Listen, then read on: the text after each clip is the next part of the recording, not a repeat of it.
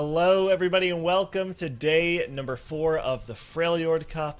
My name is Gangly. I'm going to be your host for the day. Listen, we started last weekend with 160 competitors. We've whittled that down all the way to 32. And Nathan, by the end of today, we will have one champion remaining. That is a tough road to go through at that point, especially for the players that had to play in week 1. Some players were strong enough to have that snapshot where they got to go straight through to week number 2. Other players had to battle through in that one, where that started with a lot more players at that point. And Nico, I know that you're kind of familiar with both sides of that, where you're having to battle through for some of these, but sometimes you're just strong enough to have that ladder snapshot. What to you has been the difference in that kind of experience for a tournament like this? Oh, I think having the snapshot relieves like a ridiculous amount of stress, because no matter how good you are, there's always, in a game like TFT, like there's always room to get day ones in like just the craziest, most unfortunate ways. Like just like you can high roll 6 games in a row, you can also low roll 6 games in a row. So having the snapshot is a lot of stress relief. That being said, sometimes some players do like to play through week 1 or something like that just for the extra practice. So it might just be up to the person.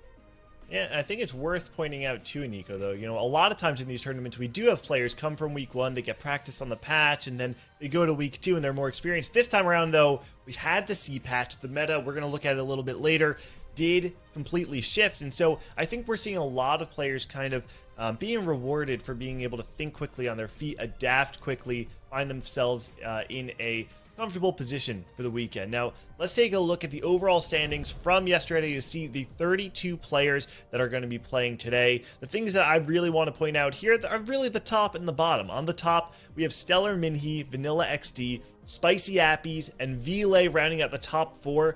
Those 4 players are going to be starting off today with 3 bonus points. Now, those bonus points do trickle down all the way to 1 for the top 12, but those 3 players really do find themselves in an interesting spot where they have an advantage over the rest of the field. On the flip side, we have some players who just barely got in, Milk and Bosso Skills being 2 of those players. Milk with a very, very fascinating game 6 to end the day. We won't get too much into it because something we do have that's worth talking about right now is we're going to be looking at some player tweets. We're going to be starting off with the player who did not make it admirable to the 4th day of competition. It's Esports Law, who says, "Busted day 3, meta shifted so much post C patch and I just wasn't very good. Had no confidence going in and I played like it. Such is life, still had a blast, GG's all around. I'll be back, hopefully, ... And I want to call back to something we talked about yesterday, which is we said replay. Best player in the world 2 months ago, not the best player in the world today. Sometimes with Bryce's situation here, you're really good last week, but you're just not that good this week. I'm just surprised that Bryce was very good at all, considering like how busy he is with everything. Like, my gosh, I feel like he's a robot at this point. Like, where is he finding time to do anything with this game? He's so busy all the time. He does so much for the scene as well. It's incredible how strong you have to be with fundamentals to be able to download knowledge and then apply that. He got through in week number 1 with just strong fundamental play and the knowledge he had. But as he said, a C patch came through, and that completely, like, it seemed like it crippled what the Ezreal legend was trying to bring to the table, where you got a bunch of items and you got a bunch of gold to go on with it. It was kind of like a critical mass point where players were getting together such strong compositions with it. But for Bryce, it just wasn't enough at that point. You're going to have to be practicing and putting in a ton of effort for this one. And again, it kind of just speaks to that and emphasizes the point that so much can change in such a short period of time.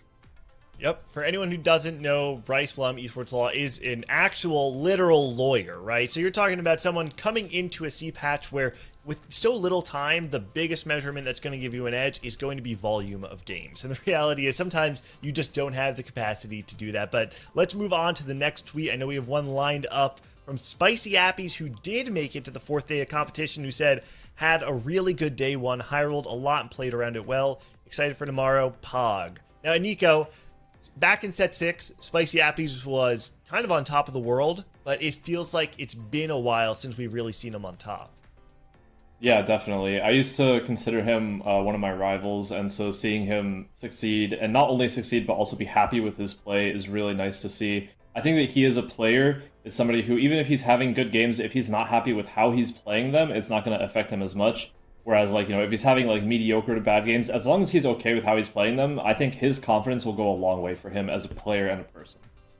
Yeah, we have his stats available. We can pull those up because the truth is Appies is actually one of the best performing players. Actually, I believe he's the best performing player if you look at both weekends between the open bracket and this. It really is, something to be said about Appies himself, I think, is that he is a free thinker. He likes to play the game the way he wants to play it. And I think evidenced in that is the fact that he's one of the only players playing Ezreal even after the nerf, Admirable. That's just the way that he's going to play the game. This is a player who favors tempo at pretty much every single step of the way. And I think that's something that really separates him a lot from the field, is that regardless of what meta we're in, he's really going to move towards that tempo spot. He's not conservative with the way that he's going to use resources. And I think in this kind of meta, it really gives him advantage, where you're going to have to recognize the spot that you're in and then take advantage of it. When you have extra items, that is a good way to do that. But it's very interesting to see that he's literally the only player who was using Ezreal. And he had a 100 or a nigh 100% top 4, right? Yep. Yesterday, did he have 100% yesterday? 100% yesterday. That is a spicy Appies diff. Okay, like let's be real about this one. It's very rare that you see someone play the style that he plays. Yeah, absolutely. As we pull up the next tweet, I mean, obviously, Spicy Appy is one of my favorite players to watch. Excited to see how he performs today. Next tweet, we have Robin Songs, who says, +2 points heading into day 4. GG's Beast Mode, Admirable. Just nice and simple. This is the way you do. Activate Beast Mode. Okay, none of the Genius Mode, none of the Moron Mode. This is just Robin in a nutshell, right? It's just been simple and consistent forever. Yeah, absolutely. Yeah, one of those players that we've seen time and time again, always on top. Whether you want to call it clutch, Nico, whether you want to call it a high roller, there's something to be said about Robin Songs because he just seems to always be here. Yeah, I mean, since he started competing around set 3 and making a name for himself, he's been the face of consistency in TFT, right? Like Admirable said, you can tilt or you can have high roll games, but at the end of the day, you're just here to play some TFT, try your best, top 4, win however you can, and that's Robin. He's just a consistent player. As we pull up the next tweet, this is a player who I think a lot of people weren't necessarily expecting to see on day 4, mainly because they don't really know all too much about him. I'm Jack says, made day 4 clean and simple. And Nico, what do you know about this guy? I mean, he's a simple man with simple words. Made day 4. His username is literally I'm Jack. He needs no introduction really. But he's actually been around longer than people might think. He's been around since like set 4-ish. Really started taking competitive seriously in the last set. And like looking at his stats, he's rivaling Robin's first place rate, which is really impressive. I think the only other player is Stellar Minhee to have a similar first place rate. Only 3 in the whole tournament so far for day 3. So definitely keep your eye on Jack. He's a grind lord too. He streams every day, he plays every day, he's been working hard. So he wants to get the results to show it and make a name for himself. This is a guy that also showed up to TC3, one of our New Jersey regionals, placed 13th. And let me tell you, we don't just hand out 13th place finishes in New Jersey. You come to us, we'll show you how to play TFT. But speaking of New Jersey, we've got another Jersey native coming up. His tweet is it's Lil Top, who says, went 21st out of 64 on the day, didn't win any games today. The top 4 my way to day 4, hoping I can convert my high rolls into wins tomorrow and really clean up my play. We out here trying our best, baby. Little top to the top. I love to see it. This is one of the few players I've seen just truly embrace that positive energy.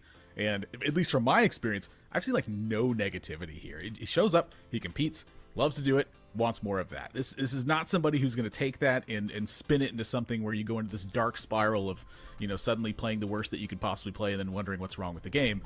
It's just, you keep competing. That's the way it is. And you can just tell by the smile that's here even. That's the way that Lil Top feels to me. And I love seeing him here. This is one of the players I hope sticks around for as long as TFT competition is here right now. More day 4s, please. More big titles, please. I want to see Lil Top to the top.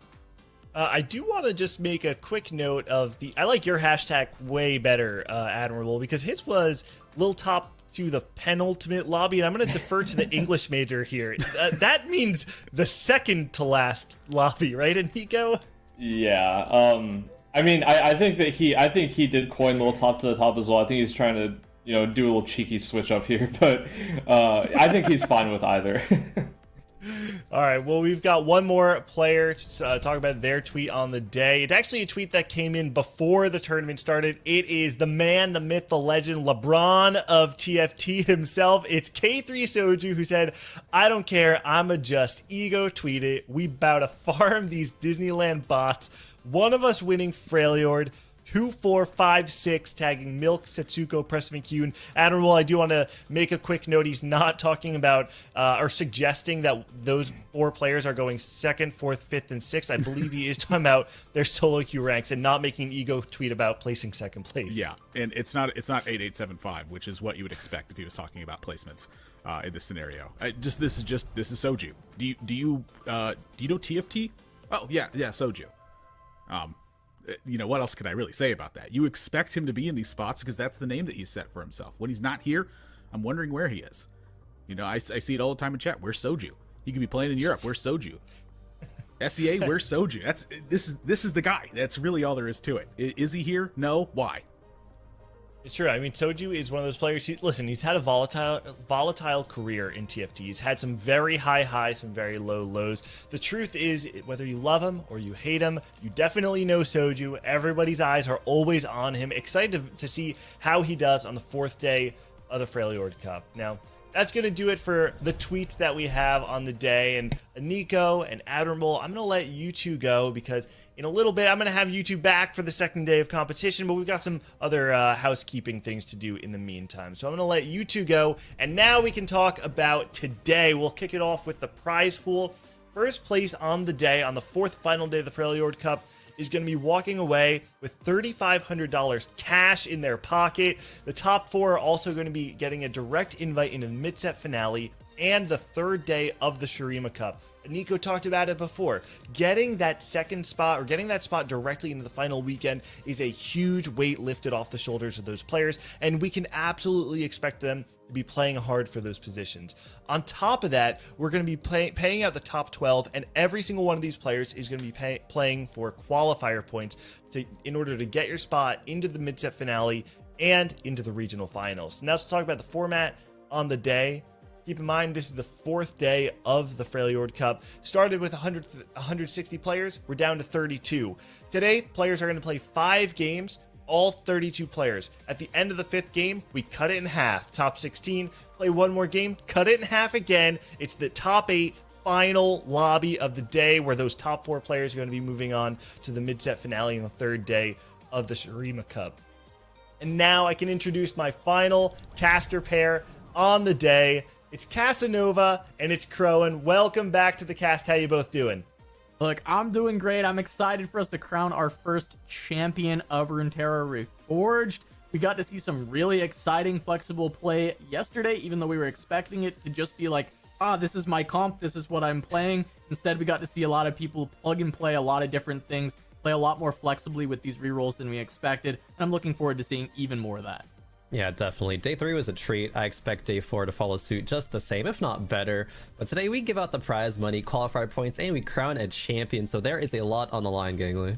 Yeah, absolutely. There's a lot to do today. We got 7 games in front of us. But before we move forward, let's first take a step back. Look at the compositions that were played both yesterday, but also in the first week. Crowan, I sent it to you yesterday. I'm going to send it back to you right now. What stands out to you? Well, of course, as we expected, the reroll popularity is going up. Kaisa Yasuo still on top between all the different lines you can play those 2 carries in. But Casa, one thing to note here is that a couple of the reroll comps do have a kind of subpar top 4 rate, even though they're more popular than last week. Yeah, I mean, that's the big thing, though, with reroll, right? Popularity goes up, stats go down. This is just because the comps are more contested. You see people playing them in spots that are not as optimal because they just know, hey, it's still a good composition. I can still play it, even though it's not the perfect position for it, right? When we see those play rates being so low, it's because people are playing it only when the conditions are perfect and that's why you get such fantastic stats previously. It's still, these comps are still performing really well. It's just that because, you know, people are all contesting them, they're not going to do quite as well. The thing I wanted to note on Kaisa Yasuo is we did see the challenger variation with absolutely abysmal stats, averaging a 5 in placement, whereas the Ionia variation was doing a lot better with like a 60% top 4 rate and a good win rate. It did have less plays though, and a lot of that can just come down to, oh, the people who were playing the Ionia version were hitting their Yasuo and Kaisa early and Ionia units, so they played it that way, and the other side was not happening with the hits. There's a lot of things that can happen that make those differences. Definitely a good distinction to make, because the popularity is going to be in those carries, but when you hit different kind of lines of it, one can be way more successful, as we do see. But another comp that isn't on this top 5 sheet that I wanted to call out real quick is actually Kayle being a part of that reroll line. It's kind of tied for popularity with the multicaster there at the bottom, but it has insane stats. That's a 66% top 4 rate, 22% win rate, and the average placement of that comp is about a whole placement ahead of this of those top 5 comps. And we heard a bit yesterday during the Stellar Mini interview that their whole study group, you know, Kayle is on their minds, they're comfortable, they're pulling it out and really doing the comp justice. Yeah, we saw 40 different compositions played yesterday, or 40 different lines, and I would expect at the end of today that number is only going to go up. So now we have the lobby breakdowns ready. Let's take a look at the lobbies that we have before us for these first 2 games on the day. Lobby A, Bosso skills. You know, I'm not going to read all of these, but we got 4 different lobbies, Casanova. I know we're going to be starting with Lobby A. What stands out to you here? I mean, there's every single lobby here feels really insane. A lot of great players. In Lobby A in particular, right, we're starting out with Stellar Minhee, who did have such a phenomenal day yesterday. Some of his study group is here as well, right? Bosso skills, and I'm Jack. A lot of these players are very open to the Kayle line, but they've also added me first or 8th, who is also another player very open to the Kayle line. So looking to see if that comp ends up contested or who's able to find the perfect spot for it. And I want to bring up something you just mentioned. When we're talking about these study groups, you have these players like Stellar, like Bosso, like Jack, like Philip that are in this study group, all playing and angling towards Kayle and other things, but it isn't out there looking that they're looking for. But when you compare it to some other study groups that still have representation here, I'm talking about Soju, Milk, Hyun, Preston. Guess what they're not playing? They're not playing any Kayle. The only Kayle that Milk did play, we're not going to talk about.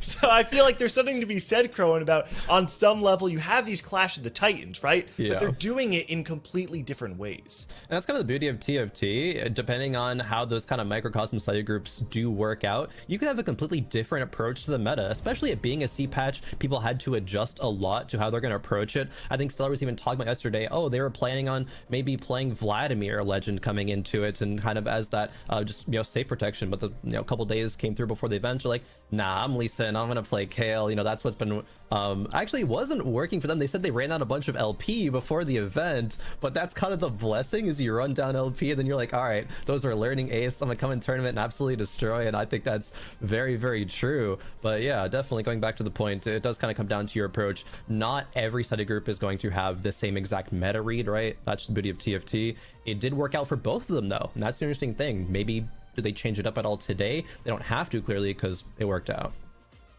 Yeah, and you know, something else I do want to talk about too is that there are some players, kind of off this same point, there are some players that have a completely different approach to the game. And a player I know you were actually talking about before we even went live was someone in this lobby. It's ZT Bunnel. Oh yeah. ZT Bunnel is really fascinating, actually. Look at their stats coming from week 1 to week 2. They're the only kind of new player that this is their first official event still left in the field. Last week, they heavily crutched on Azir Lux. Same thing this week, even though it's a completely different patch. Those two comps are way down in popularity, right? The top two, Jinkasi Yasuo and Azir Lux. But they still played 4 games yesterday, and they were all pretty solid placements. Had one game that was like barely a 5th, for their only bought 4 of it, but still, that was just kind of like a little bit of a low roll. So ZT Bundle finished 9th overall yesterday. Really expect to see them work out with this Azir Lux, because as I think Cass mentioned also before the show, I'm stealing your point, I'm sorry, it was a good point. Because that comp is not as contested, it's just going to be doing a lot better coming into this week of competition. Still a very solid comp, and ZT Bundle is just doing it really well. I want to expand on that a little bit because it is the big point is it's not very contested, right? And he's very good with that line. But I think in general, this patch has favored players who are very comfortable playing wide and playing flexibly within those specific lines, right? Because, you know, these lines are so contested, you need to be able to recognize, okay, their spot is also very good for this thing I want to reroll. Is there something else that I can go to? Is there another out that is going to allow me to play uncontested, because it should improve my odds of a top 4? And the players who've been able to do that very well, players like Appies, player like Vanilla, have that 100% top 4 rate. They've been able to continue to convert. And I think players who are able to do that are having a much better chance here. I think Benel is worked well for him that no one wants to play Azir Lux because he's very good at that line, and it has allowed him to have such fantastic numbers on day 3. All right, well, the first game is getting started. I'll hand it off to you. I'll see you two later. All right, thank you so much, Gangly Crowan. Game 1 of day 4 here at the Freljord Cup, and we got Godwillow's Grove, Shuriman Bazaar, and Thresh's Sanctum. If we look at the stats, Shuriman Bazaar has been the most popular alongside Ecliptic Vaults. So I do expect to see a lot of people there, but Thresh's Sanctum is another one with quite a bit of popularity. Yeah, no one wanting to take Godwillow's Grove, not wanting to play around that. It makes you maybe a little bit dizzy, especially if you haven't played on it a lot. It's where the extra bench slot contributes to the traits, but it is going to be Thresh's Sanctum that we go to. So every 40 times any unit dies, be it your own or an enemy, you're going to be getting a little loot orb, and so you can do a cool thing even in the first PvE rounds, starting on 1-3, where you sacrifice one unit, hopefully it dies on your own side. Your second unit cleans it all up, and you get that +1 stacks, you know, that min-maxing. Oh yeah, for sure. I just want to quickly note, because we talked about it at the start, this lobby, very Kayle contest heavy. I think that's going to be a big thing for us to look out for at the start of this game, is who can actually start to angle towards Kayle, right? Stellar finds one here. He's, of course, going to remain open to it. But also, Me First Wraith and Stellar Minhee are the 2 players with Lee Sin. So if we get a silver augment, it's possible that both of them try to aggressively commit to it because they get that on a roll, and that is so easy to reach your 3 stars. Oh, exactly. And yeah, we see a little bit of min-maxing coming into fruition here. The Kayle dies, Irelia cleans it up, +1 stacks. But that's a great point about the Kayle contestation, because there's a player, Me First Wraith, who did exactly that in game 6 of yesterday. Was like, all right, I need a big finish. I'm going to swap over to playing Lee Sin. They were playing Poro before, went Kayle, and went first to clinch out their day 4 spot. So between Me First Wraith, Bosso, Stellar, potentially, you know, I'm Jack as well, we could be seeing a lot of players angling Kayle. Stellar did find that one already, but there's a little Zed on the bench here as well, so could just be like, you know what, this is a Zed angle. No slammable items unfortunately here, but definitely going to be on Stellar Mini's radar. Yeah, keeping open to it. He's found Noxus as well, right? Like, he can play 2 Noxes early, he might hit the 3rd. It's prismatic, so that's not going to be Stellar aggressively looking for it, but you heard in his interview saying that he actually felt Shopping Spree was not too bad of an augment, so it's possible that he still goes in that direction. The other options here are Living Forge and Binary. It's kind of a tough decision, Krona. Are you looking to reroll any more of these, or what are you thinking in this spot? It's interesting. It's almost like he has Lee Sin and Ord. He's playing some of the 2 best legends right now. He really does. But I mean, you're definitely going to choose a reroll. It's just you're angling towards one, you reroll the other, and see if there is any potential there. And there is going to be actually the Shadow Isles angle. So there was a tweet that came out before the event, and I think it featured Solus and Appies and which lines they kind of favor, their meta reads. And Appies was like, you know what, I actually really like Shadow Isles, and it works perfectly when you get that Shadow Isles +1 emblem, which is exactly what this Shadow Isles crown gives you from Stellar. Going to be slamming items. I talked about there's no slammable items for the reroll comps, but Giant Slayer you're totally okay with if you're going for that kind of vertical Shadow Isles angle. Yeah, I mean, Shadow Isles with an emblem is so powerful. Shadow Isles without feels, you know, a little whatever. It feels a little lackluster. But especially because that emblem gives that mana regeneration when you're at 4 and 6 Shadow Isles. It opens up some very powerful things that you can do, especially with Kai'Sa. Kai'Sa with the Shadow Isles emblem is so incredibly strong. It's very hard for her to die because of the shield, and she casts so frequently jumping around. You can just put strictly AP items on her because she gets all that mana regen from the Shadow Isles. It synergizes well because you're playing Callista already. You get to play 4 Challenger. I think that line has such high caps, and you even see someone who prepped with Stellar Minhee grabbing the same thing. I'm Jack, picking up that Shadow Isles crown. Oh yeah, really interested to see where those lines go because they're not ones that you see very often. The popularity is very low, but if you do find those spots, right, they're going to be absolutely fantastic. Did quickly want to talk about the other augment selection, right? It was the shopping spree from the Lee Sin augment. Stellar did play those a couple times yesterday, but angled towards a Vel'Koz reroll when he was offered that instead. So it's right here from the Kale, those extra free rerolls once you level up to like, 5, 6, and 7. If you're able to find Vel'Koz's, Sonas on those, it can put you in a really, really good spot. End up going top 4 with it 1 out of 2 times, but still the potential is there if you didn't roll into the Shadow Isles.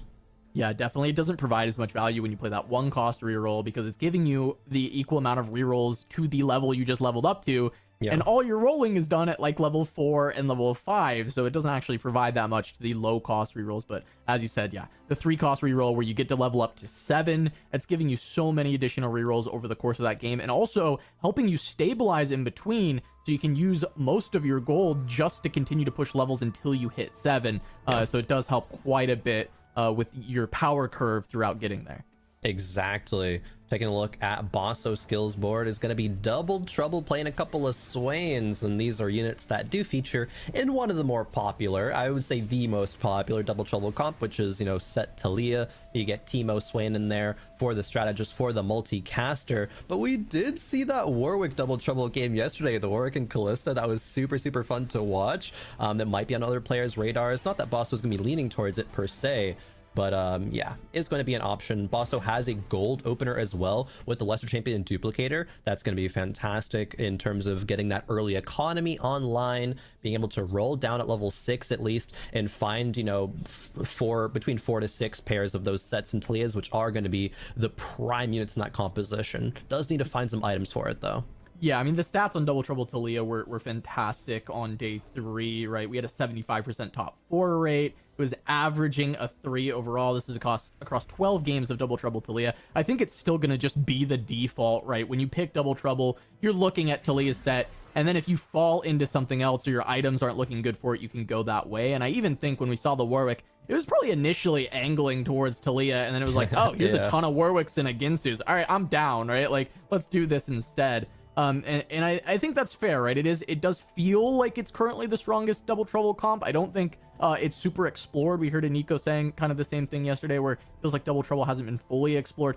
But I do expect that's still going to be, hey, default, we're just looking for Talias there. Yeah, just to back up your point about the stats being insane, there's actually a player in this lobby, I'm Jack, who played 2 Double Trouble Talia games yesterday, and both of them were first place. So yeah, it's a player even in this lobby that's super practiced with it, and they're all going to be aware of that line as we look at Stellar Mini trying to keep this win streak forward in Shadow Isles. As soon as you get 4 Shadow Isles on early, especially in stage 2, that's going to be really likely to win streak the whole stage and set yourself up super, super well to get those Gwens. You'll level up to 7 really quickly and just kind of carry out that tempo style of play. Yeah, and I mean, Aurelia, a great carrier of the Shadow Isles emblem early game. Being able to put it on a tank is fantastic. Getting all those extra shields. Aurelia is going to live for so long, and just let that Callista continue to stack up those spears, get those runs down. So I don't expect Stellar to lose anytime soon, but we haven't seen all the boards. There could be something else crazy out there. However, there are 3 players contesting the lose streak. Looks like Benel has done the best so far, but a lot of gold for Bosso and Solus. Yeah, Solus and Benel might, do the thing where, if they could face each other, they might play an intentionally weaker board, playing their stronger units on the bench. Even though Solus isn't going on a 5 streak, a 4 streak does still give you that extra gold generation. But, oh, wow, this is a pretty strong board from Phoenix on the other side. That's a Trickster's Teemo with a Hodge and Gauntlet already slammed. Not a carry that we usually see in the early game, but this might be one of the only comps that can contest Stellar Mini in stage 2 power. Yeah, it looks like it can. I mean, the Teemo is just absolutely destroying the Aurelia, and because of all that stacking poison damage, it looks like it was plenty. And so, yeah, while Stellar's board is insane, it feels like very difficult to find anything that could beat it. We did, right? Phoenix had something even better, had something even stronger. Crazy. Jump on board with Solus in his natural habitat here, playing some Zed reroll.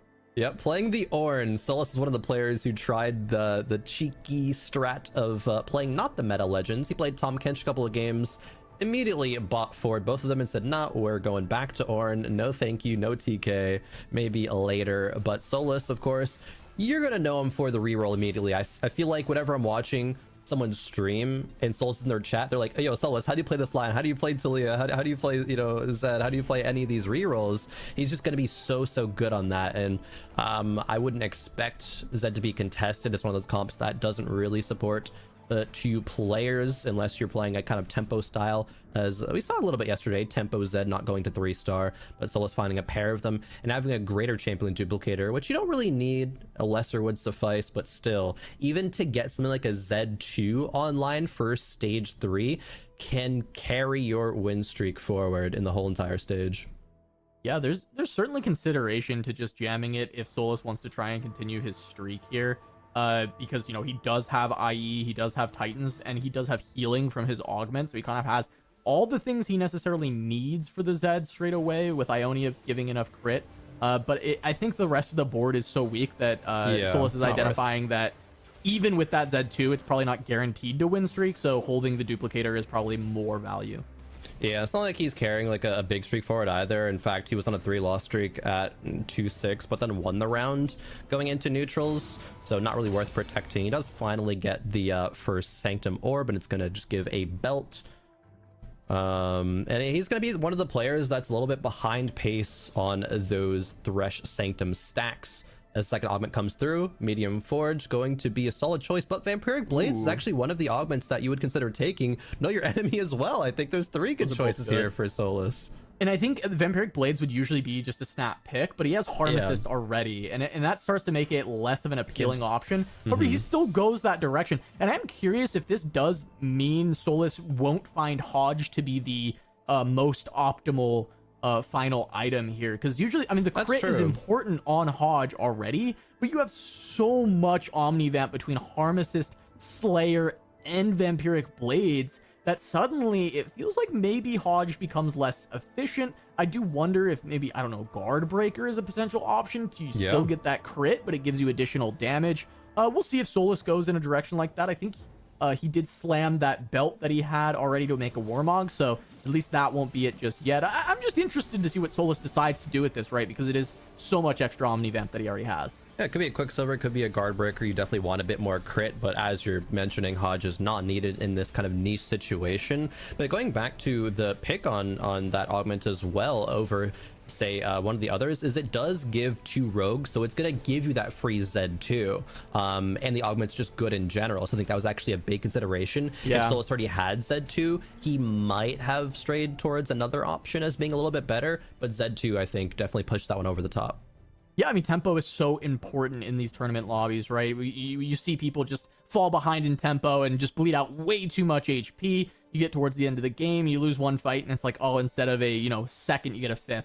And so being able to find small edges, especially when you get a Zed from an augment that's not a bad augment choice, it definitely makes a lot of sense. I like that from Solus quite a bit, and you just adjust the rest of your game plan accordingly. Yeah. Jumping on board with Kurum here, though. He does have an early Yasuo here on level 6 with some really great Yasuo items. He's got the Edge of Night and Idealism with double Hodge here, which can work great in the Ionia comp because both Yasuo and Kai'Sa do not mind Hodge whatsoever, especially with Idealism attacked on.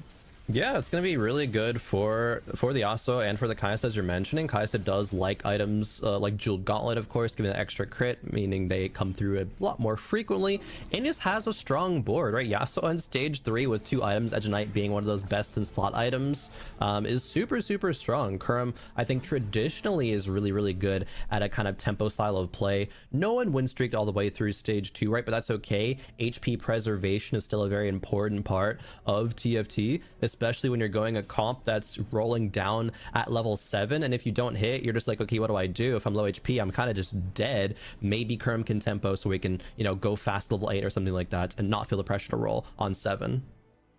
Yeah, just taking quick stock of these items, I'm Jack has been able to pick up an additional Shadow Isles emblem alongside an Ionia emblem. Wait a minute. Which, that can work out just fine, right? You like the challengers naturally. That might allow you to play 3 Ionia as well as your 6 Shadow Isles potentially towards the end. Minhee, also, challengers are important with this comp, getting a challenger emblem to go alongside the Shadow Isles. So there's potential for some very capped, very spicy boards between Stellar and I'm Jack with these Shadow Isles lines. I'm loving this. I think that there's a lot of different ways that can go based on what they hit, which is incredibly exciting. They're cooking right now. I love this. It's that creative TFT that we both at the end of yesterday were like, hey, we love to see, and came in today being like, hey, I want to see more of it. And we were being blessed here in game number 1. Another spat can go another challenger direction a bit later. Maybe if you high roll, it could just be a tactician's crown, right? But Stellar did roll pretty deep at level 7 on 3-5. Generally only do that if you want to protect a big streak or find some units before everybody else. I would say those rolls were a little bit below average. Did find like a Warwick upgrade, but it's only on a Callista pair. Didn't find any other priority challengers, it looked like, so a bit unfortunate there, but still strong enough, I think, where they can stabilize, wait into stage 4, and then roll down again to, you know, find some more upgrades. Yeah, and we're taking a look here at Phoenix, who earlier we saw, you know, that Trickster's Teemo popping off a bit. Now it's Trickster's Kai'Sa. Yeah, Looking for that extra damage coming through. Really good Kai'Sa items here. JG, you mentioned earlier, alongside, this time it's going to be that Spirit of Shojin, which is you know, considered best in slot for the Kai'Sa, with 4 Sorcerer right now going alongside that. Going up against me first, Wraith, who is going to be an Ukshan player. Ukshan was one of the more popular compositions throughout yesterday. Didn't have a great top 4 rate, though, and that's interesting composition because it can be played reroll, or it can just be played tempo style. And me first, Wraith, already having Ukshan 2 at 3 items at the end of stage 3. This is super strong. It is going to be barely a win, though. That was a little bit closer than I expected from such a beast of an Ukshan.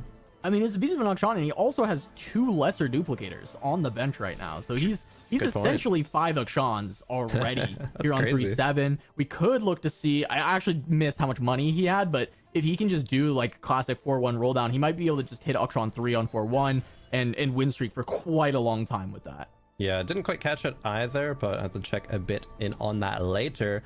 As we see Bunnell going for a Vel'Koz line. They are the player that does like to go a lot of Lux and Azir, and we see that reflected on the bench items right now. There's a Lux on the bench, a Nasus, Talia's, all things that want to come through in that composition. And Sniper's Focus was the pickup there for the second Ord item, and that's going to be a fantastic either Lux or Azir item. Usually will go onto the Azir, but a good pickup nonetheless to pair with the Triforce. And here we go. The roll down just needs one more Ukshan. Yeah, he skipped to Lissandra here. I wonder if he's just really like, I just need one more Ukshan. I don't care about Lissandra anymore. I'm just trying to hit this 3-star right now. Oh, wow, he's not gonna hit it. Does not get there. He gets 1 away with the Ukshans. He did go for what I said. He tried to hit that 4-1 roll down, try and get that Ukshan, because Ukshan 3 on 4-1, you should win streak the whole stage, make a lot of additional money. Doesn't quite find it, and that's going to hurt quite a bit as we do, you know, see him run into Stellarman, he who does have a challenger, not Vel'Koz, it's the stronger one, Bel'Veth, going to be on the board. That's going to be an absolute nightmare for everybody else. It looks like maybe Ukshan can get through, does get one more cast, that should do it. Here we go. Able to keep the win streak, maybe can find that Ukshan anyways. Yeah, the big hit I think was the Nasus too, and also the Aatrox being fit in there as well for 2 Juggernaut. Bust up the Nasus really nicely. Could just get a bunch of money to try to recover that economy. 1 Ukshan in a natural shop, and this composition's like going to level 9 pretty much. There's some, you know, some argument for Jeweled Lotus as well. This composition does like to run Lissandra as secondary carry. Not that we're close to a tier 3 there, but it might just be that money. Yeah, and it looks like it is just going to be the money. Looks like he may just roll right down. Now, yeah, he just wants to hit the Ukshan immediately. Yeah, just needs 1. There it is. There it is. All right, now he can start to econ back up, and as you said, potentially even look to just go something like level 9, especially because he did hit that Nasus too. Yeah, that's the He's big able one. to put the tank items there. He's 1 away from Sedge, can potentially just natural that on the way.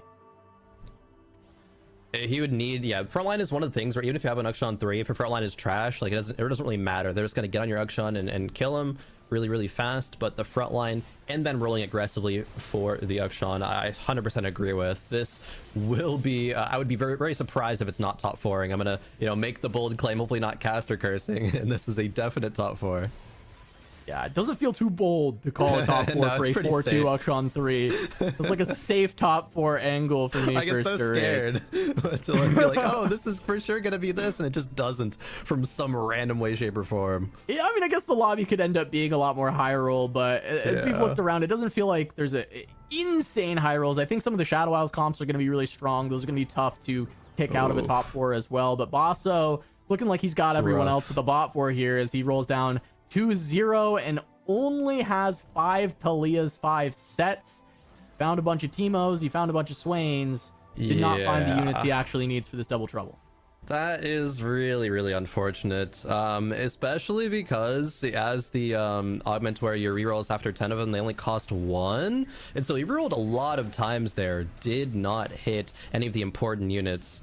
Hit the Swain, hit the Teemo, even did what I think is really, really important. And when you hit the Teemo 3, you can just sell the secondary Teemo for 5 gold, because you're not going to be playing that. Even if you go to level 8, you can play the secondary Swain, sure, but you can just fit, say, a Jarvan or an Azir in there for the strategist. You don't need the extra Teemo in there at all. The thing is, he just didn't hit the important units and probably going to go bot 4 off the back of that. Yeah, it looked pretty much impossible for Basso to even escape 8th from the spot we just saw him in at 4-4. I don't really see him winning any fights at this stage. We'll see if he can find some way out, but I'm not seeing it as of now. I don't expect him to win any more fights, but if you look around, I did see yet another Bel'Veth 1 running around. I wasn't sure which board it was, but it did have a Trinity Force, so it was either Benel or Kurum. I think it's most likely Kurum, considering the items. I would imagine it is, but still, the interesting thing, there's 2 players with 2 Shadow Isle emblems. Here is one of them. I'm Jack, carrying the Kai'Sa with Ionia. That's probably what you see some of the best Kai'Sa, or excuse me, Kalista placements coming out, is when the Ionia emblem is there for Shadow Isles, for Challenger, for Ionia, sure, which you don't really need, but we're going to be able to go 6 Ionia soon. Yeah, 6 Ionia Kalista is going to be absolutely beaming everybody, firing away. And Shadow Isles instead. Shadow Isles able to go on to Kai'Sa, which is incredibly important for Jack at this point. That's going to be able to get all that mana gen, as we talked about earlier. Yeah, there was the kind of distinction between which direction does I'm Jack want to go, the 6 Challenger, the 6 Ionia. The important units here are going to be the Challengers, especially with the Kalista getting rerolled for tier 3, right? There's 2 more on the bench, still kind of far away. But oh, Basso Skills takes another big hit. They're down to 5 HP. Might not even make it to Raptors. I don't think he will. I mean, I guess he did. How did he even hit this? That's wild. He does actually hit the sold the Teemo 3. That just for makes extra sense. Gold. Yeah. He gave him enough gold to actually get there. He found quite a few Talias and very few shops at that point, but still Basso actually does hit. So hey, maybe he survived stage 4. He did get it to his Talia. Yeah, has about 10 rolls right now if he wanted to find 2 sets, but is going to just hope that this Talia is going to be enough to carry. Hopefully the Swain makes my front line tanky enough. But the set having no items is really unfortunate. You want sets to be able to live so they get more knockups, so your Talia casts more. But the Swain just gets deleted. Yeah. Now the Talia does, and Basso gets deleted from Game 1, Lobby A, out in a very, very unfortunate 8th place. Yeah, dies on 4-6. It was Kurum with that Bel'Veth. We did just catch a glimpse, and here we see Solus has hit Z3, and it is a Quicksilver. Quicksilver, yep. So it does stay away from the Hodge, just being able to get an extra tech item, which Quicksilver great on Zed, be able to not get CC'd whatsoever and still get the crit that he needed. Yeah, exactly. It's some of the really frustrating times when you know your Zed's going to win the fight, but he just gets randomly CC'd a couple times in a row, and you're like, man, this is like a 6-0 loss when it should have been a win. But Quicksilver, with all the Omnivamp that it already has, is going to prevent against all of that. Solus is going to know those little kind of niche Zed reroll lines better than most other players in the lobby, knowing when he can go for the other items and what item is going to be best. And so if Solus makes the read that, hey, Quicksilver is going to be the best item here, I fully believe him. Yeah, I think Solus's spot looks really good. I'm curious how that Zed will stack up. The Shadow Isles comps can be a struggle because he doesn't actually get to one-shot those units. The shields are just way too big.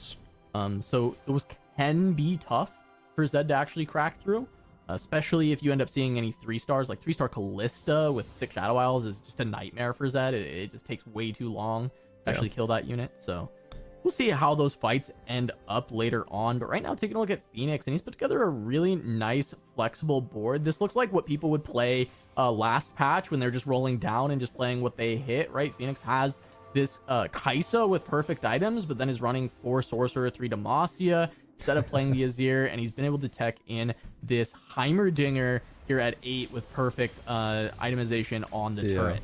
The big thing here to worry about is the lack of front line. That was a Malzahar too in the front line just to get an extra body up there, but there is no lack of backline power. There's full items on the Lux, full items on the Kai'Sa, even had an extra Giant Slayer to throw into the Vel'Koz as well, but it's still working out, especially paired with the Heimerdinger, that double shrink and the swarm to apply it to, you know, in the AoE cone, even have a little bit of burn as well. That's just a really, really creative, nice board to see. That's kind of what we were praising yesterday, and we're continuing to see it. And yeah, here we go. We're seeing a ZT bundle on the Comfort, which is the Azir Lux line. However, it is not going too well, unfortunately. Long distance is really, really good, but only being on Azir 1 is not quite where you want to be at. Frontline is fantastic though, so at least he has that going for him. Yeah, he must have hit pretty recently, because this board does seem pretty strong, right? I mean, it is missing the Azir 2, but also this is, you know, rolling on 7, so I imagine that rolled down quite a bit on 7 here, stuck rolling on 7 for a while, finally has hit the board, and it might just be a little too late getting this online in stage 5. You see these big shields coming from the Shadow Isles, making it take forever for Lux to chew through this, and there's so much damage from this Bel'Veth, from this Kalista, and Bundle's going to drop down to 1 life going forward. And there are boards in this lobby that feel very difficult for him to navigate around, especially seeing as how the matchup against Zed is quite rough historically for the Azir Lux. Yeah, hits the Swain too, which you just take it, right? Even selling the Swain to have an extra roll would mean you have to sell something on your board to hit the Azir too. Not worth it. As you mentioned, I think this board is still really strong. It's just the Shadow Isles comps do super well against other compositions that like the fights going really fast. You mentioned that when talking about the Zed earlier, and Lux Azir is mostly the same. The Lux deletes units really, really fast. The frontline is enough. And so it's going to be going up against the Zed here, which the Zed's actually positioned on the side of the Lux, so that's a little bit scary. Yeah, he doesn't get stunned up because of that QSS, right? So you have to jump on from the Jarvan. It's not able to do anything, and now he gets towards the Lux. However, he gets stuck on top of this Nasus. That's huge. Which does allow for the Lux to take him down, and Gwen doesn't jump to the back line, so she's still alive, and that looks like Bono will survive in a matchup. Oh no, maybe not. The Slayer Katarina, she goes down, but there's Aatrox, but he dies as well. Irelia 1v1s and wins. No way. I cannot believe it. It felt like there's no way he'd win because it's Zed, and then suddenly everything went right until it didn't. Oh, Bono, it is a rough 7th there, but it would have been hard pressed to survive a couple extra rounds regardless. Yeah, it's one of those fights that feels so bad. Everything went right until it didn't, guys. You're absolutely right. The Naxus walking back to catch the Zed, it's like, yes, my saving grace. But no, the Aatrox popping out. That's the power of that sneaky little Aatrox unit, buffing all of your other units up and clutching it out towards the end, buffing up the Irelia when it fell again. Man, Bundle could have fought for a 6 potentially. There was that option. Won't have the chance though. And now Stellar, the next lowest in this lobby. But I'm looking at this board and I feel like this looks so strong. This is like a very strong board. Right, this is 6 Shadow Isles. He's got a lot of frontline with it. And then his damage coming from people who ramp up quite a bit, right? The Bel'Veth, the Kalista, and this Gwen too, having the Archangels. It feels like this should do plenty.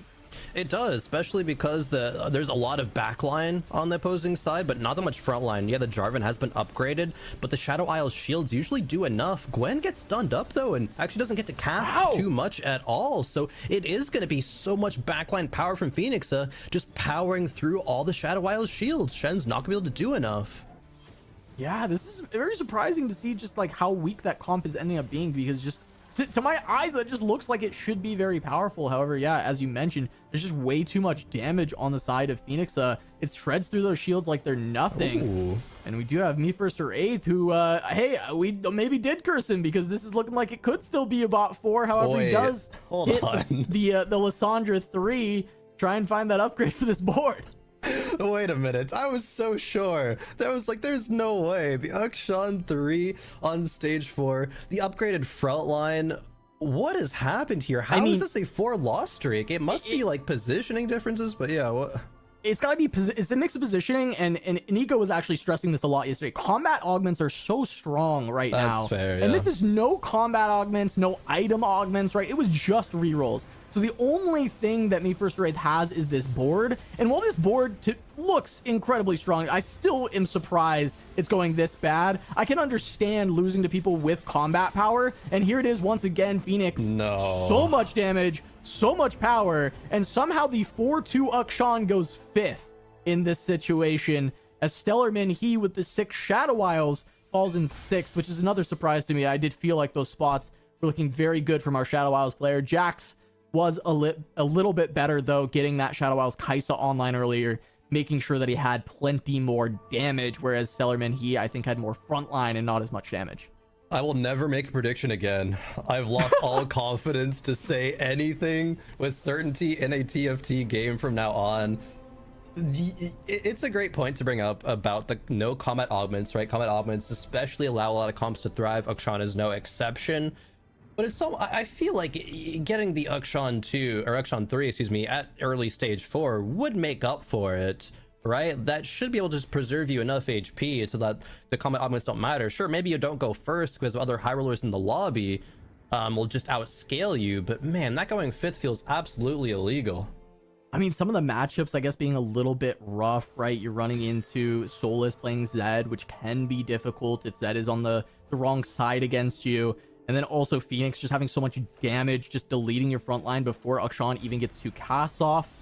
I guess that's just the issue, right? Some of these comp matchups just weren't so good. Shadow Isles being a little too beefy for the Akshan to reach through. And now still we're seeing Phoenix having all this damage, doing wonders against everyone else in the lobby. And Solus, even on this Zed, he does get to ignore the stun, but it looks like Kaisa may be able to get the cast, and she does. And Phoenix keeping this win streak. He had no front line, but Admirable said it in jest yesterday. The best front line is a great back line, and somehow that has worked out for Phoenix in this game, as he has eventually been able to upgrade that front line as well. Jack gonna hit that 3-star Callista. That's a big hit. Yeah, natural it in the shop. Had the lesser champion duplicator to convert the Callista 3 coming through. 6 Ionia even. And I think the 6 Ionia is a really, really good choice because of the Ionia emblem on the Callista specifically. So much attack speed paired with the static Shiv, with the Jewel Gauntlet as well. Now tier 3 going to be absolutely deleting units. It's going to be up against I'm Jack and Phoenixa, and then Kerm and Solus on the left. Yeah, I mean, I'm just curious if it's going to be able to delete units faster than Phoenix's board does, because that is so quick. And even with these 6 Shadow Isle shields, everything just dies so quickly. However, Callista stayed alive long enough. There was enough damage from the Kaisa, and that is still looking incredibly powerful. Close fight overall, but that is I'm Jack being able to pick it up, while on the other side, Solus running in to this Bel'Veth, and that Bel'Veth one has just such good items that Kurum has been able to carry it all throughout stage 4, all throughout stage 5, and into stage 6, this Bel'Veth one still being an excellent carry. Yeah, honestly, both those fights were pretty close. Maybe with some different fight RNG, like where Yasuo goes, if Callista is, you know, hitting the Kaisa and then Zhonya's procs, like little things like that could be making the difference. It is really, really important which side your Yasuo is on, because it has priority to hit a cornered unit with that rapid fire cannon. Jack positioning it on the right hand side again. Jack versus Solus, but that's the Zed matchup, and you know, Yasuo is going to not really have that much value going into a Kale 1 in the backline. Yeah, and this is only 4 Shadow Isles on Jack's board, so that shield might not be enough. However, it is Callista 3, so it's still a pretty massive shield. It has swapped onto the Zed, but there it goes. Callista down, and so it's all up to the Shadow Isles Kaisa, and that shield is disappearing very quickly. The Zed is going to get dodged, but still too much HP for the Callista to get through. Jack going to take a big hit. Yep. On the other side, Kurum does lose to Phoenix, but he does survive on 4 HP. Very close HP numbers in this bottom 3, 4, 4, and 12, all on 1 life here in stage 6. Yeah, typically the Kaisa Zed matchup actually gets really scary for Zed if it ends up being a 1v1, because as Zed's spending all the time walking over to Kaisa, autoing once, Kaisa's going to be generating all of that mana back, ulting, and if it gets to overtime, right, 1 cast will just delete the Zed. But, ooh, all of a sudden, Phoenix are actually 2 Kaisas away, actually 1 Kaisa away from Kaisa 3, because of that greater champion duplicator on the bench. That would be definitely lobby winning, but has to wait until the other Kaisas go back into the pool. Yeah, Not waiting though. Jack might only have 3, and I guess maybe Kurum doesn't have any. Solus doesn't have any. Yeah, so there's so I guess a couple there is left. 1 left to look for. Yeah, just 3 here on the side of Jack, and I don't see any other Kaisas around. So yeah, there is still 1 Kaisa left that can be found. However, if Jack does go down here against Kurum, that does open the gates for Phoenix to hit that Kaisa 3. Kurum, we're looking at the Yasuo, has a good spot here to go on to Kalista, but no, it's going to be the front line instead. And that looks like Jack is going to survive, take down Kurum, and that does mean it's going to be harder for Phoenix to find this 3-star. Kurum going down and forth, and that's a very hard fought top 4. You feel pretty bad to be going out and forth, especially with all the back and forths that we've had. Phoenix finding the Heimer too. A decent amount of attack speed, right? With the Quicksilver, with the static Shiv as well. Gonna be able to reset aggro with the Edge of Night. Still rolling 2 Kaisas in the pool. Only needs to hit 1 of them. Ahri goes in with the Mana Zane. That's a pretty big hit. Where does the Zephyr go? Also a really, really big deal. Phoenix versus Slime Jack. Here it is, the Zephyr. It looks like it's just on a set. Not going to do that much, as we see immediately we've got the Kalista on the Jarvan as a very tanky Jarvan. It's going to take some time for Kalista to get through, and that stun from the Heimer was massive to slow down the damage from the side of Jack. Looks like he may be losing this one, but Gwen and Kalista survive for long enough. Phoenix loses the fight. Jack holding on with these Shadow Isles, with the Ionia. These fights are so close. Solus hangs on versus the Ghost. Man, this is a crazy top 3. Phoenix looking like they were in a first place spot, surely. But I'm Jack is hanging on, denying the extra Kaisas. Now everyone is going to be in 1-shot lethal range, going to stage 7. It's very not often that we see 3 players alive heading to stage 7, at, if we even get here at all.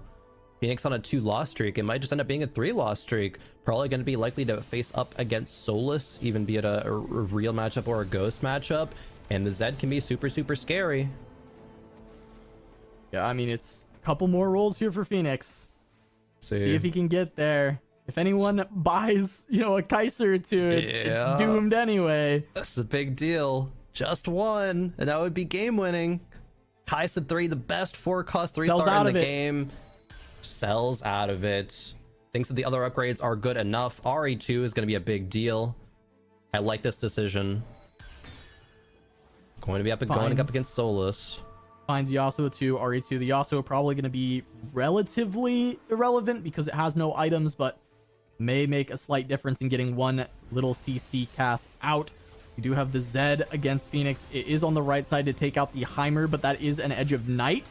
That does stop it for a little bit. Ahri is safe against the Zed and bursts him down. Looks like Solus going to fall here to Phoenix, but does Jack survive against Solus's Ghost? Solus was a tough matchup for Jack throughout this game so far. The Kalista now taken down by the Zed. It looks like Solus's Ghost has got Phoenix for this one. And Phoenix is going to take the first place in this game, just playing a very flexible, high DPS, multiple carry line. Very, very great flexible TFT from Phoenix. Oh, I love to see that. As we are jumping into Lobby D, we have a 1v1 Dish Soap and Lil Top to the top, baby. At least currently in first place. See if Dish Soap has anything to say about that with a 5 Shurima Ukshan board, and it has that collector. Yeah, I mean, this board went 5th in our last game, but there's combat Augs for Dish Soap this time. It takes out the Zed. And it can make all the difference as 1 cast from Ukshan pops the Zed, but the Katarina gets to the backline, but you don't want that smoke. You're trapped in here with me. I'm not trapped in here with you. And here's 1 more cast from Dish Soap. Ukshan said, call an ambulance, but not for me. Little Top lives on 1, though. He's gonna have to do it again.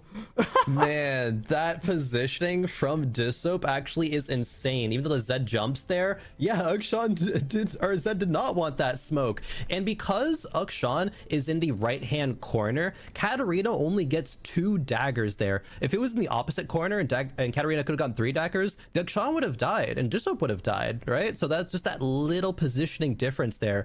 But Little Top has such an insane Zed board, even going for like a rogue Kled 3 with items. Just needs to do it one more time. There we go. Akshan, same side as Zed, but will he just get popped once again?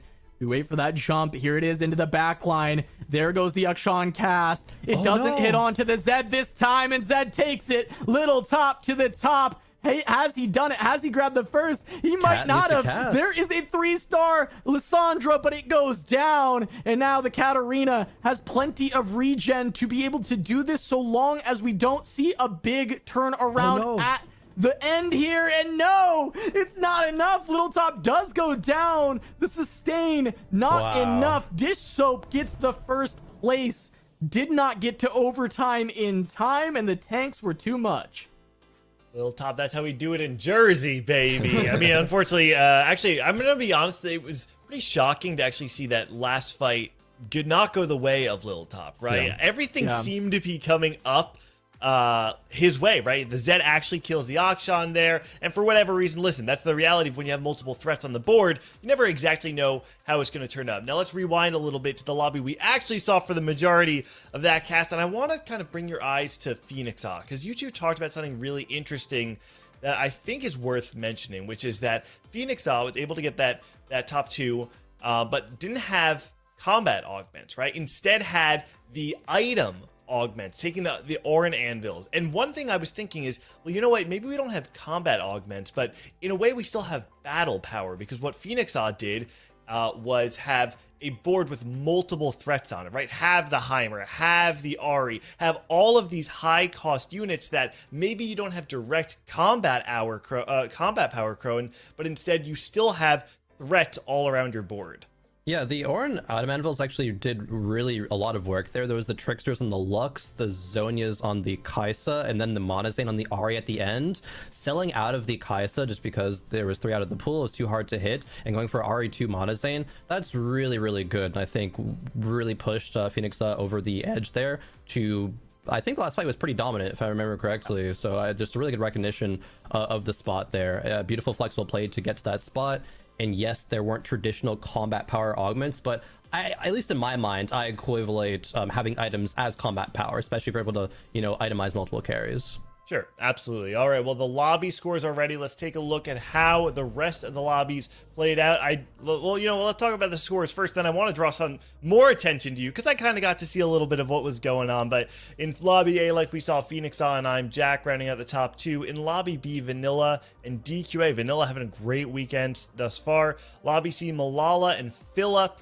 And in lobby D, Dish Soap and Lil Top. Now, Cass, something I want to let you know about was in lobby C, we actually had a Stillwater game. Okay, Stillwater. Malala coming up top there. Stillwater, I mean, it's still just, classic TFT. It's still kind of the normal stuff, but I don't know if there's any, certain comps that you've seen on Stillwater do well, Crone, because I haven't played anything special. I just play, normal flex TFT, play what I hit, and that seems to work well on that specific portal. It's pretty much the same. Honestly, I'm not gonna lie. If I'm watching a stream and it's Stillwater, I'm like, nah, I'm switching another stream. If it's in my game, I'm like, all right, I'm checked out. It's Stillwater, man. Why is this in here? But no, it does change the game. You do gotta know how to play it. I just haven't seen anything crazy. I still expect to see all your standard comps, just maybe a little bit less powerful than some of the augments would kind of spike it up to be. We talked earlier about the study groups, right? The battle of the different study groups come into fruition. I think it's important to note that I'm Jack, Malala, Phillip, all part of that Stellar Minky study group that we talked about yesterday, seeing so much success yesterday. Obviously, one game sample size doesn't tell us too much. We've got lots of TFT left to be played on the day, but I think it is interesting to see as we continue on how exactly all of these do carry over. And before we go, one last thing I want to draw attention to, Cass, is that first game of the day. We saw Dish Soap pop off yesterday and right back up there, first place for Dish Soap. Yeah, I mean, Dish, we expect great things from him, of course, right? He has already been pretty dominant in set 9 when it comes to ladder, just kind of trading back and forth with Milk. And so coming in and seeing him take a first is kind of expected, and doing it with a comp that feels very normal is such a Dish Soap thing to do, right? We see the same comp go 5th in another lobby where, yes, the power level was a bit higher, but it's also just the augment decisions, the positioning, a lot of other factors that lead to Dish taking that first place. I also want to call out, on that same train, Vanilla went top 4 every single lobby yesterday and has gone first in the first lobby of today. Part of that new, lab study group that Anika was talking about. I'm continuing to keep my eyes on Vanilla for the rest of the day. All right, well, we have lots of TFT left to be played. Don't go anywhere. We're going to take a quick break, and when we come back, we're going to be ready for game number 2 of day 4 of the Freljord Cup.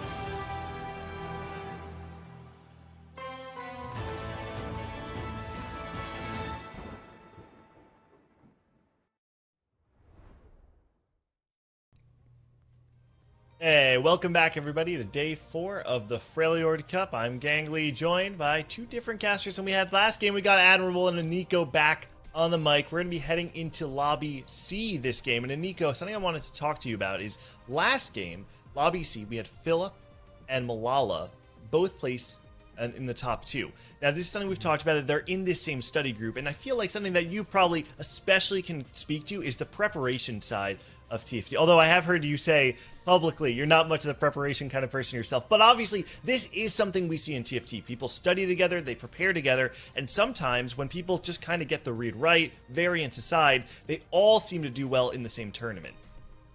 Yeah, I think that it really shines with these study groups when you can see the conglomeration of ideas that are coming through, where you can have your own play style, but there are some things that you're weak in or that you don't pick up on, and when you're in a study group, other people can help you pick up on stuff and really improve your play like exponentially.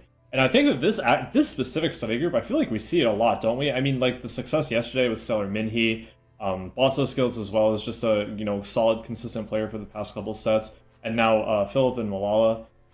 I think that this study group in particular has a lot to show, and they are showing up so far. So, props to them. You think back to set 8.5, or the mid-set finale, excuse me, in set 8, where 3 of the top 4 at the end of the mid-set finale were of this study group. You had that Weijin, Iverson, Malala, Bosso Skills rounding out the top 4. And it's something, I feel like there's an interesting conversation, Nathan, here about, in a game of variance, people always say, well, increase the sample size. Well, one way to increase the sample size is to have a bunch of people study the game together, approach the game in a similar way. It's an interesting thing to think about it that way. A lot of times, though, when people say, oh, you simply increase the sample size, it's like, are there really this many people who are high rolling all the time like this? Like, come on. It's like, yeah, that definitely happens, but just every single tournament it's going to happen here. Like, that's just like the attitude where you got to get a grip at some point. It's like there's a difference between, getting lucky and high rolling. It's like, high rolling can be 51%. Getting lucky is like, I look at that one and I'm like, you're in the top 1/8 of outcomes that's happening at that point. Top 4, though, like it seems like every time one of these skill players in the top 4, like, oh, I just high rolled. I'm like, get out of here with that. You guys are playing so enormously well. It's ridiculous at this point. There's a reason that you're at the top 24 of players that are in the game right now. Don't tell me it's just because you're getting lucky all the time. All right, well, we'll see how it all plays out. I'll hand it off to you, Admiral and Nico, on Game 2 of the Freljord Cup. All right, which one here? You got to pick one right now. Go. Oh, I would be the one guy. I'd be the one guy in Bandle. Oh, Bandle Cafeteria, really? Yeah, I used to not like this, but this portal too much. But I think there's something about the appeal of getting a Cho'Gath early and just feeding him the entire game and getting like a 10k HP Cho'Gath that I need in the game. I don't know. I'm just drawn to it somehow. Seems fun. Bigger is better. We're Alright, so we looking have at Shuriman Bazaar, though. This is reminiscent of the set 8.5 glitched out carousels where we had an extra component on each champion, among other things, but we decided to keep it and let it stick around for one of the portals this set. It's been received pretty well. I think that this one is a nice kind of low calorie type of portal where you just get extra components earlier and it feels good because you can play, you know what you're playing around. Who doesn't like extra? Yeah. Like be honest. Not many people. Not many people don't like extra. It's a pretty unusual factor for this. Malala agrees with you on the big Cho'Gath, by the way. We're going to be stacking this up on the creeps. It's not necessarily sticking around. But I'm looking at these 3 costs on the bench right now. Karma, I think, usually doesn't cut it. And the Jace is already sold. Malala has said, you know what? I just am not doing Piltover. Ever. So I'm going to cut that one. Yeah, not a Piltover believer. Unfortunate. Are you a Piltover believer? I believe in Piltover right now, the T-Hex as it stands. I've unladdered won a few games with either, keeping Zeri and keeping the T-Hex for the board strength and also by selling it. In tournament, it's a little bit harder to be very confident that the lobby is going to allow you to cash out, depending on the tempo. So, understandable sell. Just to keep his pick your options board open. and organize together. They're like, no, don't let this happen. Oh boy. Oh, prismatic start. Yeah, Malala's going to be on No Legend here as well. So I feel like when you get a giant powerful augment that actually Poro, this is like when Poro's at its peak strength. Yeah. There are a lot of really solid prismatic legend augments. I know that Orin used to not be too favored, but we actually did end up buffing it to give you an anvil instead of just a random item, so that made it a little bit better. He actually opts here for the Juggernaut crown, which is really interesting to me. I feel like we don't see this too much. I think that the standard play for a lot of players would be to go for double trouble and play something around that. I personally think I would have done that, but he goes for the Juggernaut Crown, makes sense, gives him a free Titans. His components are really, really good to play around Juggernauts as well. He has half an IE or BT, whatever he wants to do with the sword, and he has another Titans at the ready if he wants to use that. And 6 Juggernaut in general is quite a powerful trait, so I'm excited to see where he takes it. Yeah, I think that some of this could be boiling down to like how you're playing as well. Like if Malala's not comfortable with a lot of double trouble ideas, I don't think this is really the lobby to play it in. And frankly, I quite like the Juggernaut Spatula if you're familiar with pretty much any of the Slayer lines. Like I feel like Gwen, for instance, carries Juggernaut really well, and I think that one of the detriments to playing a Darius a lot of times is that you have to just put in a random Juggernaut. Now you get to mold that comp a little bit better, and maybe it's like a strong +1. Plus you get a Titans to go with. Titans used in a lot of the reroll compositions right now. I just kind of like it. Yep. Looking at Appies now. Strong day yesterday. Jinx reroll here, maybe. Tiniest Titan. I'm going to try to get a request to see if we can figure out what the Zon upgrade is on here. I feel like know if it's... Is Robo Arm? Makes sense. Yeah, Robotic Arm. This is like, I think, the one that is strongest with Jinx at this point. Yeah, definitely. Getting the extra bonus attacks in is really solid on her because her base AD is so good, along with Gunner as well when she gets it online later. And her spell benefits from things like Runons and Rageblade. So pretty much at every point that she's attacking or casting, she's getting the Runons procs, and it's just pumping out a ton of damage. It's like the peak performance level of this one. It is a prismatic lobby, though. I'm very wary of the slightly weaker reroll compositions in any prismatic lobby. And this Warwick is attacking about as slow as humanly imaginable right now. Yeah, that said, Malala did take 2 1-unit losses, so 2 lost 96 HP. That is pretty nice. I think Malala's that's pretty tough happy to do. about that. Yeah. Yeah. Connor is me. He picked up the double trouble. This could be another reason why we saw, it's harder to justify taking double trouble when you're not familiar with the lines, like you said. And if you're only familiar with the Talia line, you see somebody else has it, you might be kind of turned off taking it. There are plenty of double trouble comps. We saw yesterday Unusual one with a double trouble Warwick comp without Ravenous Hunter, for example. And here's another double trouble player. So multiple double trouble players could help each other out if they're playing different comps because they're rerolling different 2 or 3 costs. But there's only so many comps that, you can kind of muster up. So we'll see some variety here, hopefully, from the double troublers. Philip going with the Oriana Shojin with the double trouble. 2 Ori 2s, 2 Cho'Gaths. Not bad. Let's go. Big time in there. Those are the kind of rerolls you expect to see. Malala taking another loss here. Really good. 92 Malala's 3-loss lost streak. 92. That is so good. I think it's tough to really emphasize how important that is without having someone have been in that driver's seat before, where it's like a lot of times you're on big loss streaks like this, you're taking 4 damage, you're taking 6 damage. Suddenly you look up after a 5-loss streak, you're at 70-ish health. Yeah. If you can keep this pattern going, you're going to be at 88, which is like, you just can't do that. That's just not how it works. Yeah, that is streak with that much gold. Legitimately a very exciting moment if you can be that healthy on 5 loss. So you're like, I have so much HP, I have so much econ, I'm winning this lobby. It's a big like morale boost, It's very much like going on a 5-win streak at that point, where you're like, nobody does this. Looking at Goobum's board, Freaky Friday going to be the pick. This is a very popular, I'd say, 2-1 augment. You just get so much power boost from the items early on that this is enough to kind of propel you through stage 3 and into a strong start on stage 4. Yeah, I'd say that from the start it looks like Goobums is playing in his comfort zone. Has a solid board, slamming every item, just playing for as much tempo as he can muster up. Playing against Appies, who is choosing to open up his board a little bit, trying to guarantee his own 5-loss streak. I think he's cognizant of Setsuko as well as Malala loss streaking at the moment, so he just wants to guarantee it. Also has Tiniest Titans, so he's technically killing a unit every round, mitigating the damage just by healing 2 HP. Yeah, really incentivized, I think, to take the loss streak route, stock up some gold, and then make the impact later. As we're looking at Robin's board, and I just in my head cannot imagine any scenario where Robin's going to try to go on a loss streak. I feel like that after hours and hours of watching him in tournament play, of watching his stream, of seeing clips of Robin, like when does he consider going on a loss streak? I feel like I have never seen it before.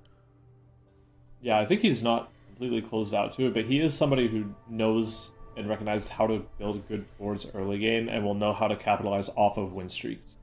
Something to know here as well is there are 3-4 win streakers, so everybody's competing for that 5 win, and 2 loss streakers.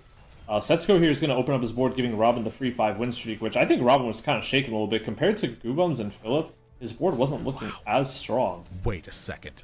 Goobums gets it as well, and Philip's still fighting for this. Are we about to see, we see 3 5 win win streakers? streak? No way. I think we will.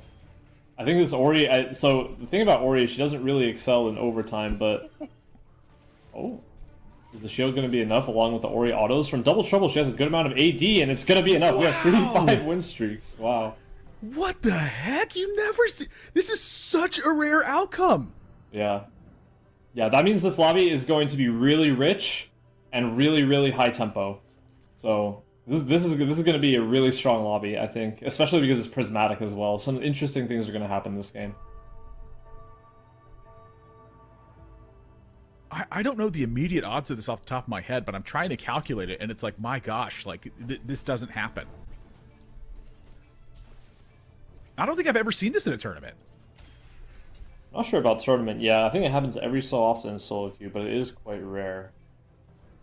Let's go as well, opting for Kale reroll. He's doing it with the Ornn Prismatic Living Forge opener. He doesn't have golden ticket, doesn't have, shopping spree, something like that to help out his rerolls. He's just doing it because he can have these extra items to augment his board strength later, have multiple carries. We'll see how it works out for him. His roll down needs to go really smoothly here, though. He is actually going for it as well. I'd say that this is like fairly unusual. I guess Setsuko is a player I feel like can play any style that you're gonna toss in front of him, but he tends to favor levels and big units over this about every single time. So this is also kind of a rare sight for me to see, is that, when he's playing solo queue, he is almost never going for this style of play. Yeah. No, I agree. I think he definitely favors leveling more often. I think, though, he is a player who, if he thinks that something is OP enough, he'll, gear toward it. And he doesn't really care if it's going to be something that's reroll or, fast 9 or whatever. So, and obviously, he's not somebody who would play something that he's super uncomfortable with just because it's OP. Like, he's probably played, he has familiarity with the line, he's probably played it a lot in solo queue, he's probably labbed it quite a bit, so he's sticking to his comfort zone within the reroll space.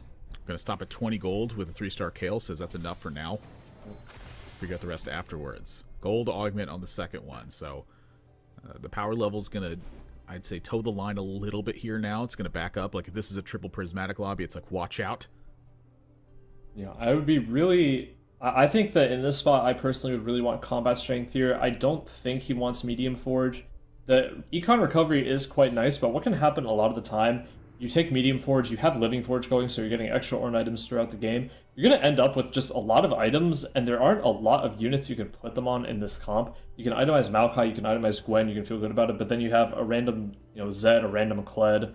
Unless you 3-star those, it's not going to feel great until you get to really late game when you have like Heimer, Aatrox, stuff like that. So I think what he wants is combat strength here. We'll see what he opts for. Goes for the Cyber Bulk. Alright, that's not bad. Yeah, and you mentioned recovering the econ here. Yesterday, when you were talking about the Kale reroll, you'd mentioned that one of the strongest things that you could do, obviously, is going to be 3 stars. But the next strongest thing you can do after that is level. Yep. I think that, Setsuko's obviously demonstrating that he's quite aware of that right now. He's going to be patient with the units. I think that sitting at 67 health, this is the time, I think, where you start sweating a little bit. But it's not completely over the rails at this point. So, slowing down for a couple rounds to try to figure this out, I think is justified. But I think there's a big argument for it. I've seen players roll down to 0 almost every single time that they're on level 4. Even if they haven't hit really well, they'll just double down and look for those ones. But Setsuko says, you know what, I need the gold. He's much more comfortable, I'd say, with gold than he is without. Yep, for sure. Went over to Broccoli. It looks like he's just trying to build a strong mid-game board here, looking at all of his options. Front line's a little bit weak. We have a bunch of 1-stars across the board, but hitting the Urgot with the Triforce and the Sunfire does help. We're getting all those tanky stats from the Triforce, all the extra HP, armor, MR, and plus the Sunfire helping out a little bit more damage. So as soon as he gets like an Aurelia 2 or Set 2, I think he'll be pretty comfortable with this board. Yeah, Broccoli was having really strong performances in the last set, and coming into this particular patch, when we were asked to rate the players for Frodance podcast, the Don't Talk If You Don't Know, it was tough for me to pick the top 15, and eventually I ended up cutting Broccoli. And then when I saw it was like a reroll meta that was the patch, I was like, oh no, I think that Broccoli's really good in 3-cost rerolls. And I went to him and I was like, Broccoli, I'm so sorry, I wanted to put you in my top 15. He goes, oh, don't apologize for that. I wouldn't have put myself top 15. Yeah. But he's kind of been that way the entire time that I've talked to him about competitive TFT. But every single time I watch him play, I'm always very impressed with what he's doing. Yeah, he's a humble guy. He doesn't take himself too seriously, I think. He likes to play TFT in a very like unique way, like sort of Appies-esque, where he just puts together boards that he thinks would be strong that aren't necessarily super expected off the meta. Not to say he doesn't want to play meta boards, but he's known to flex his creative muscle a lot of the time. He likes to play what he likes to play. Yeah. But Yasuo here, we might see him go toward Ionia, knowing that he has a bunch of extra items. He can itemize a bunch of different units, and he gets the early Yasuo. So, see what he wants to do with that. Coming back to Philip with the double trouble. There is a Talia player in the lobby. Now, there is another comp that can actually compete pretty well with Talia. I don't think Philip is angling for it. I'm referring to Soraka and Kassadin double trouble. It's a little bit less known, but it is quite strong, and I think that he is somewhat tunneling on Talia here as he's picking up the set, he's picking up the Teemos and the Talia. He's just waiting on the copies now. So we'll see them contesting each other. So it'll be interesting to see who comes out on top here.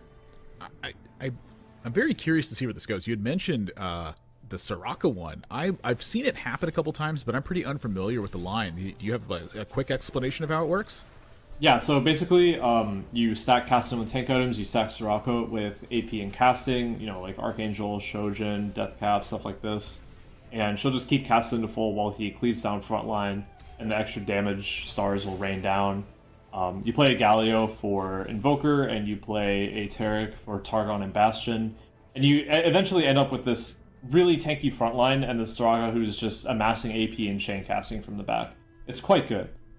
Talia is also very strong, so no surprise that players want to angle for that, but I do think people are sleeping on the Soraka comp a little bit.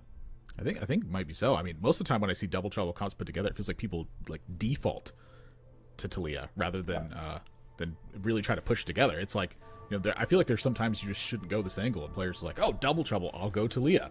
I'm like, not a bad idea, but... Yeah, and I thought Philip's spot looked a little bit dicey here, but looking at Connor's Muse spot, he has a a Swain 3, but he only has 2 sets, and he only has a Talia 2, no extra Talia copy for the double trouble benefit. So I'm a bit also sitting at 0 gold. It's a little bit sketchy. I don't know if a little bit sketchy is even the word I'm thinking of. Like, I'm looking back to Bosso Skills game that we saw in the first one, where it was just like turbo 8th place because he couldn't put it together. Yeah, it's going to be difficult to come back in these types of spots. You basically just need to pray that you hit as many units as you can for your next few shops so that you can manage the econ back up. But we'll see how they manage to do it if they do. So let's go down to 29 with very little rolling, very little improvement.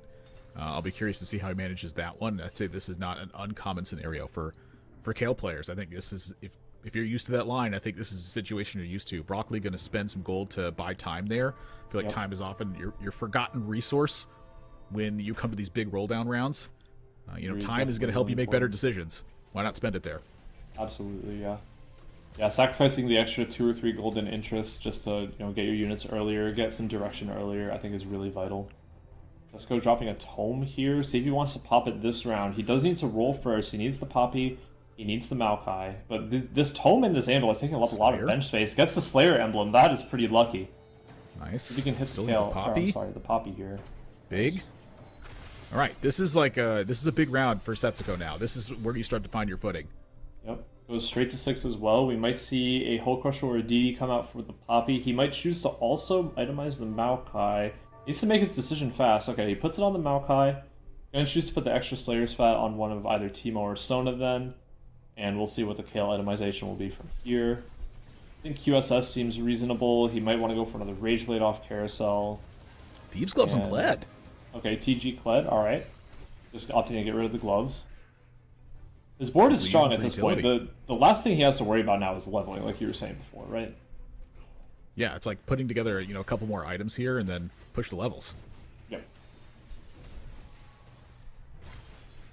Wow, there's some strong boards being put together here, and I have a feeling this one's going to get pretty close over these next couple of rounds. You know, when players tend to fall behind in life totals like this, it's one of two scenarios. Another Slayer available. It's one of two scenarios where you're either way far behind and you're doomed, or you spent all this time investing in something else, and now the players at the top, if they're not way far ahead, it's going to even up a lot. So we saw two strategies from this yesterday as well, where do you want to push a bunch of Bastions, or do you just want to have a bunch of Slayers? When you already have 2 Slayers, Crest getting another one here is massive. He's only level 6. He's got 5 Slayer in play. Yeah, I think this is one of the exact things that he needed to get himself back in the game, because now his spot where he was looking, you know, kind of doomed earlier is looking really, really good now. If he can make it to level 7 with a Gwen 2, itemize that might just be enough to secure him top 4 alone. He doesn't even need 8 or 9. We'll see how it goes. This is kind of ridiculous. Yeah. It's good for sure. He needs to focus on good positioning for the rest of this stage, try to mitigate as many losses that might be coming his way.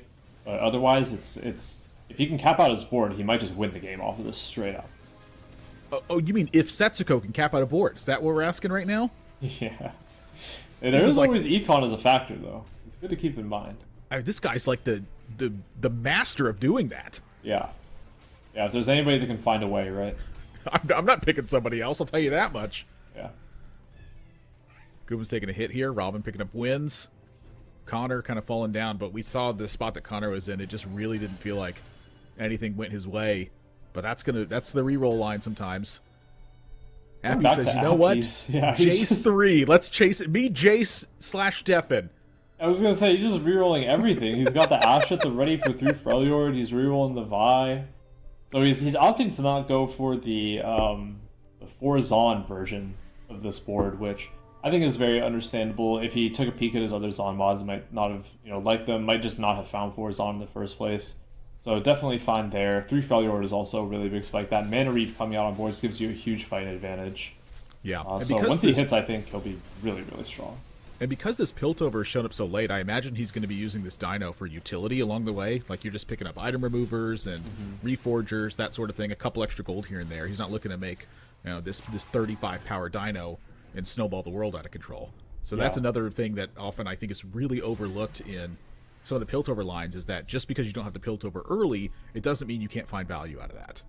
Yeah, definitely agree. We see this strategy comes out a lot when people play Jinx rerolls. If they can't manage to get early Piltover and Lost Streak, they will try to farm some reforgers and removers. Otherwise, the best next cash out, I think, is 9 power, which gives you 50% chance for an item component. So getting extra board strength in terms of items is always good as well for the reroll comps. You can itemize so many different units. Yeah, it's like the bootleg Urgot from last set. Yeah. Where instead of just farming the items, very visibly you're having to make that choice.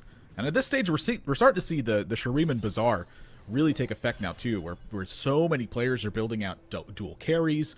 You're seeing really stacked front lines with hyper carries in the back line. It's like this is that spot where you have to keep your team up, or you're just going to get knocked out of the game. Like, you had to come through and really put together some stuff here because there's just so many resources that everybody has. Yep. And here, Robin is opting for an Ionia board that we saw a lot in the first patch when it was played. It was Ionia Aphelios. Fell out of favor a little bit because Aphelios was just a little bit too weak. But I think it turns out if you can get a board around him, he'll still contribute a lot to the board. High attack speed from Ionia, coupling with the Deadeye from Jhin, he'll do a good amount of cleanup on this board along with the Kaisa. So interested to see if he keeps it around or just uses it to get to 9 maybe. Really good. Oh wow, Connor's me actually going down here, getting cutscene by the Aatrox. That's surprising. Did you see how big of a loss it was? It's like almost everything was alive.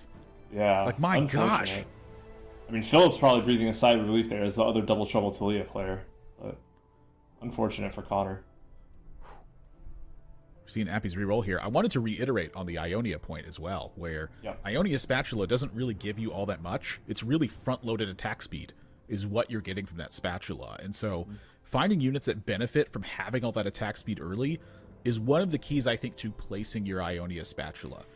I'd say in the previous patch, when Kaisa had low mana, the Ionia Spatula on that was simply a detriment to how powerful that unit could get.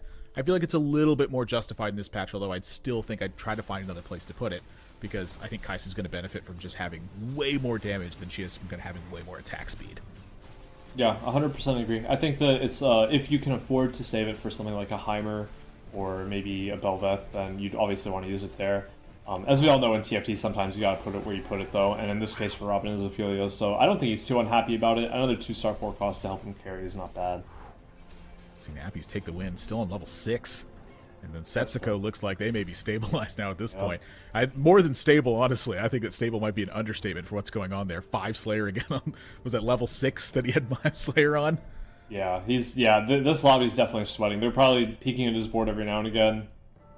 Philip, we see, also found his 3-star Talia 4-6 a little bit late, but we know the strength of this Talia comp when it gets, full cap. So, like I said earlier in the lobby, we're going to see a really strong lobby overall, just due to the econ, due to the augment setup. It's going to be crazy. If I had to pick a favorite here, I think that Setsuko has a really good chance of winning the lobby, just because, like you said, we know that he can cap out his board if anybody can, but it's really up to the cards. Here we go, Malala. I'm going to run this one through, is on the 6 Noxus. It is very important to hit your big 3 stars in this one. You can do some work without them, but it's really at that point where it's like, hey, like, Darius, come on. We'd really like to have you here, bud, especially with all these rods that we just got. It's dropped 4 rods. We need you to show up. We're missing a little something here. You might just go for the double death cap here. He's going for death cap Scion. All right. He's got like 225 attack speed with the death cap. Yeah. I personally like it. I think it's fun. Aurelia, this Darius getting stuck on for now. Wow. There's a Shadow Isle. Is what I'm stuck on.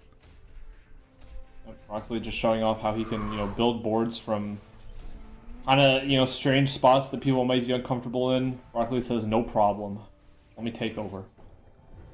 Oh boy, we're out of gold. Oh, I'm worried. I'm very worried. This isn't even like the classic reroll spot. This is 7-7. Not even 8-8. Yeah, this is rough. He needs some lucky fights and lucky chops coming up here. He does have a little bit of extra help for his units, so he's able to itemize full damage on the Darius and get the extra utility with the blue buff on the Katarina because he has healing orbs. So basically whenever your units get a kill, the nearest unit will take the credit for the kill and suck up a healing orb, which will heal them.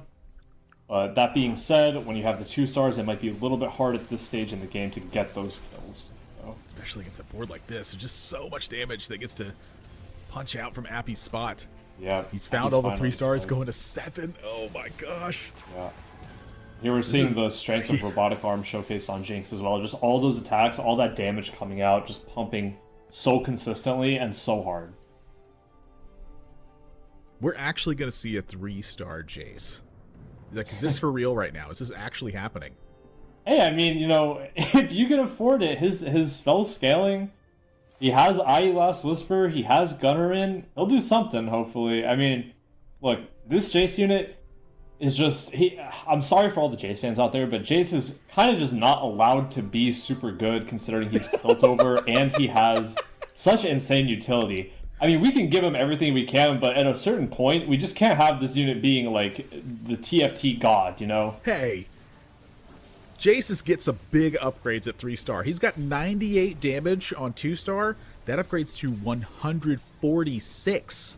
Yeah, I mean, that's good. At 3-star. DPS from 74 to 110. And the attack speed bonus, the damage bonus on his blast goes from 240% to 250%. I too can read tactics thought tools, yep. Goobum's sneaking by with a win here. Still 6 players left on Stage 5 Carousel. I am not seeing too many impactful emblems here, so I think that's pretty good. Yeah, Targon is pretty niche. Rogue is not too favored, especially there's not any Zed players in the lobbies, so I think we'll just see the baseline items come out. I don't think there's a Sork player either, if I'm not mistaken. Appy's picking up the Zeri, which can be helpful for his board. He's trying to cap out with 4 Gunner with Zeri and Senna, I believe. Hopefully people are getting some good key pickups. Setsuko did lose a round in the meantime since we watched him last. Goobums as well here, playing a pretty unique Shuriken board. Has 2 spats, carrying the Azir, opting not for the Lux dual carry, but instead of a Gwen 2 that he picked up. And his front line is looking a little bit rough, though. I have a feeling that he didn't necessarily opt for this Gwen 2. It was just what was here. Yeah. I could be wrong, but it doesn't really, I think, suit Goobam's style to just play inferior units and dust his hands and call it a day. I mean, if think you this find is why him, he's been if struggling. you find him, you field him. I think that what he's really looking for is an Aatrox here to replace the Garen, so he can do Gwen Slayer and keep Juggernaut. Yeah. This is it, though. He's got to win this round. It's not looking good so far. Gwen is getting blasted away. Frontline's blasted away. Vizier's not pumped up that much yet. Focus down. Leave down here. This is just, again, the strength of Robo Arm. Just letting Jinx cleave through frontline as quickly as possible with that last whisper from Jay shredding, and then she's just allowed to attack away with the Runons. Yeah. It's just such a difference to have the robotic arm and not. I mean, Appy's sitting win streak 62 right now in a prismatic open lobby. With Jinx reroll, how often do you see that happen? And the answer is with robotic arm usually. And it's also good to remember that Appy's also has Tiniest Titan, so not only is he streaking with this board down a prismatic combat augment, he's healing every turn, he's gaining gold every turn, which is just going to help him cap out his board even faster.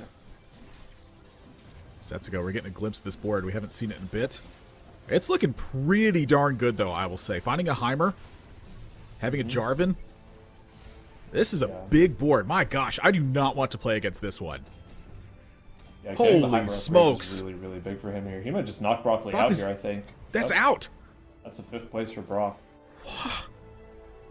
I mean, we said it, this lobby is really strong. This lobby was going to be really strong.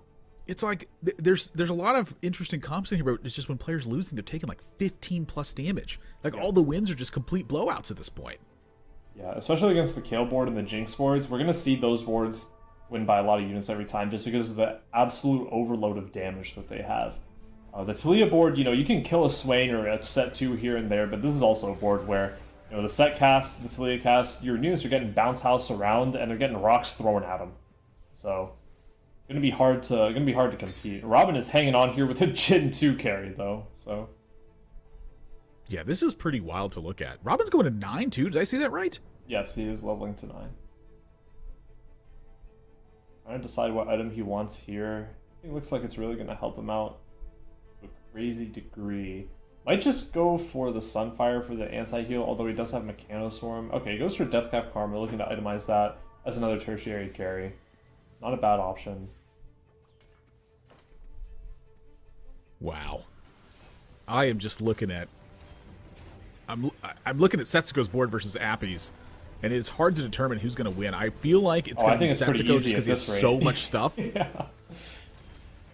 It's just like you see a board full of gold versus a board full of gold. Yeah. And it's just hard to look at it and say, yep, it's that one. And Philip's going to get knocked out by Robin at this point. We have 3 players left. Yep. In stage 6. We saw a few of these yesterday. We saw 3 players go to Carousel as well. It's these are not common necessarily things to see. I feel like that's exactly what this game is. It's like take into account all the weird stuff you see in TFT, and this is like the melting pot of those games. I would say so. Robin's starting to cap out his board as well. Found the Yasuo, found the Bel'Veth. Gonna be trying to get the 4 challenger board online. Ionia Bel'Veth with the RFC, very strong. Putting the leftovers on Yasuo.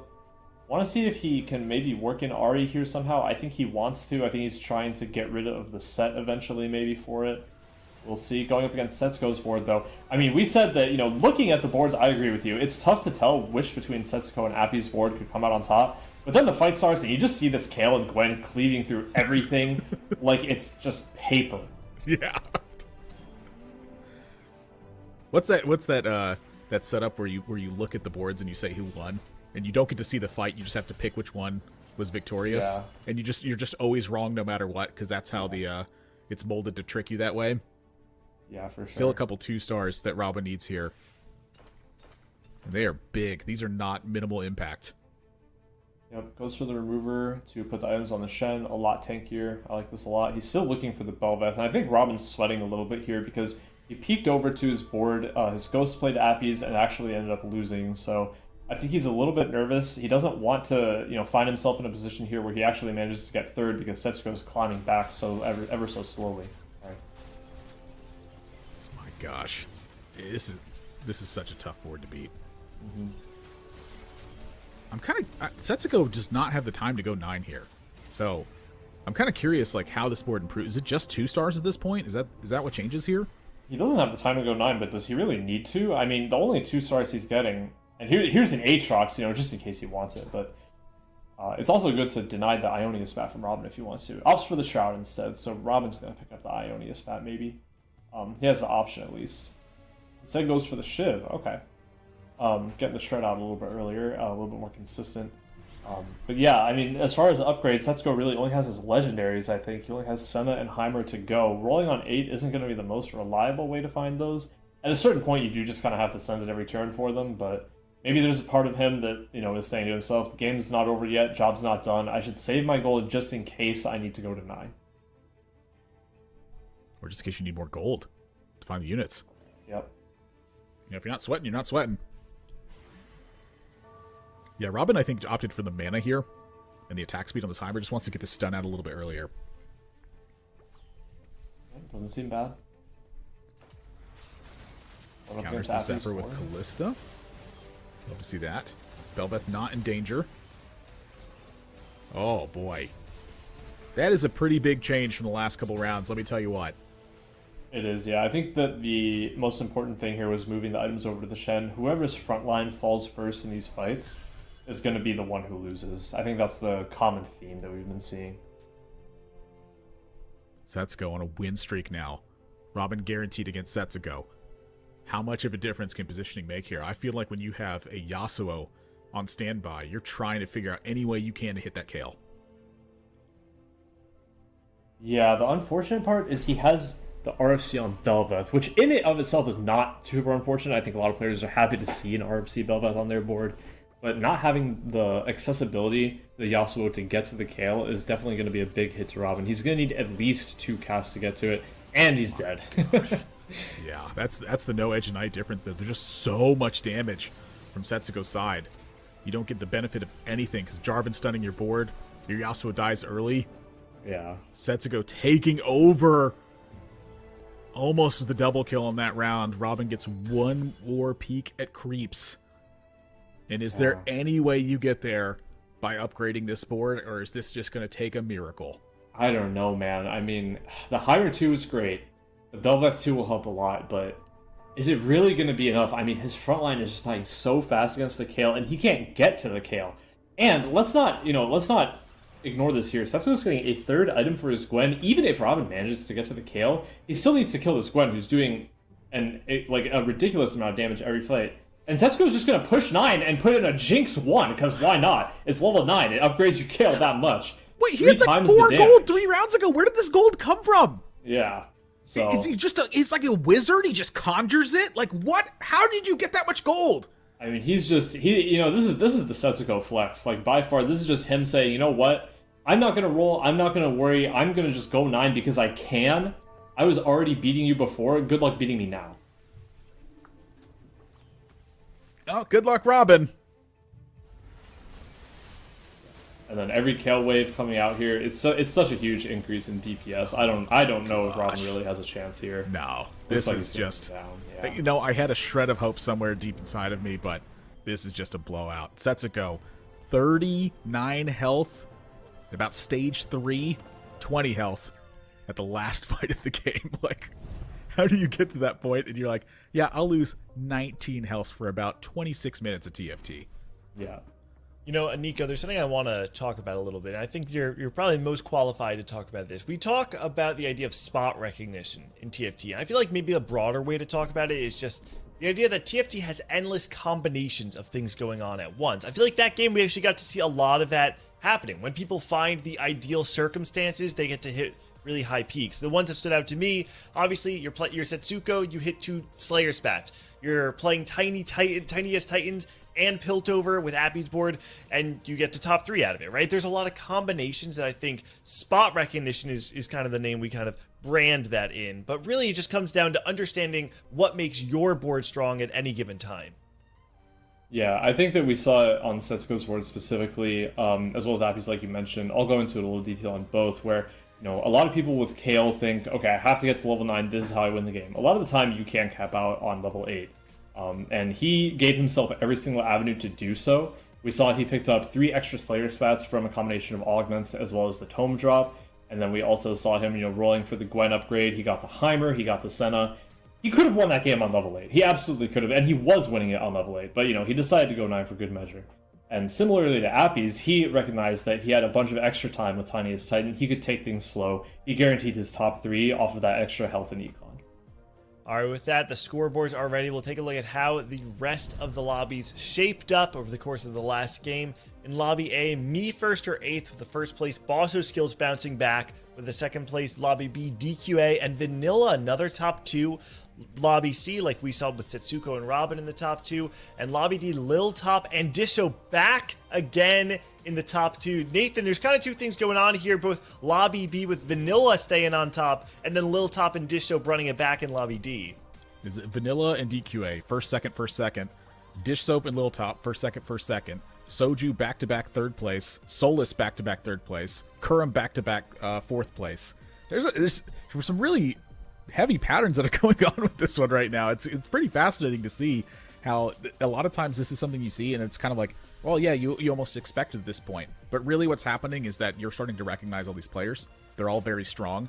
They all have this capability. So almost any of these that end up breaking out, you're like, oh yeah, no, that's something you could expect to see. But the ones that stand out to me really, Dish Soap top 2.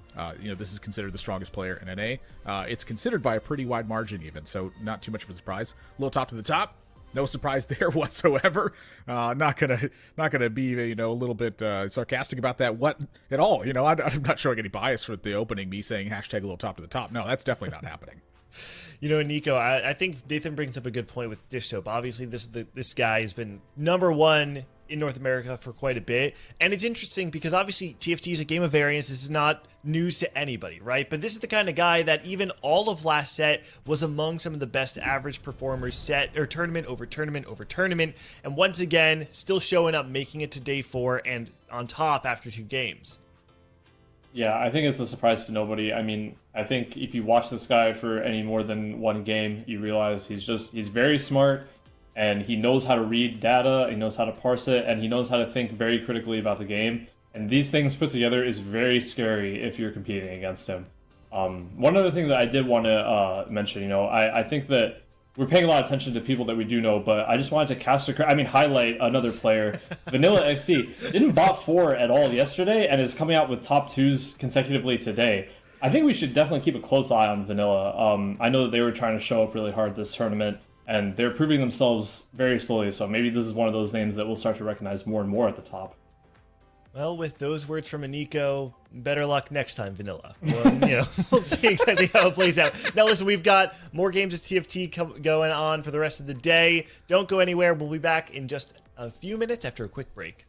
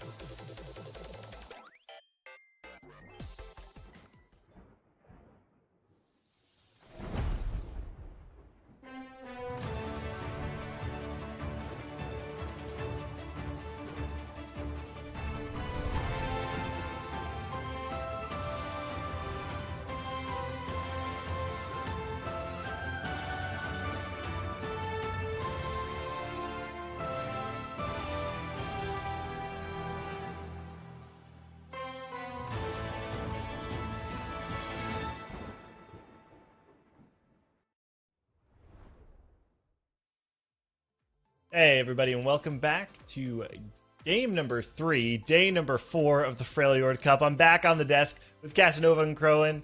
Hope you both are doing well. We're going to be heading into Lobby C for this next game, and actually I feel like this is a pretty interesting contrast where we have some of the kind of titans of the game, Crowan, right? Of DQA, Soju, Robin, but then on top, some either newcomers or players that are maybe, I guess, historically shaky, had high highs, low lows. I think Malala, Vile are the two that kind of come to mind there.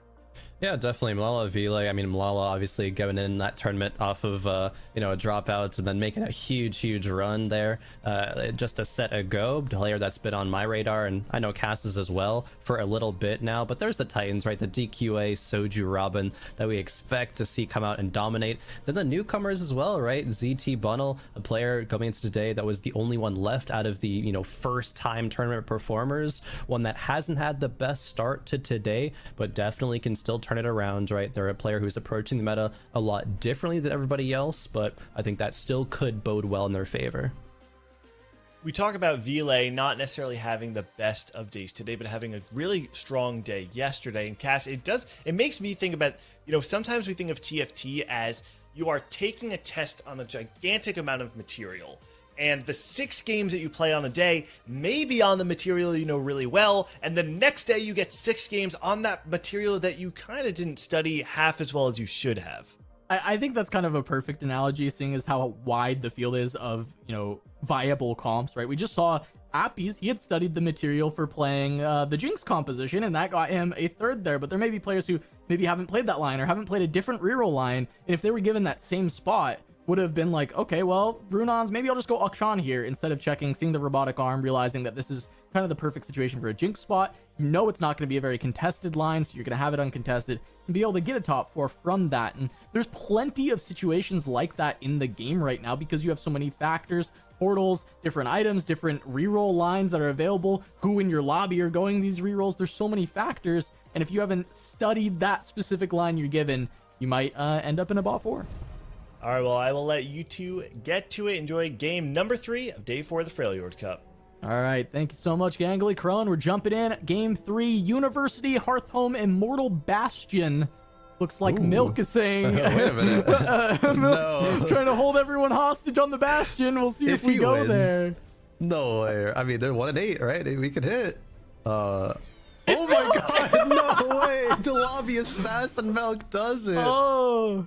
Well, and here's the thing. Here's actually what I love about the way that it's selected. Because Milk is, of course, the lobby assassin, taking everyone to Immortal Bastion when no one else wanted to go here. And I don't know his motive for doing it initially. But if you have a unpopular portal that you have a very good tech on, that you feel really confident going and playing that portal, you should always try and go play that portal versus everyone else. There is a chance that you'll high roll, you'll win the 1-8, and you get to play on this portal that gives you an advantage. And maybe, hey, maybe Milk has some tech for Immortal Bastion, or he just feels really confident in his positioning on Immortal Bastion that he thinks he can outplay everyone here. That's actually a really good point, and I want to dissect that a bit more by saying I think if Milk had tech, Soju would as well, considering they're part of the same study group, but Soju was not on Immortal Bastion. I don't think wanted to play it, but Milk maybe just having the mental advantage of saying, hey, I'm already prepared for it, right? As soon as I stepped on Immortal Bastion, I'm prepped to play it. I'm not going to be tilted if it rolls it, or everybody else, you know, might be. It might just be like, man, why is this guy trying to assassinate us? You know, they're stuck on that, as opposed to being, okay, how can I adjust to this? Because this is one of the more game warping portals, I would say, especially around positioning. You want to be able to have that flag, placeable flag, give them out of stats to as many of your units as possible, but you clump up for things like, you know, Z positioning. You can't move your whole clump of units and swap them over left or right side in late game fights super fast, clumps up versus Jarvan and things like that. So this is going to be one of the more interesting games as opposed to most portals that we see. Yeah, a lot of it comes down to who can get the most value out of their Bastion flag while also not screwing themselves, right? By getting in a spot where their clump gets absolutely demolished by all the AoE CC that's in the game, right? The Heimerdingers, the Jarvans, the Scions, that kind of stuff coming through. So they're going to look at DQA having the Slayer Crest offered, which, you know, that would open you up to Zed, but his items are really not saying Zed right now. Yeah, definitely not.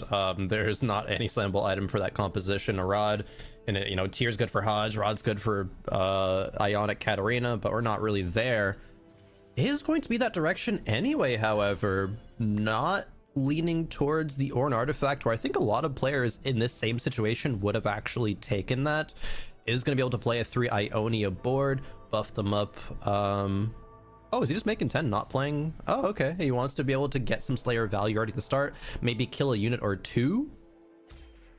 See, He doesn't even place the emblem. Yeah, no, DQA just going on loss streak, making econ, and going for early, you know, carousel priority picks, rolling at 3-2 to stabilize. Looks like the game plan there. I don't mind this.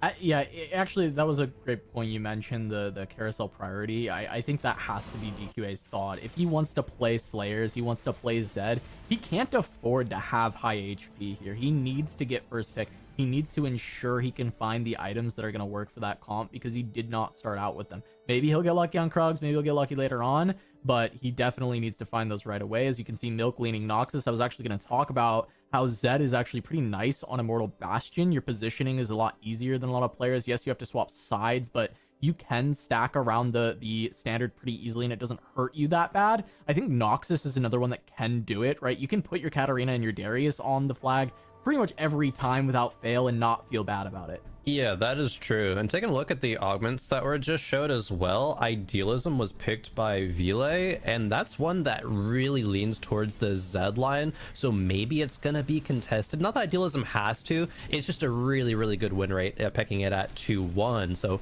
gotta keep our eyes on if that's gonna be contested. We know Milk is the Noxus player, has played it already in this tournament, I think a couple of times, at least once, but going on a bit of that loss streak, that's the thing. If you're Noxus, you want to be farming stacks early. Milk not quite doing that, but is going to get a carousel priority pick for his struggles. Okay, this is the Vilay's spot. It is going to be a 2-2 3 Piltover. Didn't quite hit it at 2-1 because we only see 3 stacks for the loss, but wants to make these losses as good as possible. We're probably not going to see a crazy like 80 stack T-Hex or something like that, but at least a 30 to 40 could stabilize really hard. I mean, Kron, look at these items. Vilay wanted to play Zed. I mean, Vilay was like, I want True. Zed here. It And then he still looks at could, maybe actually. DQA's board and he sees that it's contested. He sees that there's Noxus players. Maybe and then has the Piltover option and I guess just decides, hey, this might be the direction. And as you said, yes, he could still play it, right? He could cash out the T-Hex. He could use all the gold and items to find another way into Zed or you know, something of that nature. But I feel like with it being contested, those items are still fine on any AD-centric composition. I think they like can find a lot of other options from there. Yeah, definitely. Actually doesn't kill Milk's Shimmer items, so it's not going to get that stack for the Determined Investor. And that's what happens when you run into these super weak, almost like open fort boards in the early game. Having that one turn later is going to be a little bit unfortunate for Milk, but not the end of the world.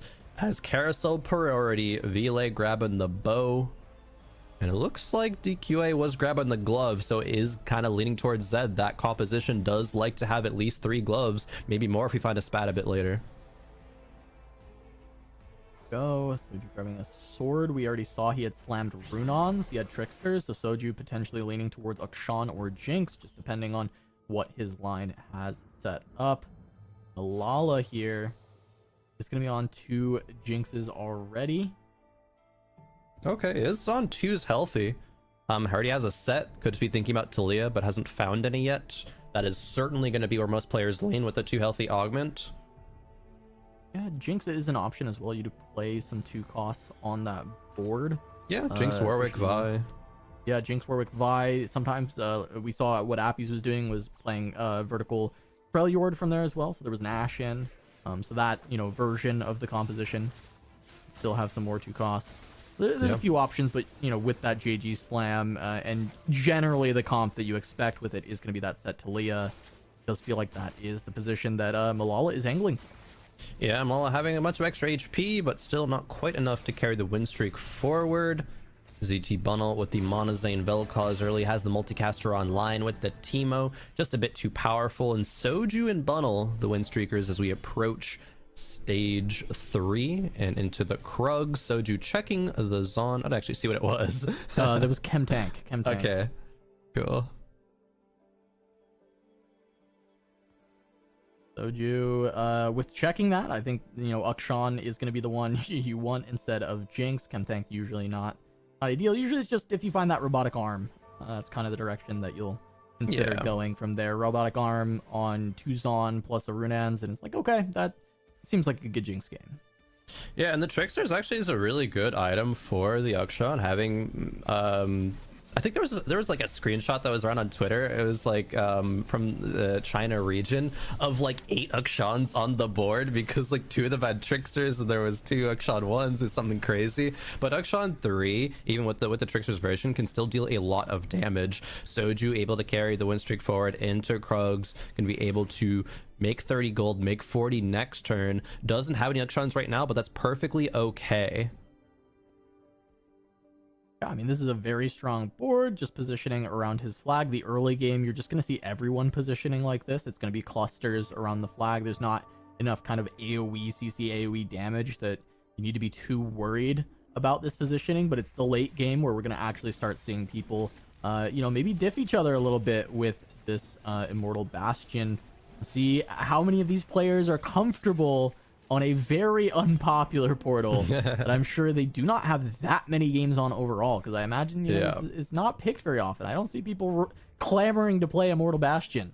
If there is going to be a player that's good on it, just off of knowing what their strengths are, DQA is typically considered, the player that can roll down the fastest, right? That zoomer mechanics, and, you know, swapping a whole board from one side to the other in a late game situation might be, you know, DQA just having the edge there, known as one of the better mechanical TFT prowess players. Well, it looks like we've got contested Talia potentially here. Now, I think the other spot we were looking at didn't have to go Talia from there.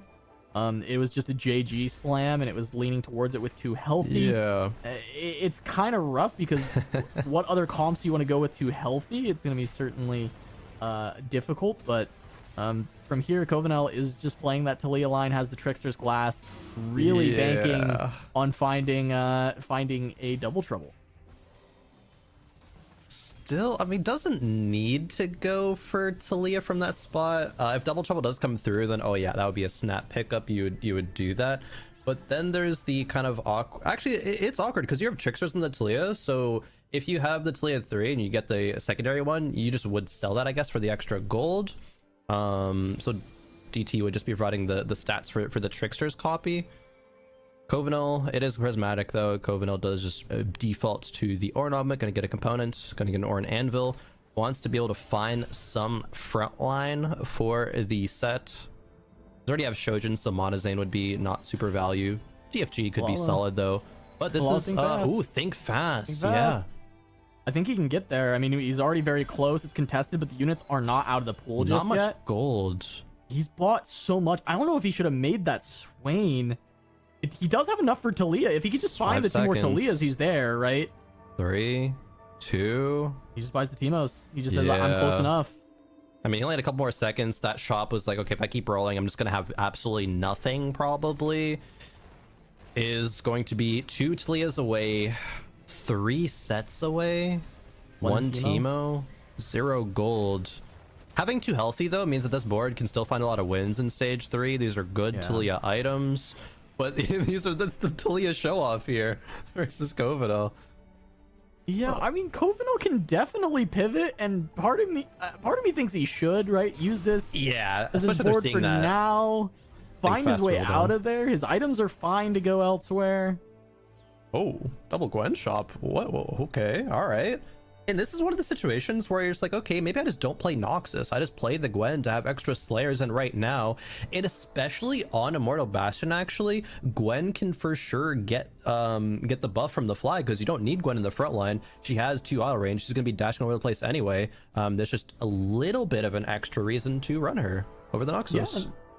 And really, I mean, Noxus is somewhat unnecessary, right? DQA is playing Zed. He doesn't really care that much about the stacks coming through. It will help Katarina. I mean, these are great Katarina items, right? The Slayer emblem, you've got the Zhonya's Hourglass. Those are fantastic, but I don't know that he's in a rush to get the Noxus stacks when really I think DQA just wants to win rounds here. He wants to try and streak. It looks like he won't be able to streak, but really just trying to win as many rounds, just have the strongest board possible, salvage HP while he looks for this Zed because he's only on 3 Zeds. It is only 3-3, but he's lost a lot of HP so far this game. Yeah, 20 gold at 3-3, only having 3 Zeds doesn't really bode that well, especially if you're losing rounds in stage 3.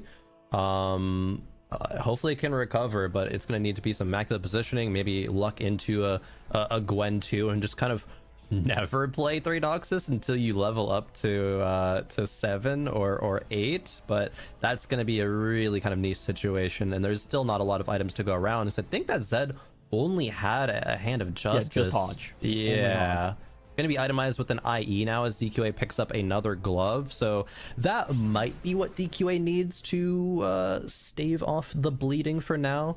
Vile, though, hilt over. Oh, did win a round, it looks like, in stage 2 as a 13 loss right now, but is going pretty heavy into this. This spot's actually interesting. I think Vile can get very strong. I don't know if he'll make it. He doesn't have a lot of HP, but he's got some decent gold. But he has this Zon emblem. He can play 6 Zon robotic arm this game.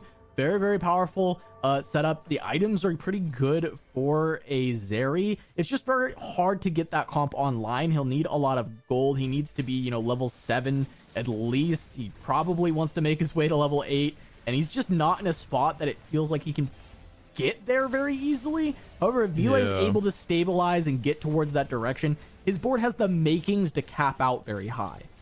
This Juggernaut Urgot, especially with the mod, is super, super tanky. I think gonna allow Vile that time to get all the econ back online and then roll into you know, Jinx 3 is really far away, only 3 Jinxes. Could just push a level and, as you say, get the 6 online. That'd be really, really strong. Probably would do that from his spot. Yeah, I think for me, I'm going trying to go 6 on and then replace those items onto Zeri instead with the robotic arm. I think that's like what I would be looking for. I wouldn't feel like confident I have enough gold to really go for the Jinx 3 from that spot. I feel a little bit too risky, but we'll see what Vile decides. I mean, as you said, that Juggernaut Urgot actually tanks quite well, especially getting all that extra value on his shield, right? Because his HP will be really low, and then the shield gets to take that mitigated damage instead, which very, very powerful for that unit. Malala, 86 HP, win streaking, running into Soju, who has not lost a single round this game.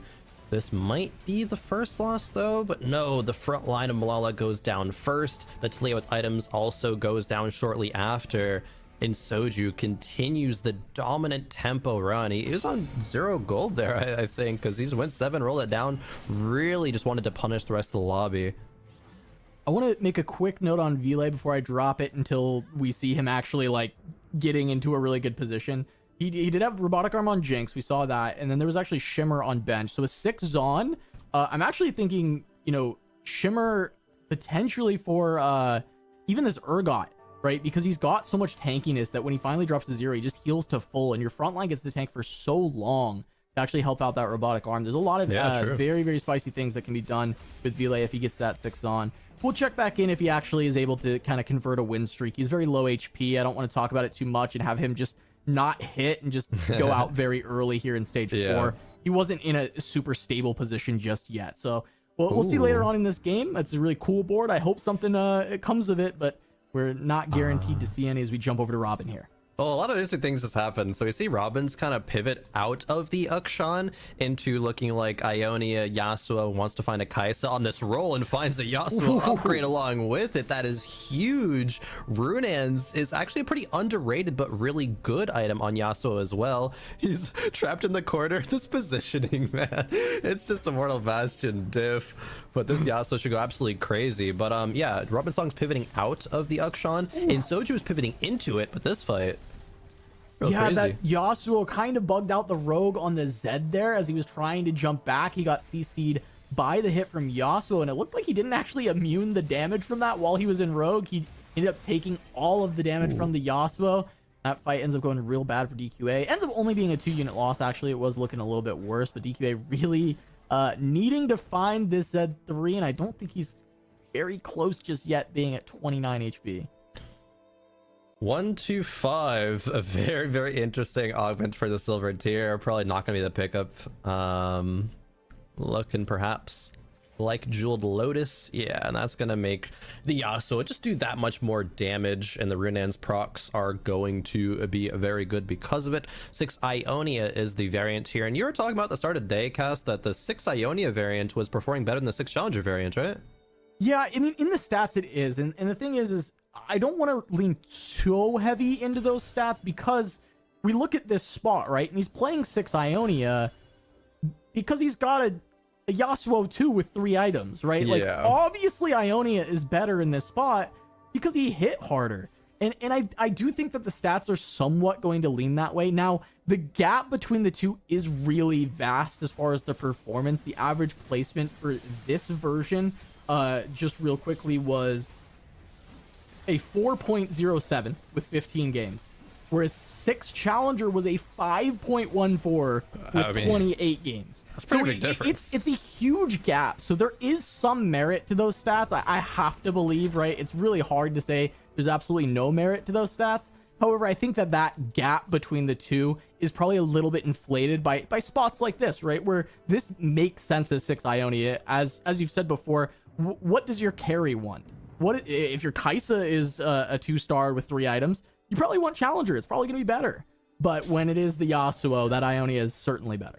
Yeah, and the Yasuo's big precedence being taken right now is taking a look at Vile's rolled down, decided to go for level 6 cast as opposed to the other option of going to 7, finding, ooh, that's a good roll, okay, but going to level 7, finding the Zeri. Still 2 Jinxes off, and we're probably not tier 3ing much of anything besides hopefully the Jinx. Vile does not have that much HP to do so, however. 17 is just a couple losses until he's out. Yeah, I mean, that's the big thing here. He's got to find this Jinx 3 probably immediately on 4-5. And then he really needs the Urgot 2 as well. And then somehow he's got to get to 7 and put in the 6 Zon. And maybe from that point he can stabilize in stage 5. But I can't imagine he gets through without taking a singular loss. And a singular loss is all it will take for him to go out. So, one Jinx there. It's pretty likely he hits this Jinx 3. He's going to have about 20 gold to roll down. Find one Jinx. Shouldn't be too bad for Vile, but even just that, I don't think is enough, right? He needs the Jinx, then level 7. Then he has to find his Zeri for 6 on. It's so many things that he's got to get. It feels like he's more likely to die here in stage 4.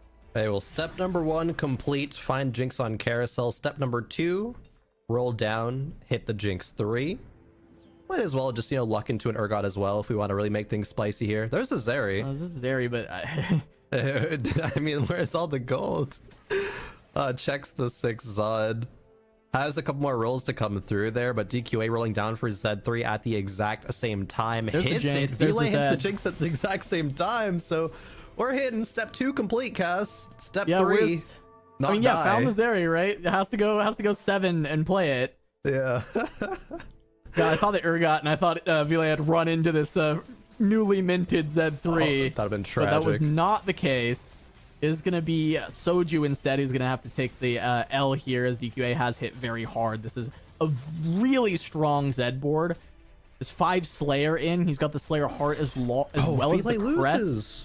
And Vile's out. Yeah, I mean, this still, even with that Jinx 3, the board was just not quite there. It was not good enough. Vile going to go down on stage 4. DQA, really strong position with the Slayer Katarina with some great items, and it being 5 Slayer in.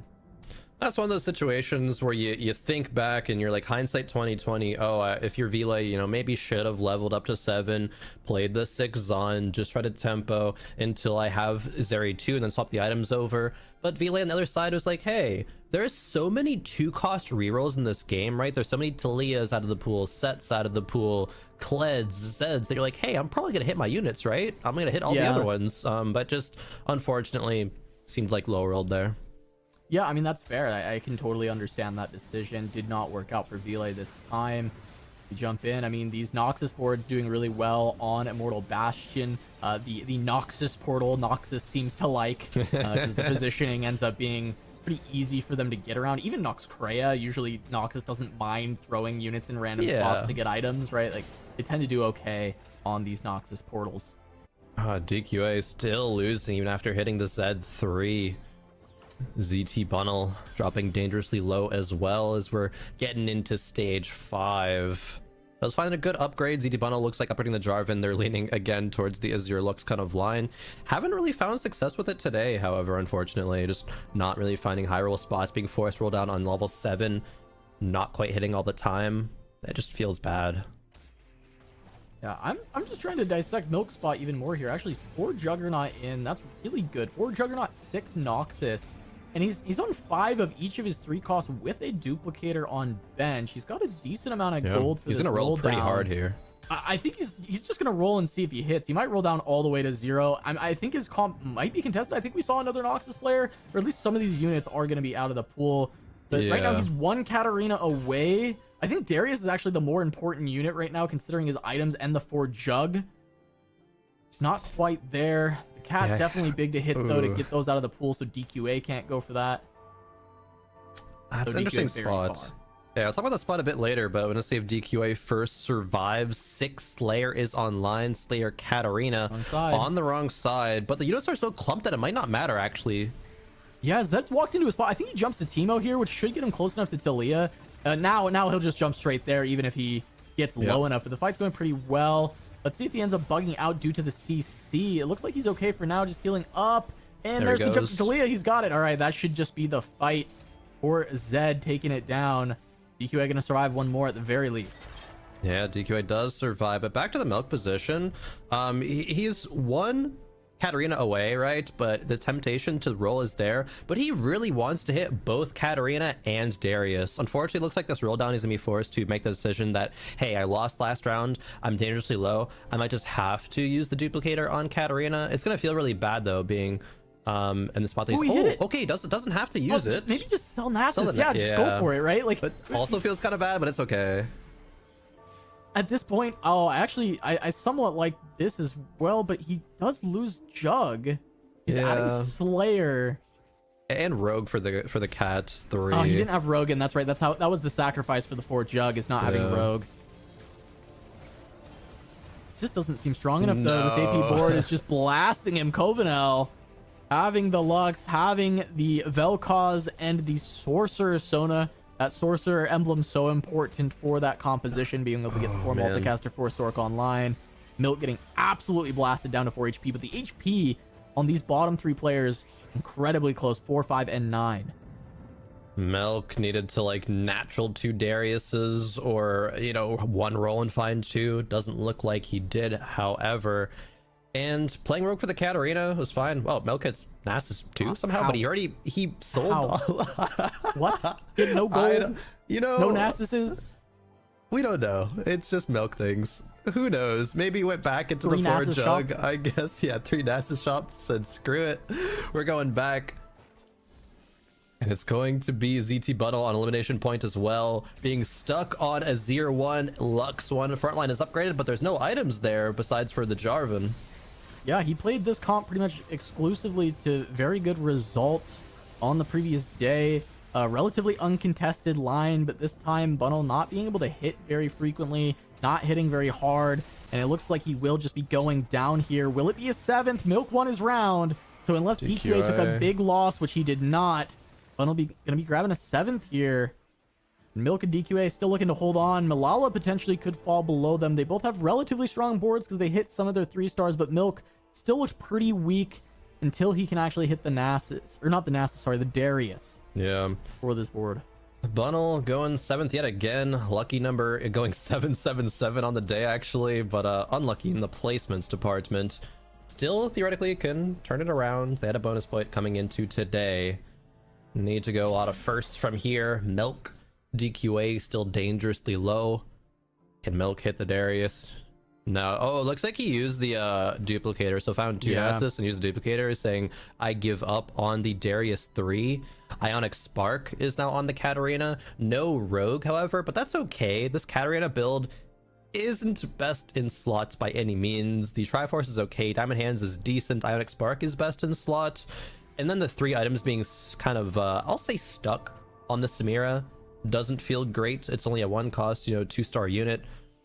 But can it be enough versus Soju?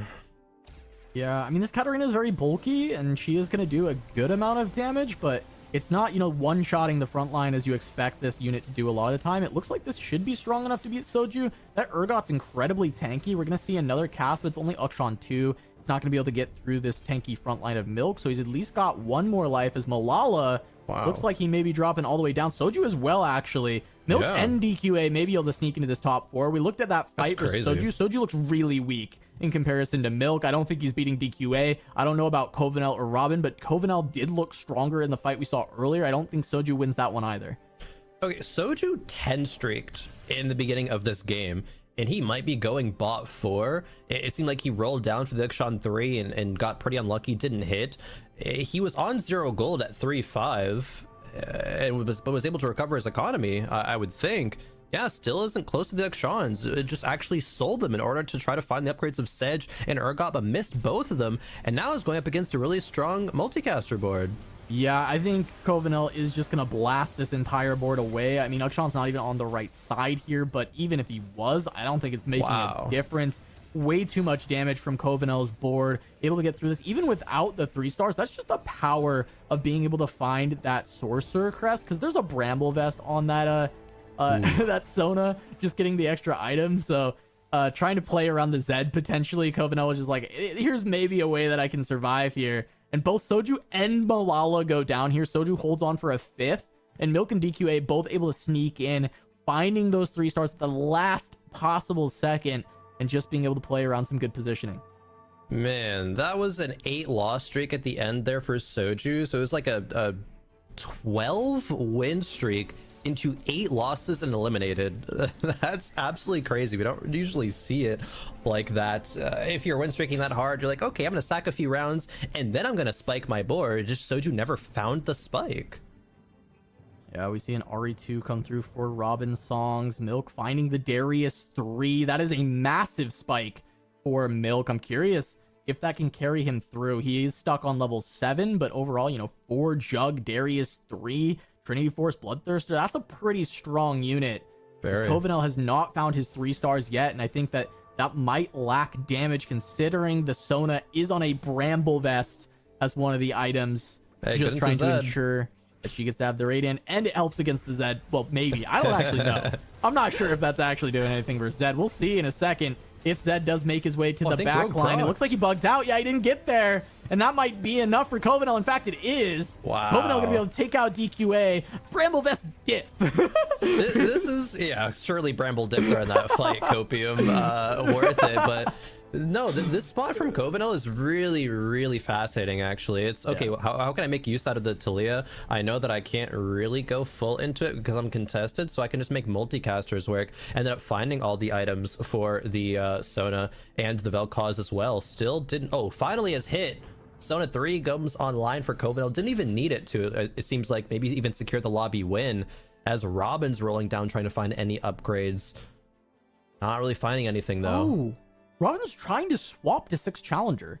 We saw him holding on to that Callista 3, and he was rolling down to try and find a 1 cost, I think, to try and swap in, make it 6 Challenger instead, now that he's found the Kaisa 2 with perfect items. He wants the Challenger variation instead. Yeah, fair. Not able to find the units, but he still has the 6 Ionia version. He still has a very strong board, trying to break through. And now the Sona, maybe the Bramble is actually going to show its weakness in this spot because he doesn't have enough damage to punch through. That was the Ghost, of course, though. Milk able to find the win against Covenel as well, though, finding that Darius 3. All right, top 3 remaining. Milk has somehow clawed his way into a top 3 and maybe more. It seemed like he was, one of the players that, if you get an unlucky matchup, you're going to be going bot 4, but Milk did everything right. Committed to the Katarina, had the Rogan for a round, but said, no, that's not good enough. I found a pair of Nasus now. I'm going to use Duplicator on that and just hit the Darius anyway. That's kind of fortunate, kind of high roll, but exactly what he needed to. Now it's Right, Robin we versus see Milk.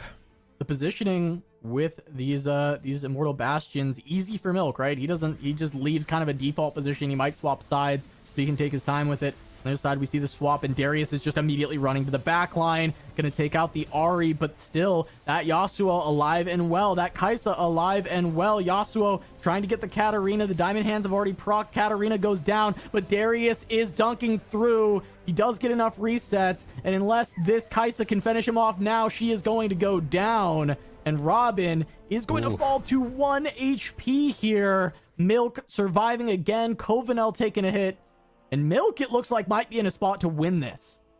Yeah, he needs to have really good positioning versus Covenel. The multicasters might be able to take it down if it's not a ghost matchup. I think Milk is favored, though, to win this lobby from the spot that we see. Milk taking a declaw as well, actually. Really good recognition of, I'm probably going to be up against Covenel for the final fight. I'm going to make my, units a lot tankier, a lot more resistant to that magic damage. But Covenel needs to hit the Vel'Koz 3. That's the big thing that could clinch out a lobby win.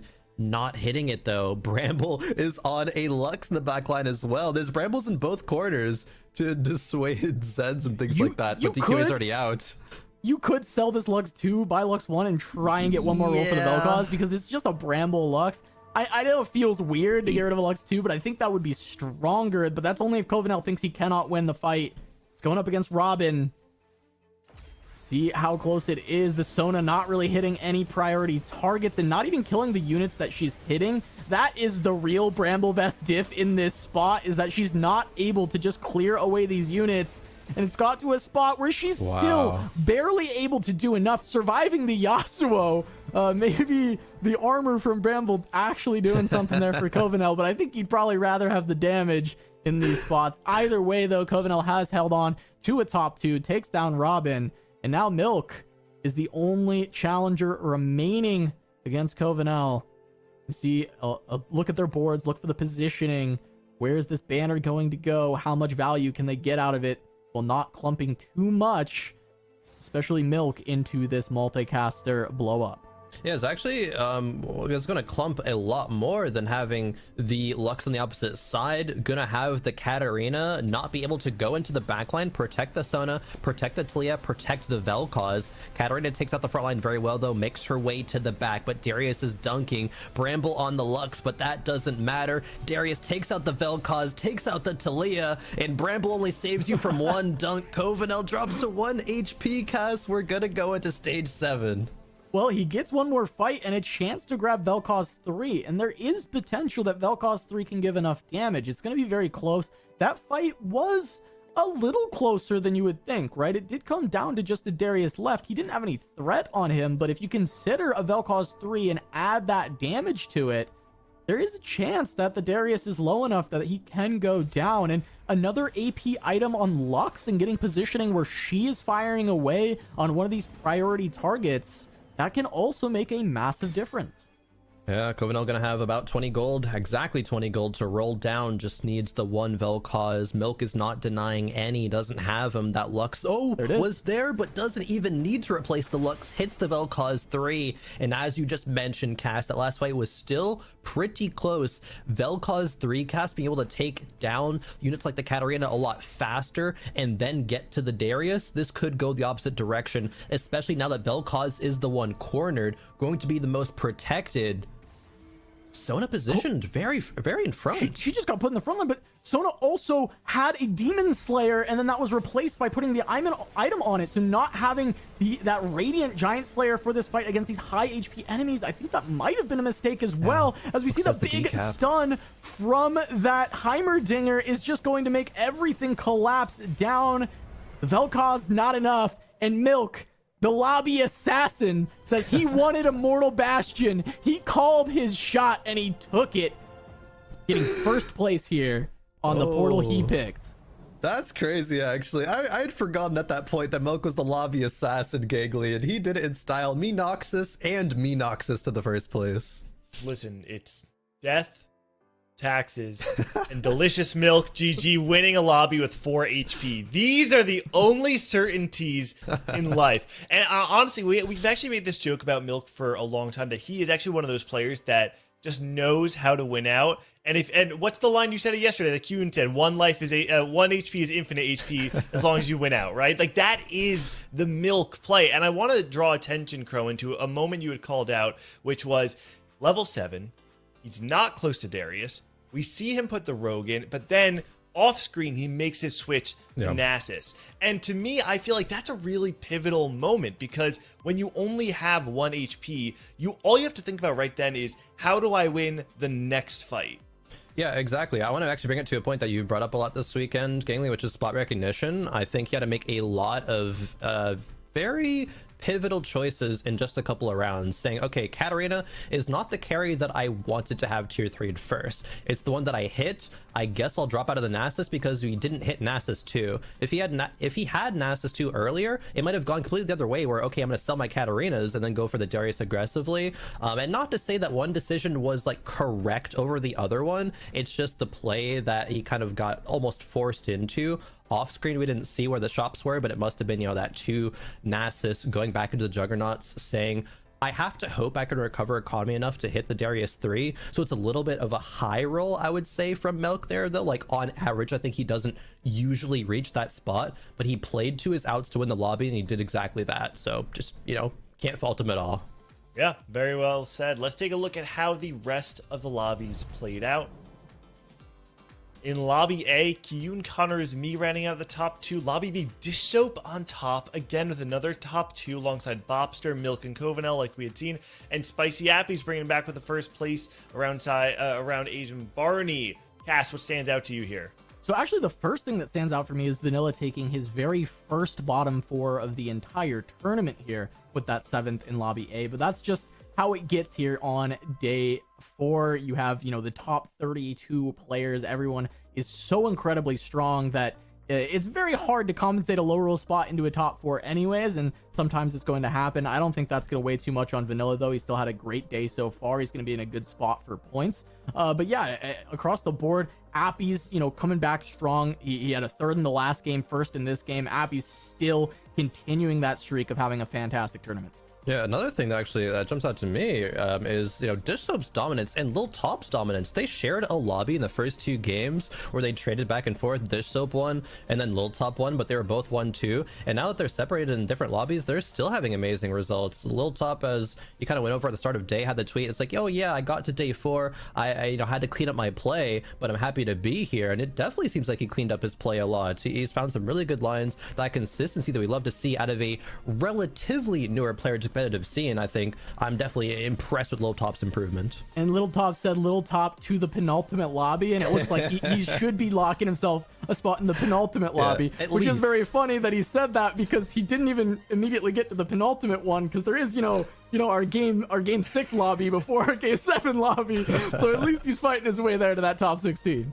All right, now is the time where we can look at the implications of this. Keep in mind, we're past the halfway point of the first cutoff, right? 5 games in, then we cut to the top 16.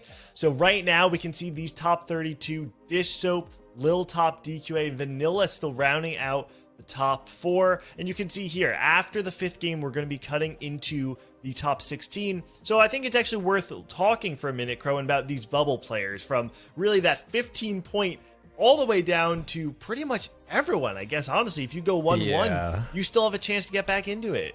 More than half the field is just separated by like 3 points, so it could be really huge flip ups in the last 3 games. It's the players that I think you kind of mostly expect to see in the top kind of 16 there, with a couple of I would say surprises, right? But it makes sense, especially we talked about Vanilla a lot. Vanilla started today with 3 bonus points, went 1-1, is in that top 4 slot. Dish Soap gapping the lobby, or gapping the whole competition, not even just the lobby. Not surprising to see. But again, talking about the bubble players, it's really still anyone's game there. Yeah, I think it's worth drawing some attention to the bubble players who are benefiting from some of these bonus points as well. I'm Jack being in there with 2 points from yesterday. All of what that really means is you kind of get 2 extra placements. You go 8th in one game, really, you get to go 6th for free. So I think a lot of these players are going to be very thankful for their bonus points. And Cass, we've talked a lot about how the increase of sample size is often what speaks to the strength of the players. And that's why I think the bonus points, yeah, to some people, they may feel like, hey, how come this person gets an extra 2 points? Well, no, it's because sometimes you have bad breaks in TFT. You should be rewarded for your consistency over time.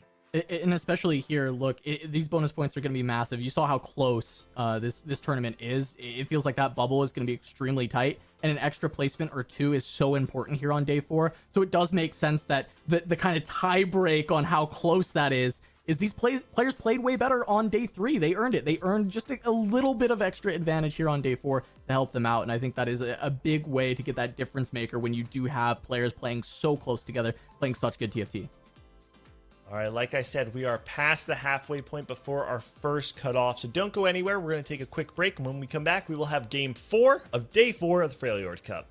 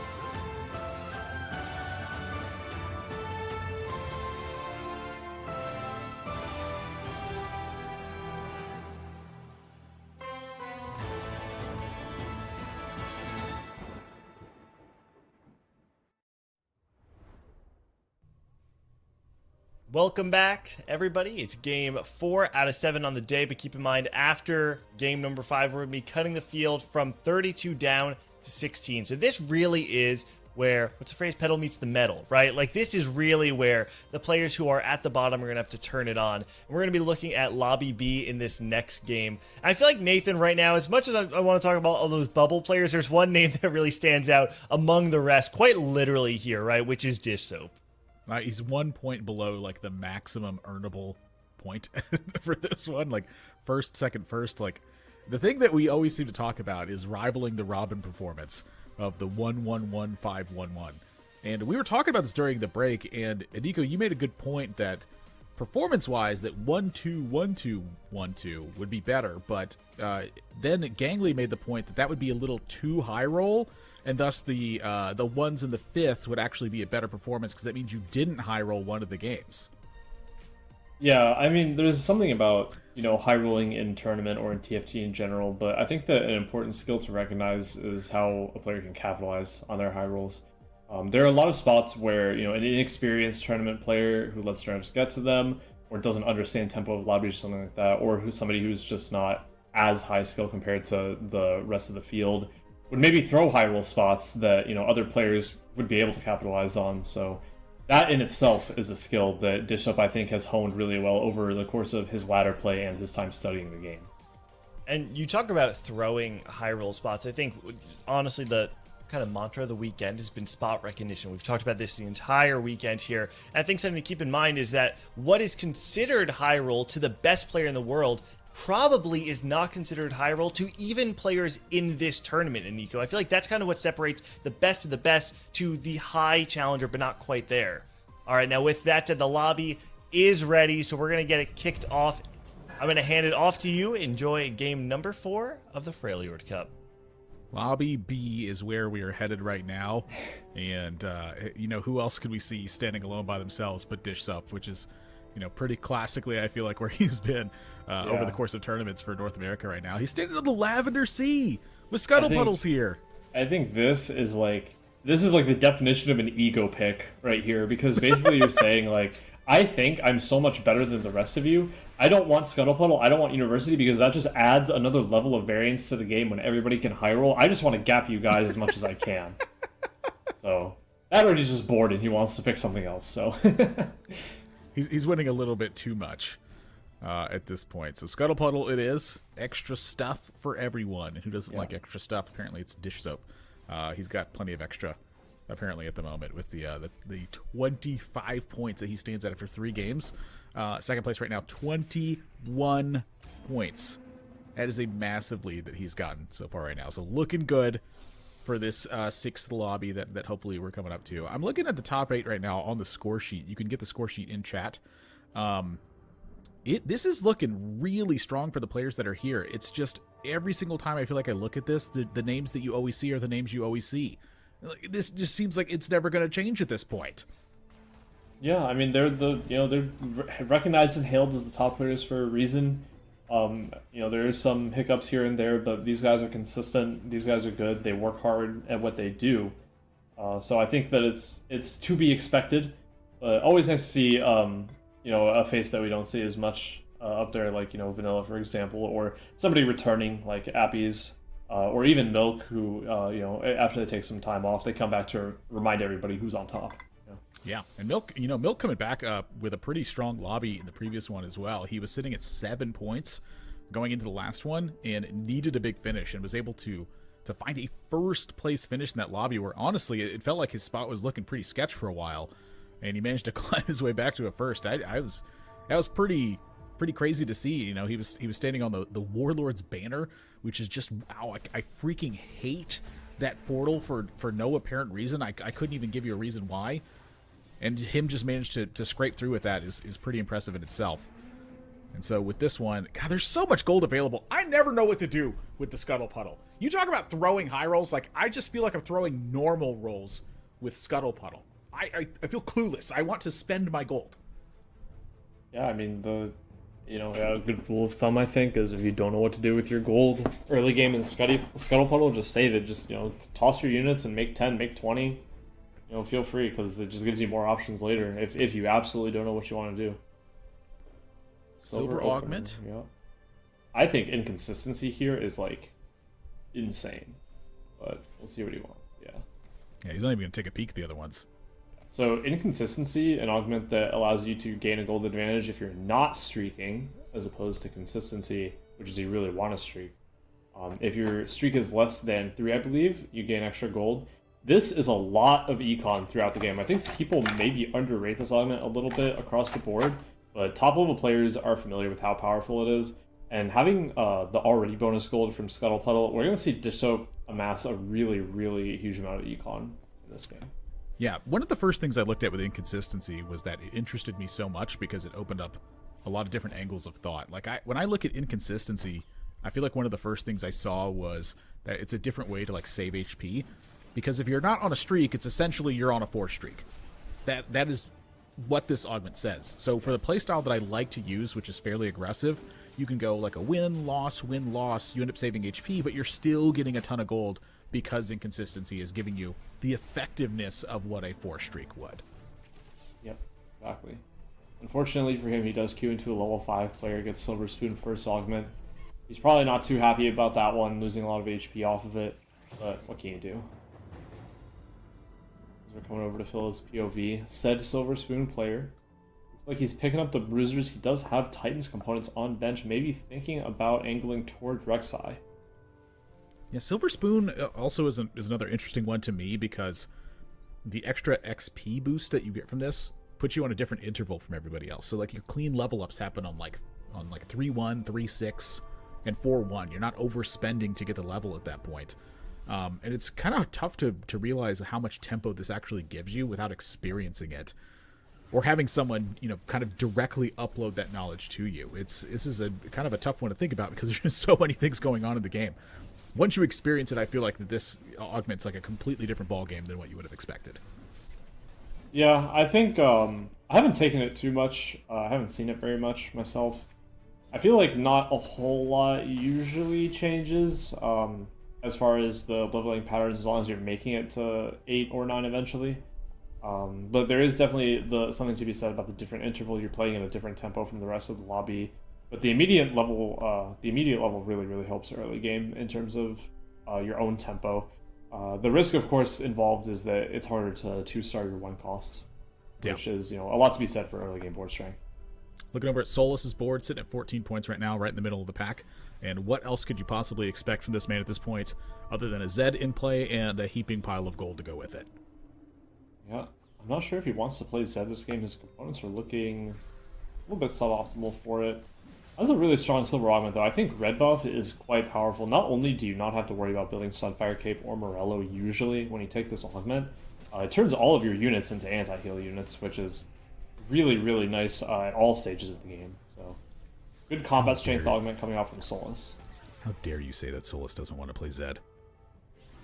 Open rod, open chain. I'm not saying he can't, but components right now aren't looking hot. How dare you? He always plays Zed. He always plays it. You can't tell me he doesn't. Preston gonna pick up bow here. Yeah. I'm trying to look at how these items are panning out a little bit. For Prestivan, I feel like taking a bow here is interesting. So is he just trying to get like an amalgamation of items going and then figure out the rest a little bit later? Yeah, I would say that he's trying to lost streak here for now, save all of his items. Without looking at his board, I would imagine with AD items, he's probably leaning toward either Zed or Akshan. He could also be playing, Noxus, could be looking at Darius items, so be interesting to see where he takes it. His components are very good and they're very open, so I think he has a lot of options. Taking a look at Kurum's board, who has been in the high place for pretty much the entire time. Yesterday he started off with like some good top 4s, and then it kind of waned out a little bit from there. Today, though, he has had 4th place, 3rd place as his finishes, so still kind of maintaining the top of the pack. I really feel like this is the Kurum style, is like he just prints top 4s. And then when the opportunity is very strong, that's when he picks up his first places. It doesn't feel like he's a player who likes to take big risks. He just likes to play strong boards, and then about 1 out of every 8 games, he'll realize that he has the favorable spot and push that ankle. Yeah, I think that it's a good method to approach tournament with. The kind of risky thing about it is thinking about Dishsoap as the kind of player that he is. He's dominating the lobbies today, and he's not the type of player who will, go 1-2-1 and say to himself, all right, I can slow down here. I can just like collect top fours, call it a day. He's gonna say, nah, I'm gonna get more firsts. I'm gonna get more seconds. I'm gonna win this tournament. I don't care. I'm not slowing down. I'm not gonna let anybody recognize they're in a spot to play for first. So if that's going to be Kerm's approach to it, then I wonder how he's going to combat with Dishsoap's approach of playing for first every game anyway, because he can. Yeah, it's a very interesting thing to contrast. I feel like that the inconsistency augment that we were talking about at the start, I feel like that just embraces Kerm exactly. Like, you're not going to be able to win every single round, but I mean, Kerm's not going to not try to do that. Like, he's just going to try to win every single round. It's just that is who he is as a player, and it's very fascinating to me that just set over set over set he has managed to maintain that reputation where he just doesn't lose out. Yeah, I guess the 5 streak here as well, picked up the early karma too. Oh, Preston looks like he's playing Kale actually. That's why he's picking up the bow. Needs that Rage Blade. Rolling down a little bit here just to keep above 50 gold, get the extra units. So the interesting thing about Kale on Scuttle Puddle, by the way, you'd think that Kale's really, really good on Scuttle Puddle. Sometimes it ends up being the opposite because everybody is so high tempo, everybody is hitting everything and capping out their boards. What you'd like to do on Kale is kind of farm the low rollers mid game. Not sure there's going to be that many low rollers in the mid game, so he needs to hit and he needs to hit hard. Just everybody has so much gold that they're able to do what they want to do. Yep. Yeah, that is a concern. You can see that Preston's buying a little bit of time here, rolling on the Krugs too. He's like, he knows he's getting gold, so he's going to keep spending it, just trying to buy time anywhere he can, and just keeps finding more gold. Yeah. Wow. He is extremely rich. Unfortunately, the items are very bad. He doesn't really have a makeable item here. He's probably praying for another silver augment, if nothing else. Maybe he gets Pandora's to bail him out of here. Otherwise, he gets some kind of combat augment, which could just serve him just as well. Rolling pretty aggressively, trying to 3-star everything that he can to spike. I think this is a really good decision from him. Taking a little bit of time with some small decisions in here. 2 3-stars. Won't have time for another. Oh, he got the poppy, but just barely a little missed bit it. too late. Yeah. He also, something really important here, by the way, he did a lot in a little amount of time, right? Which is really great. It was an impressive transition. The bad part is he didn't get to put Slayer or Demacia on his board. So when this augment pops up, he's not going to be able to see the tailored Slayer crest. He's not going to be able to see Petricite Shackles, something like that. This is a really big deal for Kale. Having Slayer +1 will add so much to your board throughout the game at every single stage that it's almost an insta-pick for every single person that plays Kale. He's not allowing himself that option here, so I'm wondering if this is going to come back to bite him. We saw earlier that Setsuko was able to get a bunch of Slayer spats put together, and it turboed him to the end of the game fairly easily at this one. Tiny Titans is a big bailout for this composition too. One of the primary things you're doing is you're paying life for gold so that you can gain strength later on. Prestovit now has recouped about half of the life that he's paid at this point. Yeah. That is a massive turnaround for him. Yeah, I think that other than Pandora's items, that Tiny Titans was actually the best augment he could have hit here. Really good synergy as well as other augment, which is Blood Money. Whenever you lose HP, you gain more gold. It pops out of you. You're kind of getting beat up like a pinata almost. And so now that he's recovering all the HP, not only does he get more HP to work with throughout the rest of the game, he can play a little bit greedier. He also just gets more gold the more damage he takes now. Yeah. So upping his econ as well. Been refilled. Yeah, he just has a lot of resources to work with at this point. Dishsoap got some pretty nice items for the Zed reroll line here, but I feel like he's missing a few resources. Roll down to 20 gold, still has Zed 1 and not a pair of Zeds. So you're sitting in this spot. What are you thinking right now if you're in Dishsoap's seat? You probably really want some Zeds, that's for sure. I don't know if he's contested this game. It looks like Solus is angling it. Much to nobody's surprise. Solus is also 50 gold, so Dishsoap probably feeling a little bit nervous about his spot, but knowing Dishsoap, there's some way that if anybody can find a way to turn it around, he can. I feel like a lot of times I play that line, and if I don't hit very well on that kind of roll down, I contemplate swapping, but I look at the gold and I'm like, how can I do that? Wow. The lesser duplicators here paying off in a big way too. It's notable that Christopho, he took social distancing here, and this is like purely to buff the Akashan. I feel like in this lineup where everything is like clumped on your front line, you're trying to just build a hefty front line to soak up HP while the Akashan does all the work. Yeah, I mean, so social distancing, it's not very important on the front line. I think we can all recognize that. I'm wondering if he should consider giving it to at least the Rek'Sai, though. Rek'Sai does do a good amount of damage, especially Rek'Sai 2 at this stage of the game. It might just not be something he's concerned with. It might be something he's forgetting about. Either way, we're going to see him go to level 7 here. Strong board, Akshan 2, Deathblade. He's also going to be looking to get maybe a Runons or an Infinity Edge completed off of Carousel. Yeah. So double lesser dupes as well. He's just going to econ back up here and go for that Akshan 3, I think, as his game plan. Oh, yeah. I think you make a good point there, too, with Rek'Sai 2 at this stage. You know, she's going to be cranking damage if you give her the ability to do so. She doesn't even need items. It's just everyone else does not have a bunch of upgraded units right now. Take advantage of that. Yep. Grabs the bow as well, so we're going to see the Runons indeed from him. Still on Minhee getting the spatula. Be interested to see what he does with that. Looking like Sork Spat with these items. Possible. So grabs Tear for Hodge. Precedent getting a chain, actually. So Precedent seems like he is valuing the Poppy items pretty heavily here. Rod might not have been available. I didn't get to actually see. So, I mean, he looks like he will go for the Sork Spat. Already has the heart. Also picked up Young, Wild, and Free. I didn't even realize this. He's first place streaking right now. He just wanted the pick prio for the Spat. Looks like it paid off really well for him here. I was kind of surprised the first time that I took this augment. I was on a win streak when it happened. And I was like, this seems like it's pretty good. I do need some items here. And then I was like, wow, this is actually really good sometimes, where you just get to wander on in and take whatever item you need. You know, one of the advantages of being on a lose streak is that you get to pick from the carousel first. When you're able to just take that away at simply the cost of a silver augment, I feel like it's been pretty good so far when I've used it. Yeah, I think it's a very powerful augment in the spots that it's good. I think it's also a very fun augment, which helps. Like everybody likes just being able to run around on the carousel. You know? Oh my gosh, I'm looking at Prestiven's items and I'm getting a little bit nervous about them. I'm not gonna lie. No, I think he's just relying on wolves to correct his items here. I think what he wants to do is just take advantage of Tiny Titans and Blood Money and sack just a little bit more for the stage, just to get more econ back up. Because, you know, it's the mantra with Kale, you just want to push levels at this point. Yep. Still in Minhee. This is looking pretty fantastic now. 4 multicaster, 6 sorcerer. It's tough to ask for too much more from this, I think.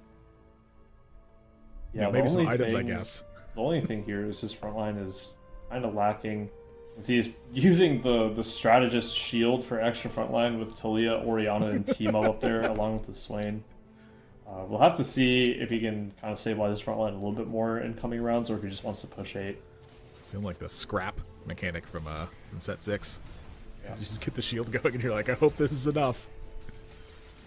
On the bright side, his damage is definitely not lacking with the 6 sorcerer. Oh no, it's hard to be lacking at that point. Peeking out the win over the Akshan just barely. Dish soap. Very close on that one. That's a pretty critical loss, it looked like.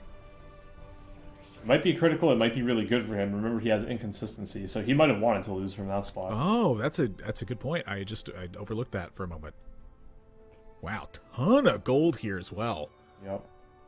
My gosh, like this is like the okay, let me level up real quick just to help get the thought out of my head to save me a little bit of time for next round. It's almost level 8. Yeah, and you know the best part about it? He has silver spoons, like you were saying with the different intervals here. He's going level 8 with no leftover XP. He's getting a perfect clean interval to 8 next turn. He can roll down with freedom right before his augment. It's a lot of gold efficiency being had here. My gosh, Scuttle Puddle is so much stuff. Yep. And here we go. Shen early, big level 8 roll down coming for the Challenger Ionia board.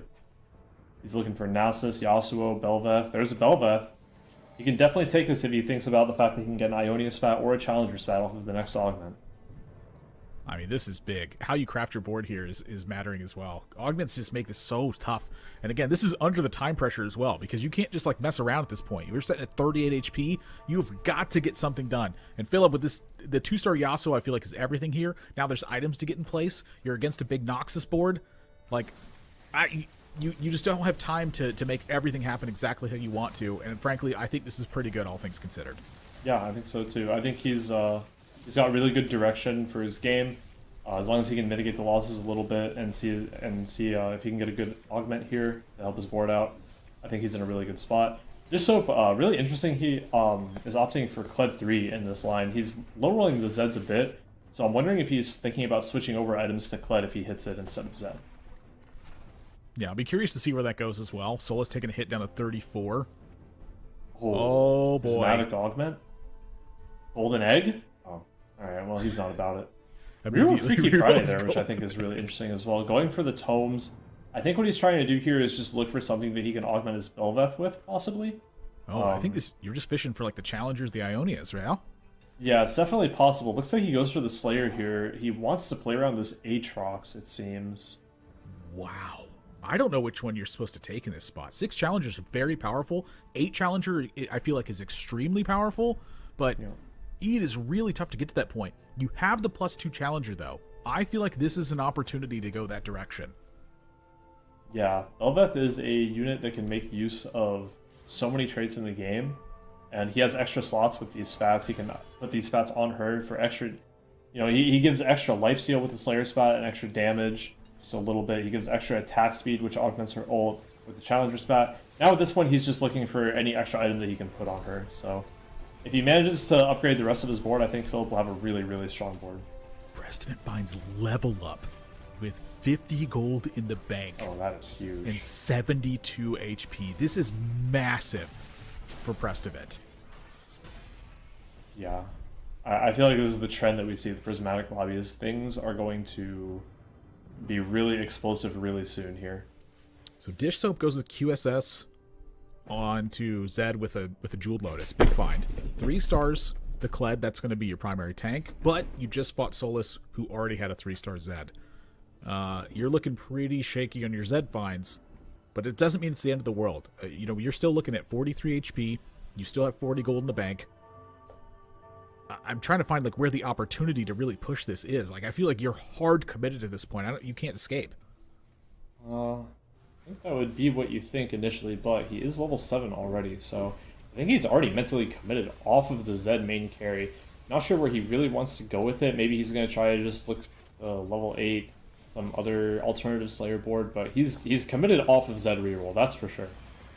How much time do you have for that? In this lobby, it doesn't seem like too much. This lobby is spiking really, really hard, really, really quickly. We'll see where it goes. It seems really tough for this one. Top to bottom, taking a look. Kurum on the win streak right now at 75 HP. We saw Prestivent dip down quite a bit of HP in these last 2 rounds, but taking that level up, I think pretty committed to trying to cap the levels and then figure out the board. So just enough time it's looking at. Also, it looks like Prestivent does not have a ton of items to work with. Like, you look around the lobby, it's like Bobster's low on items, Prestivent's low on items. It feels like everyone else has got something figured out. Yeah, it could just be item augments that people were taking here and there, not really sure. A lot of the crown augments do give items as well. Auction 3 getting picked up here for Kosovo in addition to Lysandra 3. Should be really strong here. Interesting that he chose to stream a Spat the Vi here and not the Lysandra. Probably just wants it for his front line, but I think that we'll be seeing him cap out his board around 5 or possibly even 7 stream if he can get there. For now, though, his board's looking really good with the upgrades. Yeah, I feel like for this composition, it's tough to get to a 7 Shrima spot. I feel like level 8's like the earliest that you can realistically do it, keeping all your important traits in play. I feel like this could go any number of ways where like Vi's holding it because you expect this to be a temporary unit, but step number 1 of this composition is Auction 3. Now, that's acquired. What's step number 2? Looks like level 8, and then step number 3 is question. Yep. I'm playing the classic challenger board as well. Has the Yasuo 2 and Kaisa 2. Reasonable HP and econ. But can he feel so good in this lobby where everybody is going to spike so hard? I mean, Preston's already level 8, 50 gold, already winning rounds. I think that he's definitely one of the favorites. Philip was looking like he was having a strong board going into stage 5 as well. Dish Soap looking a little bit suspect here. Just leveling to save as much HP as he can. This might be like an opportunity forfeit from Dish Soap. It's like, don't go 8th. Yeah. Oh, my that 2 as well. moving the RFC to her with these spats. This is Oh, dangerous. that is not fair. Philip just reminding the lobby that he's a threat. Oh, that is truly not fair. Up against Solus now. So this is a big test right here. I feel like if you can beat this board from Solus, that is a massive mark in where your lineup's going to sit. To be honest, I'm wondering if maybe the Slayer spat is a little bit wasted on the Belveth here. I mean, at later levels when you can put in, 3 or 4 Slayer, we can talk about it. But for right now, just 2 Slayer, all it's really doing is a little bit of extra Omnivamp. There could have been a better item, I'm not sure. But, I mean, you'll take a Belveth 2 either way in Stage 4. Yeah, I don't think you're necessarily expecting to hit this Belveth too, and probably that's why the Slayer spatula is there. Yeah. All's well that ends well, I suppose. That was a clean win. I can't believe I said if you're able to win that one after looking at the board again. Precedent looks like he's going to find a lot of items here, like you were mentioning. Hopefully he finds something for Poppy. Already looking like he has really good items as well. One of Poppy's best items, the Bramble. Rage Blade on Kale, obviously. Edge of Night being a really good tech against the Zed players. Got a Cloak. Maybe we can find Not something. too He has bad. Stone Plate available. Vow. Definitely a lot of choices here. As he's just going to push 9 as well. Wow. Yep. A clean 9. We might even see a level 10 push from him this game if he finds what Seriously? he wants quick enough on 9. Honestly, I don't even think that's unrealistic. Kerm's sitting at 67, Bobster at 52. Still all players alive in the lobby. Heimer too, I'll take that one, of course.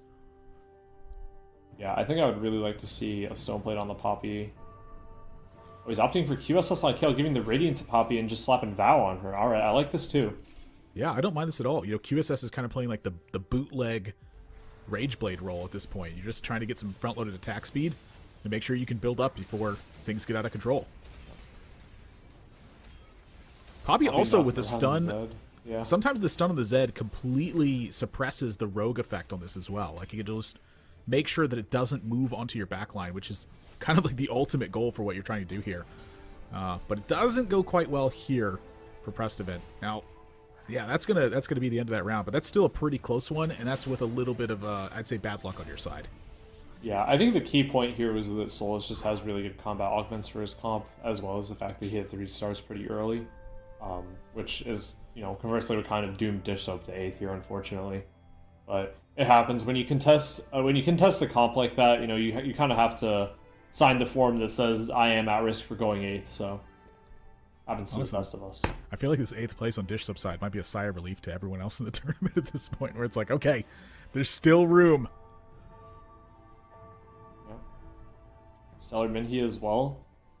Going for the multicaster comp, he has a myriad of spats here as well, getting the Strategist Soul and the Strategist spat, as well as the Sorcerer spat, giving a ton of extra AP to his backline. Really like the ZZ route standing next to the Ionic Spark as well, to make sure that the unit holding the Ionic Spark is not taking the brunt of the damage, so you get a little bit of extra value there. Oh, look at how it just good. evaporates the board. Vel'Koz 2, by the way. Yeah, I don't think he needs to feel very much pressure to be rolling here. I mean, I know he really wants Jarvan too, but I think that econing back up from his spot makes a lot of sense. That said, in a tournament, there are different ways to play. So if he's not aiming for first strictly here, he might just be trying to get top 4. He might think to himself, all right, well, Precedent's high rolling Kale, Solus is high rolling Zed, Philip has a really strong board. I need to just play for top 4. I feel like that's a strength that a lot of players have, is that you recognize very quickly that a first place finish is way outside of reach at that point. So you're doing anything you can to try to scrap by with another placement, just one step up. Also why saving HP is so good early game. Like, we see Kurum sitting at the top of the lobby. He's fine to just top 4 this game, I believe, if things go as expected, just because he saves so much HP early. And Solus actually going down in 7th. Looks like the Zed players are holding hands 7-8 this lobby. And that was a pretty early hit from Solus. I think it just speaks to the strength of the lobby overall, and maybe a little bit to how, a comp like these assassin-esque comps, one of them being Rogue, people in tournament will take it very seriously and they will not underestimate the strength of it. Whereas on ladder, some people might not be paying as much attention, and you can capitalize off of them positioning poorly. Everybody in tournament will be positioning for the assassin player. Yeah, I mean, we're seeing builds take place that are for those players as well. And that's just kind of the style of an assassin-like composition. It is very hit or miss. You either beat your opponent very handedly, or you get defeated very handedly. That has been pretty much all of the experiences I've seen from that. Yep. Obster also contesting the Vel'Koz here. He managed to find his 3 stars well before Stellar Minhe did. Philip riding along with the Bel'Veth. Hasn't found the replacement Yasuo 2, unfortunately. But he's just hoping this Bel'Veth can get things done in the meantime. For Bobster, this is the second event that they have been playing, and the last one was Mecha Cup. They got through the first week, but got knocked out in day 3. So the first day 4 here for Bobster. We're taking a look at Philip's board. It just, wow, the Bel'Veth. I don't. Who can challenge this Bel'Veth right now? Probably Kale, if anybody. Possibly Akshan as well, but Cristofo, is he? He's gonna cling on by the skin of his teeth. 2 HP. He's got to make something happen here. He's got to position well, and he's got to try and, you know, eliminate maybe Philip. I guess he is the only person that I could see that he could possibly beat. Minhe, there's an argument if Minhe's Vel'Koz doesn't just wipe his board, but it's looking pretty dicey for Cristofo right now. This was like a quick Akshan 3. Yeah. Like, what's going on here? Why are all these 3 stars just getting dumpstered in this lobby? I think that the story here is probably just the front line. I mean, his front line is 4 Bruiser. It's not the best. You really want the Nasus 2 as well as the Freljord to provide most of your front line, so that the Akshan can have enough time to clean up the rest of his board after the Freljord proc. So we'll see it here. I mean, this is a Vel'Koz too, so you'd expect Akshan to be able to win here at least, and it looks like he will. So Cristofo going to be hanging on for a little bit longer as Philip actually goes down. This lobby's crazy. Kurum down to 13. So stage 5 going not good for Kurum in this one. We'll see where that pans out for. But Cristofo, I'm still surprised that this is so close on the 5th place at that point. We see Bobster going for more 3 stars in this one. This board feels pretty nuts. Yeah, I'm really interested to see when Bobster and Precedent play each other. It looks like they dodge each other for the entirety of the stage, unless it was 5-1 where they play each other. But I think the Vel'Koz board actually does stand a chance against the Kale board sometimes. It's really positioning dependent and really RNG dependent on the fight RNG itself. And Kurum here looks like he's actually just all in for the 3 stars. He knows that he needs either Kai'Sa 3 or Yasuo 3 to effectively win the lobby. Also opting for Kalista 3. I don't know if this is enough though. I feel like you really have to go for the 4-cost 3 stars, but looks like he's giving up on them and just resigned to accepting this as his cap, just the 2-star Ionia board with a Kalista 3. It's not too bad. A little bit more front line available. Is that what you're going for? Indeed. Val upon Shen. Solid items on all of his units, all that being said. Yeah. I think that Kurum, he's going for this Kalista because of the Ionia spatula. You get all that free attack speed. Why not make that unit more powerful? I'm not sure how much payoff it had in this matchup. It felt like positioning and strong units and strong items made the difference there. Stellar Minhe out in 5th. Not a good day so far for Stellar Minhe after coming off of the 1st place finish yesterday.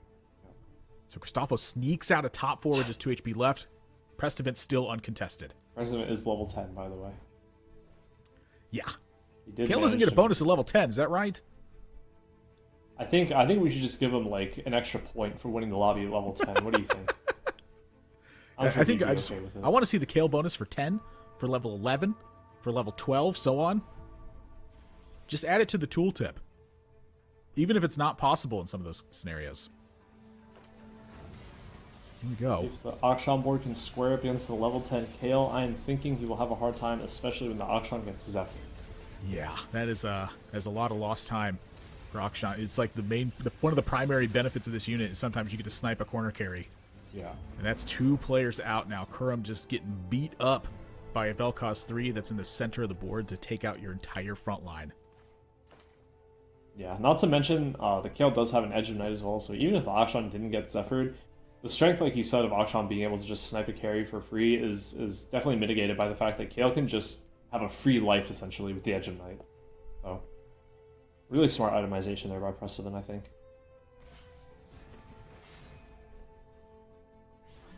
Looking for those Pick up a Gwen few extra too. upgrades. Looking for either Scion or Senna. I think he'll take either. I don't know if he had enough time to really position his Zephyr exactly how he wanted it. Might just be going for the Soul Read here. Winds up missing getting in his ear, but don't think he really needs it that much. We'll see, though. Poppy's really kind of everything right now. If the Poppy stands up, you have time to kill the rest. That's exactly what happens in this one. You got about 1 round to fix it, Bobster.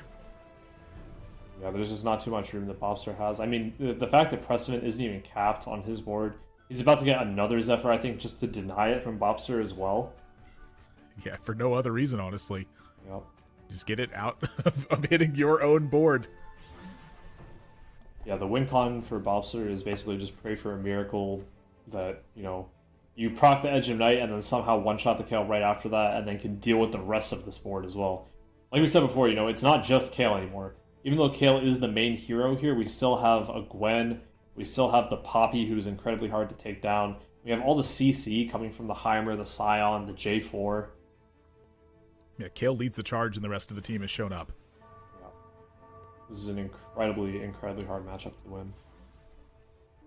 A little bit of President change just going there. for the guaranteed double Zephyr as well. Wow. Wow. Yeah, I think that's lights out. Yeah, that's all true for sure. How do you recover from this? Come on, Vel'Koz! Well, you know, Alright, well. he tried his best. Yeah, they tried their best. That was really good by Precedent, though. I think that he recognized that even if you position around the one Zephyr, just having the extra one in tow, able to place on the Heimer, he's basically min-maxing all possible positioning he can to try and hit one or both of the multicasters, and it paid off in the best way possible for him. That was really well played. I think it's also worth bringing to attention that 3 of those top 4, Bobster, Prestivan, and Christopho, were all sitting at 12 points going into that game. We said it before, but we have game 4, game 5, then we cut from 32 to 16. Nathan, to be in that position where you're sitting below that current bubble, all 4 of you top 4, it has to be a really big sigh of relief for those players. For each of those players, yeah, but, you know, there's still all of you made the top 4 at that point. You're like, oh no, some of you get knocked out in that one. For Preston, it's definitely more breathing room, you know, shooting up to 20 points at this stage of it. But you're kind of hoping that some of them get knocked down. You know, that gives you a little bit more breathing room at that point. Now everyone's still kind of contesting each other. It's right that middle of the pack that we've been seeing pretty much the whole tournament. It's like everybody's fighting to get that one extra spot. It's something that we talk about so often and not necessarily something that we see all the time. We're seeing it in this tournament, though. All right, let's take a look at how the other lobbies shaped up. If we pull those up, you can see in Lobby A, Connors meet Vanilla XD once again in the top 2. Lobby B, as we saw Prestivan and Bobster. Lobby C, DQA having a great tournament run. Malala also in the top 2. And T-Boy and Asian Barney rounding out the top 2. Nico, before we look at the overall standings, I'd like to hear some of your thoughts on what stands out to you here. I'm really glad that, actually, might be a surprise to you, the name that I'm about to say, but Malala, you know, I like when Malala has good tourneys. I think that I recognized, you know, a couple sets ago that Malala is just a good tournament player in general, and the fact that he's succeeding brings a smile on my face, because he's also part of that study group that we were talking about before, and it just shows that that's always nice to see in TFT. All right, well, with that said, let's take a look at the overall scoreboard on the day. Keep in mind, we have one more game coming up before that cutoff from the top 32 down to the top 16. Looking like right now, Nathan, 18 points seems to be the bubble. Kiyun, Goobums, Bobster, even Setsuko and Milk sitting on that bubble right now. Yeah, this is, again, it's just been a tough tournament at this point, you know. I'd say that maybe a little bit tougher for Nico since he forgot to curse Vanilla in the last game and thus the giant win popped out. But when you look at this, again, from top to bottom, it is just, it feels like every single one of these names is someone I can point out and talk about for a while. This middle of the pack right here, too, is looking rough. DQA on top of the cup here. Dish Soap right behind that. Appy's still sitting in the top 4. Robin and Kurum also sitting in this top 8 right now. These are consistent players. You know, this is not necessarily about getting a ton of first place finishes. It's about not having really bad finishes. That is such a huge benefit to TFT tournaments because over time, those extra 2 points just keep stacking up. We've seen that all tournament long. It's almost never going to stop until you start having best of 1 metagames, which I don't imagine is anywhere near the tournament scene right now. I want to draw a little bit of attention to the fact that, in that top 8, we are seeing a lot of those names that are more established. We saw Robin there, we saw Dish Soap, we saw Spicy Appies, and we still had, I know Crowan talked about it at the top of the show, there's one player left in this field who this is their debut in competitive TFT. It is ZT Bunnel, who unfortunately is sitting at the bottom of the standings. But Nico, I guess I'm kind of curious, once upon a time you were the rookie, but it was kind of in the place where TFT was forming itself. I think there's something to be said about being a rookie in a field of established players, because the truth is ladder, while it's a great indicator of skill, is always going to be different because the strength of lobbies in tournament just has to be different. Yeah, tournament's definitely a different beast than ladder. I think that the main thing, though, is it really comes down to confidence. And I know I've said this before, but TFT really is like a mental game. A very, very large part of it is a mental game. If you're playing in a tournament and you're worried that you're the rookie and you're worried that you're going up against all these big names, if that gets to you, then you're already doomed. You have to be confident in knowing that you are making the right decisions, and you have to be able to just look at your play at the end of the day and say, you know what, even if things didn't work out, I played my best. And that's really the most important thing, because there's always going to be more tournaments. So, you can worry about establishing yourself and you can worry about, all this stuff, but just play your own TFT, and at the end of the day, you can be happy with yourself. Now, they may not be rookies, but we do have a lot of players who are probably still relatively unestablished in the scene, sitting in that top 16. I'm thinking of Vanilla, I'm thinking of Dace, I'm thinking of I'm Jack. These are the players that I think are really looking to put a stamp on their presence in TFT. And the good news is we have one more game to play until we cut to that top 16 and go to the penultimate lobby before our top 8. So don't go anywhere. We'll be back in just a couple minutes with Game 5 of the Freljord Cup.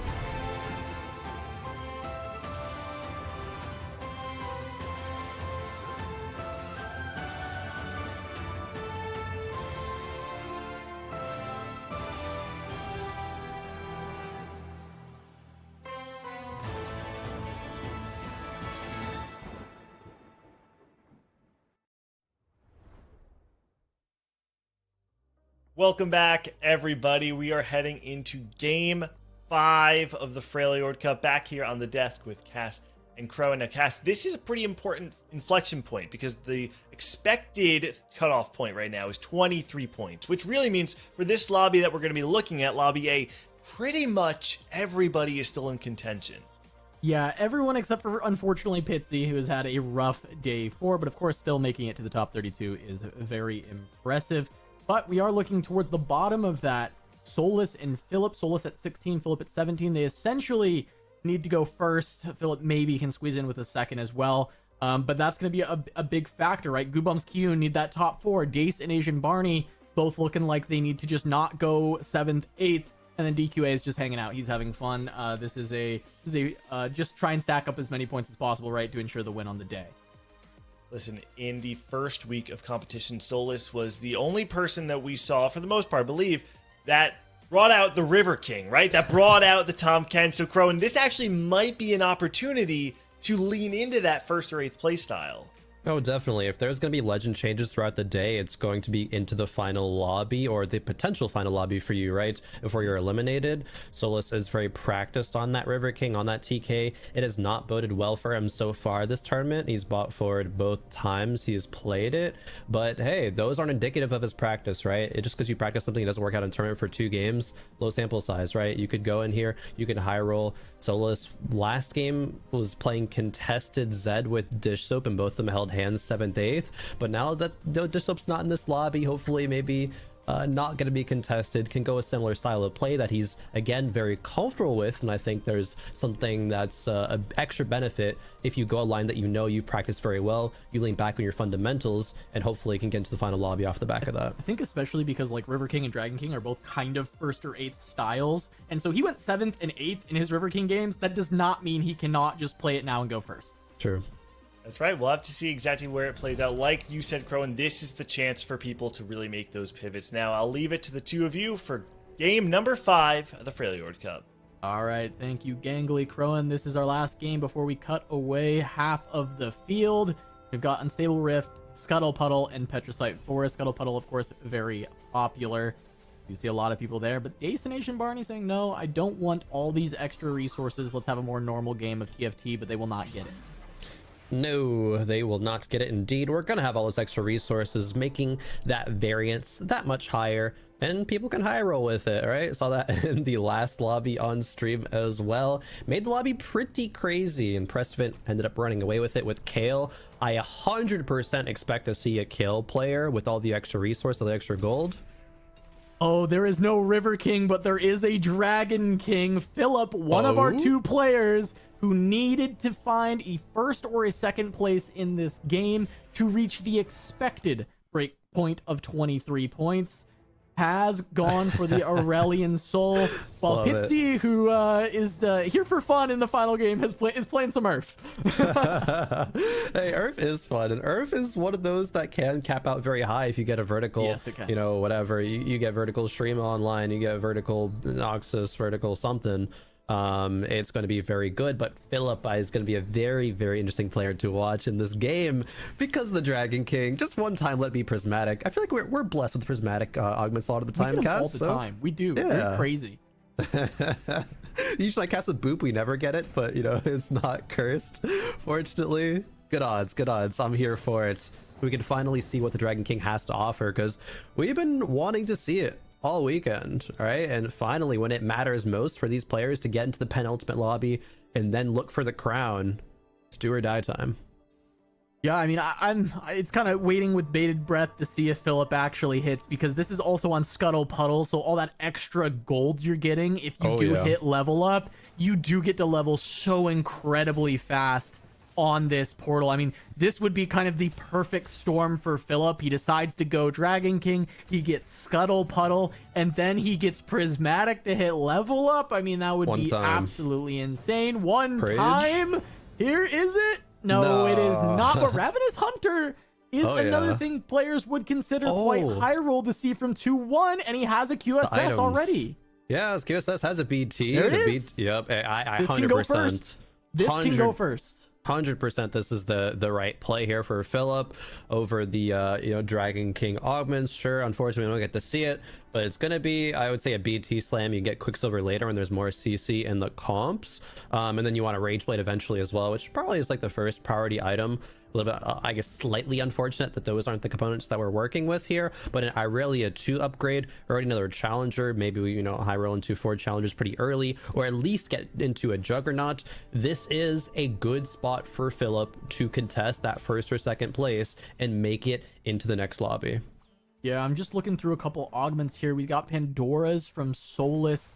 He's usually committing towards that Zed immediately, as we've seen him in the past. He's got a duplicator on his bench as well. And Pandora's historically was a very good thing to run when you are a Zed Forcer. It used to be TF was the augment you wanted, or the legend you wanted to run with this composition. Nowadays, people leaning away from that, but still Pandora's very good to pick up. I do notice Kiyun has Idealism though, and we could see a contest, especially since he is just making money and playing a single Zed. I wonder, is this a Zed commit from Kiyun? I can't tell. Yeah, 100% it's going to be, and he's going to want a loss streak. I'm not sure if anyone else is full opening, otherwise he could buy this Kale and play 2 Slayer, but even the Hodge is on the bench. Nothing really to, nothing to see there. Kiyun's gonna be one of those players who again wants to go for at least a top 4. Maybe like he'd be satisfied with the top 3, top 2 to feel a bit safer, getting towards that 23 expected threshold. Not that it has to be 23 as well, right? It could maybe in some world be up to 24 points. So you're just gonna want to play as well as possible. Aim pretty much for first.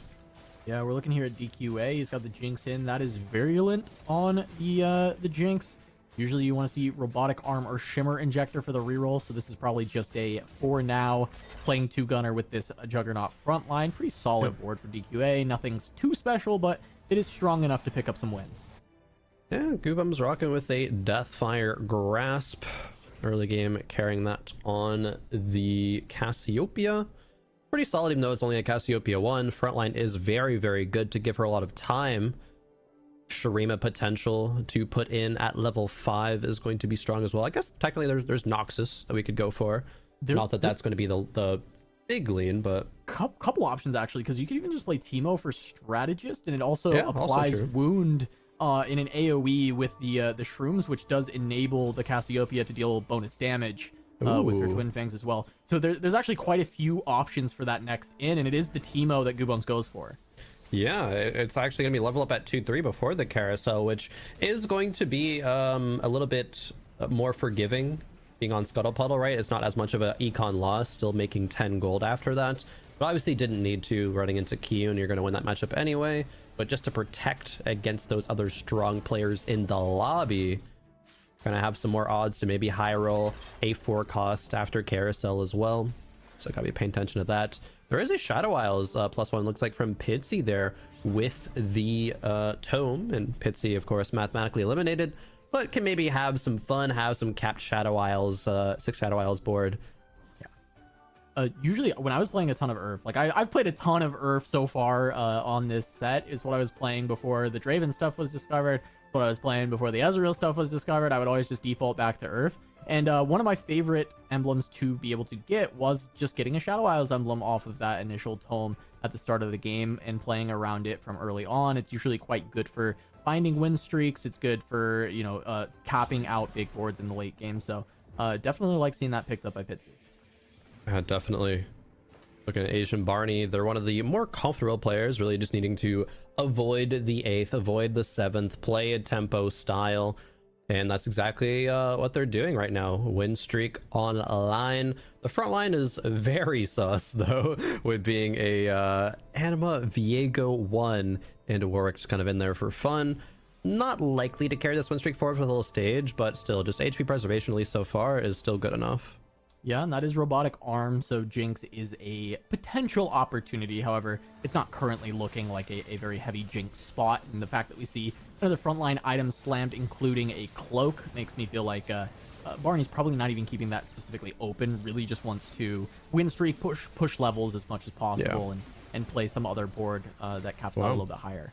That slam actually might be the difference in this fight. The Gargoyle slam there. That Viego tanked a ton of damage, and it looks like it's going to be all safe. This last cast can do it. No, not it's so close. Quite. And that's actually so huge to lose that streak there. Goobum's able to continue his being able to find that Cassiopeia 2, making all the difference. Man, set 2 with Eternal Winter, 50 gold, 4 streak, DQA in a fantastic position, isn't even committed to any specific line just because there was a econ opener and no item slams, both the belt and the bow, right? Very, very flexible. This set, you know, we could be like, okay, that just leans into a Kaisiaso kind of line, and it very well could, but DQA is going to level 6 on 2-6 and still has 20 gold left over. This is so aggressive. Yeah, the lobby tempo is crazy, and DQA recognizing that there's actually quite a few very strong boards out there, seeing a way to make himself even stronger. He gets to play both Sorcerer and Multicaster by playing this Vel'Koz, and I think it could actually make quite a difference even in this fight. This fight not looking exceptionally close, but he did get to add quite a fair bit of damage and stats by playing this Vel'Koz. Yeah, I don't know if it was the difference or not, but either way, I think Goobums was the other scary player there. But both of them dodged each other. DQA and Goobums both streaking into neutrals. Dace is going to be the Kale player. I said there's probably going to be one, and ooh, just one Kale away from Kale 3. Still 4 Maokais and 7 poppies away though, but as was mentioned in the previous game, probably going to want to roll down very aggressively after neutrals because you're going to want to keep up the pace against the rest of the lobby, who also is super strong just because it's Scuttle Puddle. Yeah, I mean, you look at the tempo of the lobby, and it's expected in Scuttle Puddle for it to be this high, but it is obscene, right? So Dace may just have to roll all the way down here on 3-1 just until he hits, utilizing the fact that he's still on level 4. He has a lot of gold to do it, but that can be the big difference, right? You just have to hit this whole board and start leveling right away. These rolls aren't coming through very quickly. Just make sure that he's going to have all the units that he wants to hold. That Sona going to fit in there very nicely, but needs to keep on rolling it down. Kale 3, that's the most important unit. But Poppy's the second most important unit, and we're still 6 Poppies away. Yeah, and the problem is like, as much as they are the most important, it doesn't matter unless you hit all 3 because you need the Poppy 4. So yep. you just have to hit everything with this composition. And Dace going a little bit slower than anticipated and slower than Prestivan did in this same kind of situation, right? Scuttle Puddle playing Kale 3-1, having a ton of gold. We saw Prestivan roll it all the way down until he hit all 3 of it. He rolled down to like 10 gold or something like that to do it. Dace gonna slow down there at 30 though. He didn't feel like he was close enough to hitting to actually send it all the way. Exactly. I think that's gonna be the difference. Wasn't close enough only having 3 poppies. Like even if you rolled a 0 and you're still like 3 poppies away, 2 poppies, it just grieves your econ, and you're gonna be just worse for wear in terms of the whole pacing of the entire game. Can make up a bit of that gold with medium forge, but magic wand, I think there was a spare bow, so that could just be a second rage blade. Not the best in this composition, however, but it looks like that's gonna be the angle, and yeah, it is. And there is a spare bow. That works out. It does get some more damage, right? Of course, the AP though doesn't actually benefit your front line too well. It helps a little bit with the Poppy getting a bigger shield. Maokai doesn't really do too much for. I've actually seen Not Today be a pretty good augment with this comp as well, because a lot of people are building that Edge of Night anyways onto the Kale to try and protect against the Zeds, protect against her just getting sniped, and just giving 35% attack speed on top of getting to build the defensive item ends up being very good for the Kale to help stack the Rage Blade even faster. Yeah, maybe if there wasn't a bow on the bench for Dace, that would have been a big consideration. The fact that there was a spare bow, it's like you don't really want that for anybody else. And later on in the game, after we're pushing levels and find a Gwen, the Magic Rod AP for the Gwen is pretty good, but yeah, it's not really going to be of much use for anyone now. And it's unfortunate that you're hitting the set with Eternal Winter because, yeah, attack speed being slowed.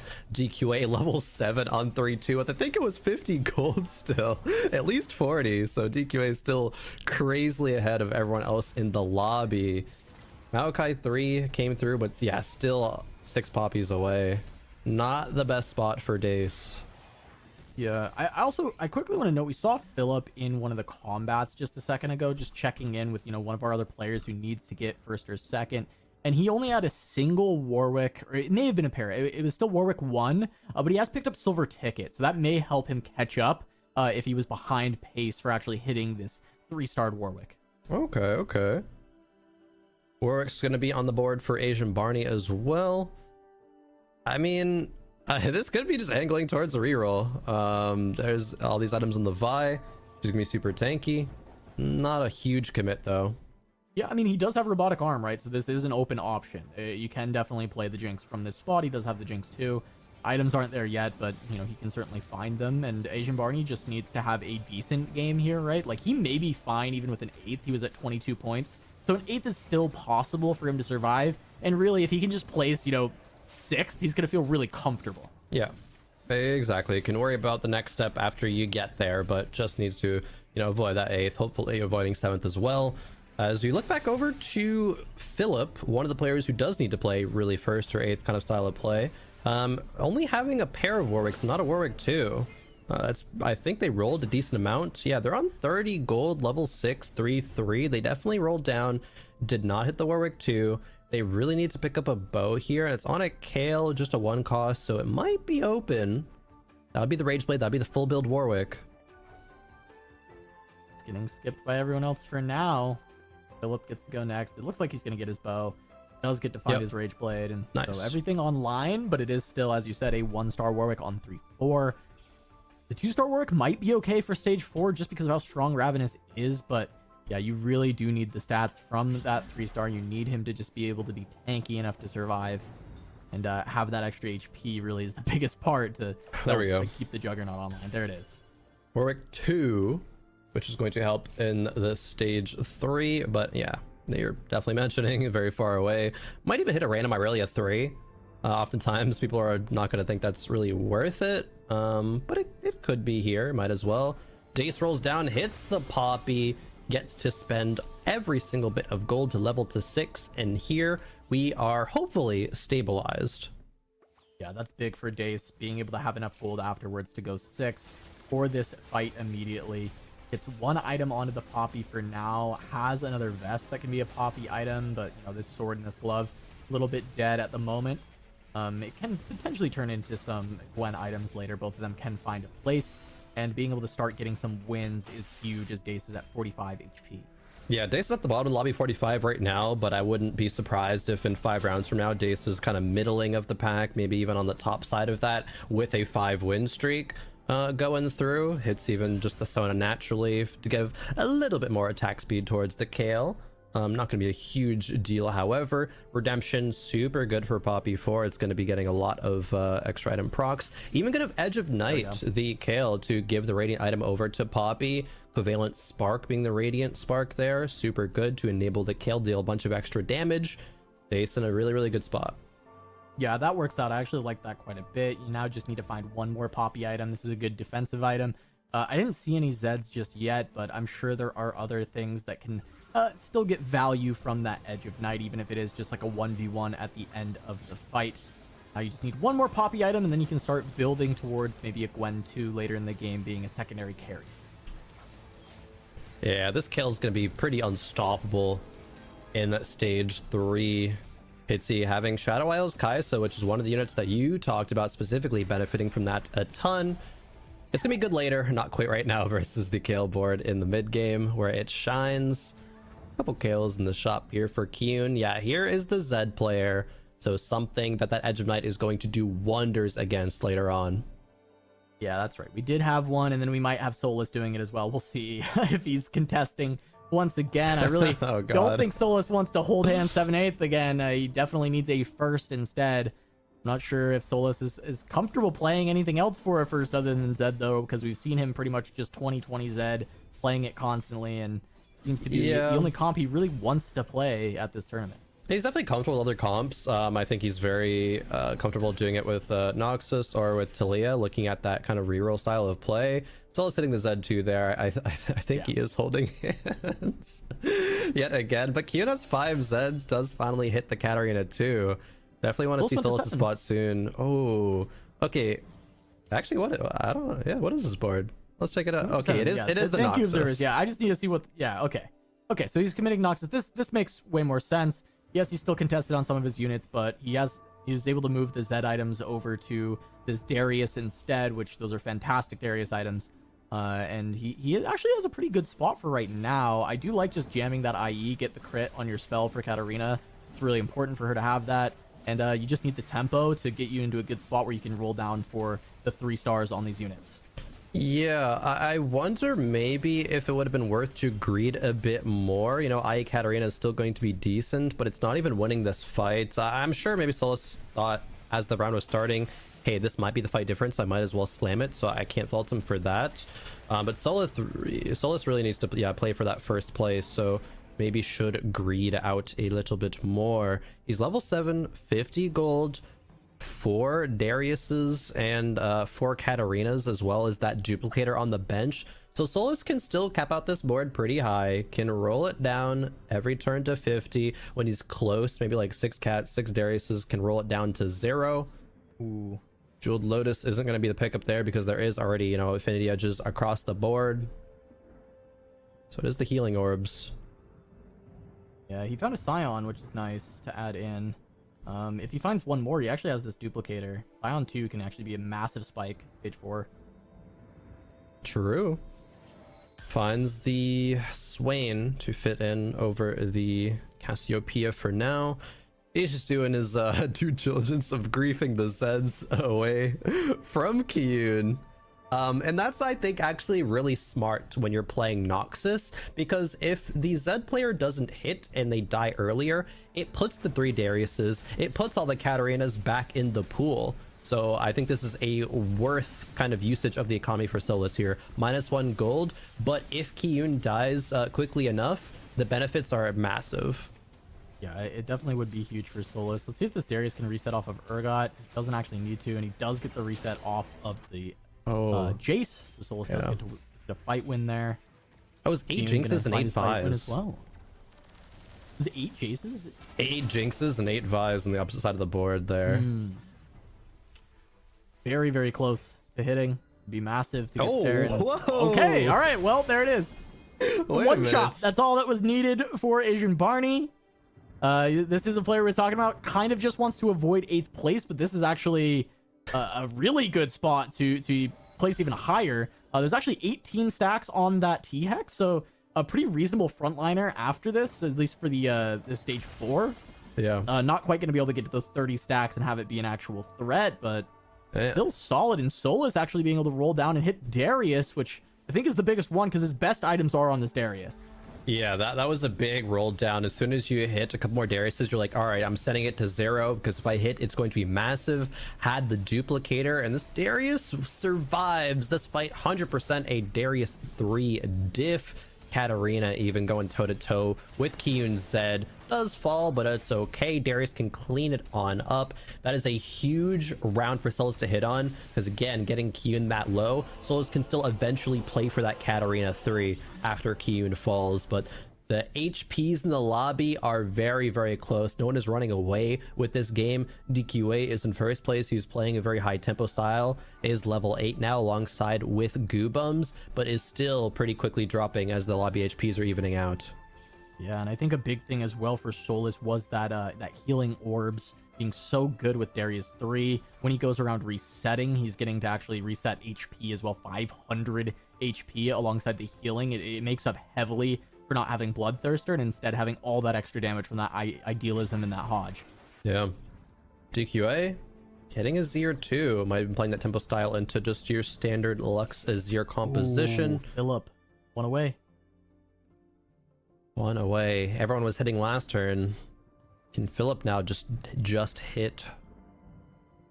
Doesn't want to roll a 0 though, it looks like. Maybe scouting out, seeing how many Warwicks are gone out of the pool. Is anyone close to dying with Warwicks? Something you got to be aware of. But Aurelia 3 did come through, as well as the Kai'Sa 2 and Yasuo 2, and that's on level 6, right? That's pretty hard to do.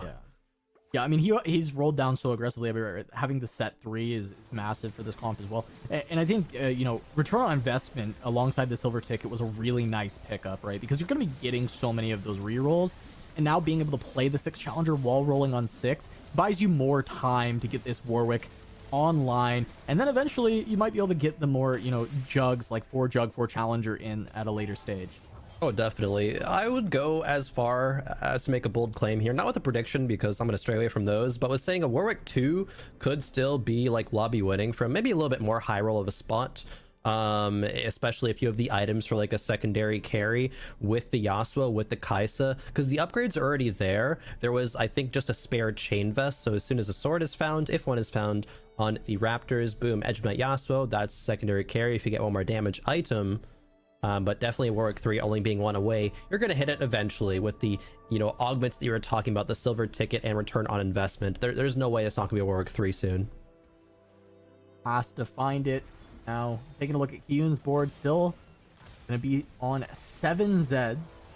Solus is holding a lot of his, though it is enough to get some of this board down from DQA. Can Kyun actually find the win? It looks like Zed and Katarina have been able to do it. Idealism with both of these Hodges on the main carries. Still a very strong board for Kyun, even though he is only stuck on 2-star. Pitsy 6 Shadow Isles, but it is not quite enough. Runs into the Kale board. Too strong. Pitsy had a solid run to get to the final day, but that's the last we're going to be seeing of Pitsy this tournament. Warwick 3 for Philip. There we go. And yeah, Philip's even top of the lobby right now. Lobby HP is real close. DQA falling even farther from his kind of insane lead there, but Solus towards the top with the Noxus. Wow.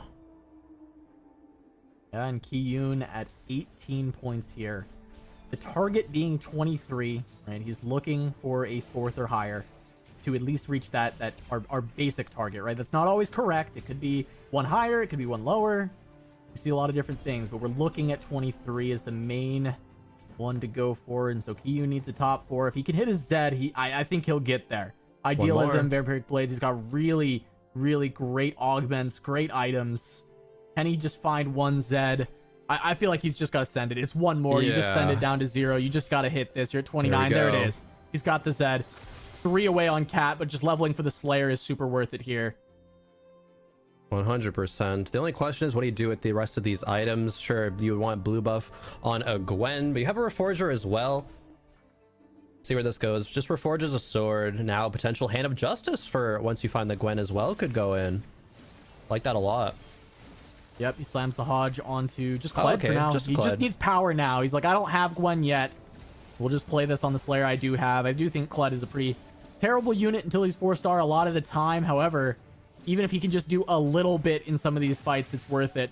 Losing to Philip, who did freshly just hit that 3-star Warwick. That is expected, but Kyun just has to hold on against everyone else. Yeah, like I was talking about a little bit ago, Philip hit a secondary carry items, has a Shojin and Giant Slayer on the Kaisa now, which was still a huge part of that fight, even though Warwick was just really tearing everything up. Solus going to 8, rolling down, finding some legendaries, but there's not that much you can slot into this Noxus board. Did find the Scion, which was huge. Found a Nasus 2 for the Juggernaut, as well as an Aatrox that's just really, really valuable with this Noxus style of board. It dies early, gives the stats to the Noxus, and it just keeps on carrying it back and forth. He's still pretty far away from a Katarina 3, however, but this is still a really good board from Solus, going into Asian Barney in the Jinx.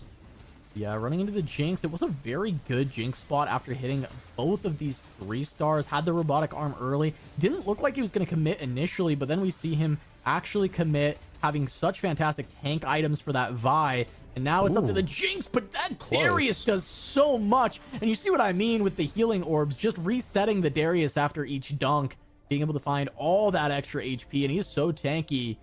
Actually, I think just leveling up, Solus just gives up on Katarina. Play for 4 Jug here feels very good for that Darius. Oh, 100%. Kyun dangerously low, DQA dangerously low as well, but DQA is going to be moving on into the next round regardless. Kyun, however, not in a safe situation, has to take that Zed and take it to, you know, that top 4 like we were talking about earlier. No room for a misstep. Yeah, top 4 is achievable. He's going against Goobums. He does have the Katarina covering the left side. The Zed can get to the Lux, does reach it in time. We'll be able to take her out. See if the Katarina does jump, but no, ulted at the same time, not going to be able to get to the Vel'Koz. However, the Kled actually doing work in this fight, wraps around and having all that extra damage from the Idealism is able to take down the Vel'Koz himself. So this fight going heavily to Kyun. Big fight right there. Sends Gubam to 23. Asian Barney, meanwhile, goes to 9. The Jinx not being able to cut it. 4 players, single-digit HP. It could just be a couple rounds for Kyun to secure that top 4. But Dace might be going 7th here, and that's one of the players that really just needed to avoid going 8th or 7th. It still might be okay, but it's not guaranteed. Right, Dace going 7th would put him exactly at that 23. And as we've said many times, right, that's the target. That's what we think is going to happen, but it's not guaranteed. And even then, 23 might be tiebreakers, right? It might be a tiebreaker spot. You do not want to be at 23. Just because we say that's the target number doesn't mean you want to be there, right? So Yeah. Dace definitely wants to find one more placement here to actually feel good about making it to that final, to that top 16. And Dace not able to get level 9 with the Kale board, is kind of forced to roll on level 8 just to try to hit the Gwen to be as powerful as possible right now. Heimer is really good for the board though. That double shrink Mechano Swarm is very, very strong. There's a lot of additional frontline as well with 2 ZZ Rots, but all of the work has to be done by this double Rageblade Edge of Night Kale. Positions into the Jarvan that might be stunning her up for a little bit though. Yeah, runs into DQA, who I don't even think Jarvan is the jumps away. strongest person. Jarvan not jumping onto the Kale. This feels like a fight that can be won by Dace. Look for that Heimer stun. It should be The coming out second soon. Jarvan jump. He doesn't quite get the Lux, but he does stun the Azir. However, the Kale is stuck on this Eternal Winter Nasus. This thing is an absolute monster. Gets the cast tanking off. away, but it doesn't do enough because the Poppy stayed alive. So Dace holds on one more fight. DQA down. Dace, control of his own destiny, makes it into 6. That should be good enough. Not guaranteed, but it's definitely feeling better. Man, that was kind of a close fight too. I was especially worried when Jarvan got the second cast off, and that's what happens in Pricker's Vow. Jarvan had the Radiance item on it, I believe, as well. But Dace in control of Destiny and makes it work. Kyun, the other player that we really got to be worried about now. Yeah, Kyun really needing to get up to, I believe he needs like a first or a second here. No, Kyun was one of the top 4s. Yeah, maybe It's a third to Philip be and comfortable. Solus fighting for first. Dace versus Asian Barney. There's Asian Barney is on that reroll Jinx. We saw this fight earlier, but I felt like the Kale was in a bigger high roll position. This time around, the Jinx definitely feels winnable. However, that Poppy still has not fallen low whatsoever. She hasn't taken much damage at all. The Jinx not quite being able to do enough, but can the Vi hold on long enough? Doesn't feel like that's going to be the case. Aatrox trying to help out, but the Jinx just can't get through the Poppy. And Dace is going to hold on for another placement, taking out Asian Barney. And Kyun! Oh, Kyun fifth? falls in 5th! Kyun really needed that to be a 4th. 5th place is probably not enough points. That puts him at 22. 22 points. In a miracle world, it could be enough, but that is such a rough bottom 4 for Kyun. And that means Goobums here at 1 HP surviving. He had 18 points going in as well. He was in the same spot as Kyun, needing that top 4 to get to 23. And he's done it. He has made it to 23 points at the very least. If he can outplace Dace, Goobums is going to be feeling very good. Yeah, that's a huge kind of heads up versus the Kyun there. 1 HP is really all that separated it. Cubum's rolling it down, trying to hit the Vel'Koz 3. One more and a few rolls to get there. That would be massive, especially with Deathfire Grasp, Shojin's, Angel Gauntlet. All the power is there, but not landing it.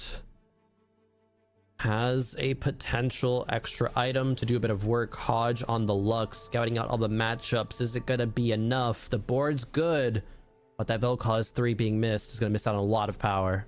He's fighting Dace. I mean, control of his own Zephyr. destiny, but Dace had a Zephyr, able to hit the Vel'Koz. That's going to slow the damage down quite a bit. And the Thieves' Gloves have rolled a Dragon Claw for the Maokai, which is a massive hit for Dace. It is going to stop a lot of this damage early on. And unless Vel'Koz can snipe the Kale, which he does not, it's looking like Dace is going to get it. Goobums made it to the 23 points. We'll see if it's enough after this game, as Philip and Solus are 2 players who needed to find a first, or potentially Philip can get away with a second, are still sitting in those positions to potentially make that happen.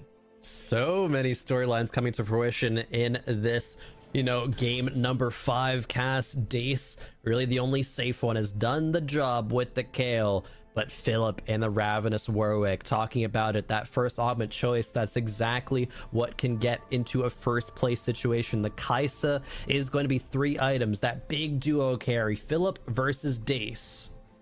Philip versus Dace. Dace does have the Kale as Zephyr goes on to the Nasus. Not hitting one of the main targets, but still that's a big frontliner. Looking at the Warwick, the Kale is not on him, so he has ramped up so much. He's doing so much damage. Finally, Kale hits him, but the Poppy's already going to go down. Kale is alive. We see the proc come through for the Edge of Night, but it's not enough. Philip takes out Dace, and now it's a 1v1 heads up. Solus versus Philip. They both can reach 23 points here, but Solus would have to beat Philip, and I don't know if you can beat this capped board here with the Ravenous Hunter. Yeah, Solus coming into this with 16 points, Philip with 17. Theoretically, they both can advance, but getting that first place to secure it would feel a lot better. Solus looking for Katarina 3, still 2 off. Heimer potential, but it's really hard to fit that in, even though it is a level 9 board. Not that much gold to roll the upgrades either. Just some extra positioning swaps, Zephyrs, Shrouds. Solus doesn't get the Shroud onto the Kaisa. That was the main target that he would have wanted. See the Darius trying to get through. Not getting a reset. That is very impactful that unit lived on such low health. The next cast also doesn't get a reset. Darius just can't get off the ground. The Warwick comes through and takes him out. That's going to be Philip taking the first, and Solus will be yet another player on exactly 23, and that is worrisome for everyone who is looking at that target. Oh boy, this is such intense point thresholds here. Oh man, oh, we're going to the lobby as well. We're spoiled. We get to see Kurum, Christopho, and Broccoli battling it out. Yeah, I'm trying to catch up real quick on their point totals going into this. Christopho was at 17, Broccoli was at 15. Broccoli needs the first. We look at his spot. He's playing Talia. Looks like a pretty cap board. Looks pretty strong. But he's going up against Kurum, who has a very powerful Darius. This Noxus board has the Heimerdinger in with that cap going. However, Broccoli looks like he'll hang on one more. Christopho was at 17, so a third from here would put him also at that 23-point threshold. Oh boy. Wow, and everyone survives for now. Cristofo up against that 6 Bastion. 23 he's points. gonna go down 23 points. What? There's tiebreakers galore. I'm so worried, but I'm glad we got to catch the last bit of this game. It looks like Broccoli will go first here too. That fight looked pretty good for Broccoli. It was one-handedly, which would put Broccoli at 23 points. However, that puts Broccoli in a great place for tiebreaker, seeing as how it is a first place in that most recent game. Kurum is 1 Katarina off of a big upgrade. Even Heimer too. I think these items would be huge as well. That might be able to give Kurum the edge in the fight, but if none of those upgrades are found, I'm exactly with you. Oh, a Zephyr as well is actually really huge. Doing a little sneaky tech of putting it on the bench just in case the quick scout comes through. Hits the Katarina, trying to find more upgrades. Aatrox, Heimer, Scion as well. Finds the Heimer. 2 big upgrades came through. We have a Zephyr to work with. Kurum could do this and deny Broccoli the first place. Is Broccoli last standing too? Is that what I'm seeing there? I saw the glow. That does mean that board is menacing. It's so nuts.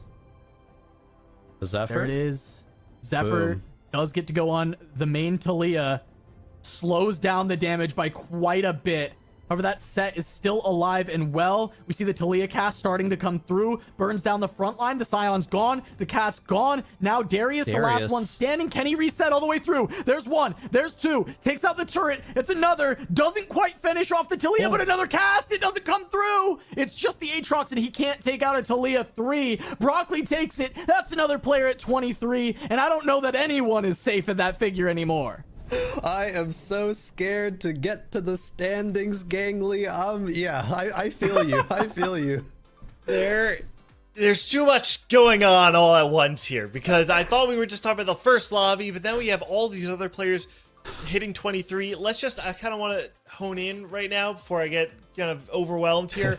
The lobby we were watching, right? We said at the top of the game, Philip has to go first. Solus needs to play for first. We see Philip taking Acel and then ends up playing this Ravenous Hunter line instead. But I want to talk a little bit about how Solus also played for first in a more interesting way, right? One of you called it out during the show where Kiyun is playing this Z line, right? And Solus says, I cap out my board not only by 3-starring Darius, but also by 3-starring Katarina. Ultimately didn't actually hit that 3-star Katarina and didn't end up taking that first place, but there's an intention there that I think a lot of people would miss, Crowan, where you're not just capping out your board by making yourself stronger, you're capping out your board by making other players in the lobby weaker. Yeah, exactly. That's something that's really easy to miss, but the top players in TFT aren't going to miss that, especially something that hinges upon reroll success, and Solus is so comfortable with those lines, right? It's the exact recognition of I have to make this other player weaker so that I can get stronger.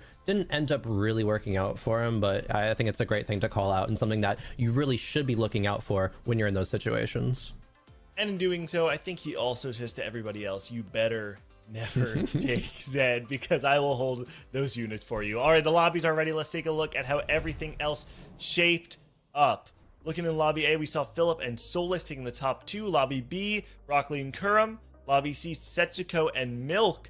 And Lobby D, Kovanel and Phoenix. Now, Cass, the thing that stands out to me here is that I see a lot of the names that were on top of the standings in the bottom 4. I'm talking about DQA, Vanilla, Spicy Appies, Robin Songs. These were a lot of players. Actually, it might be Dish Soap might be the only one of the point leaders that actually top forward.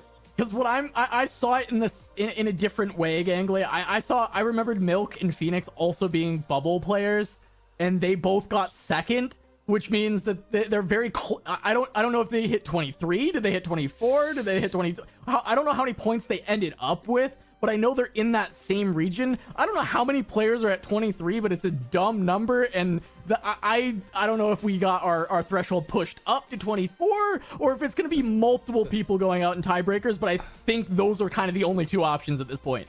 Right. I mean, it's important to note that when the top of the scoring goes down, that means the floor is pushed up, or at least that middle section is usually pushed up. So I think the overall scores are ready. Let's take a look to see where our bubble lies and who has made our cutoff into the top 16. Oh, brutal.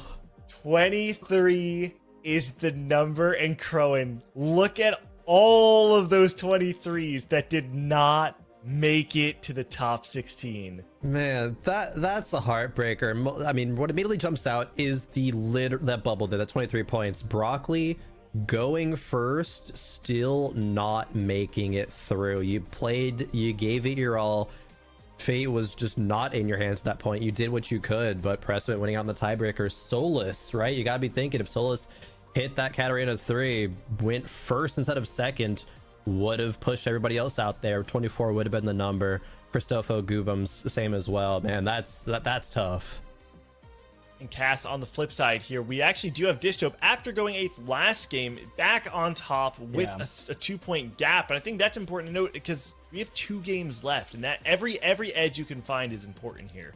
Yeah, that's massive in the stakes of just winning the tournament, right? Just so recovering, getting himself to the top of the tables, right? These aren't resetting the scores. This is just making sure you get to keep playing. You get a chance to try and play for those top tables. But Dish Soap, DQA, and Vanilla still leading. Actually, Kurum at 29 as well alongside. So Vanilla, even having 2 kind of poor games today, has had such amazing games across the rest. And even today, most of his top 4s are either 1s or 2s, right? First or second. So even with 2 kind of poor games, the bonus points plus those first and seconds, Vanilla still near the top of the tables.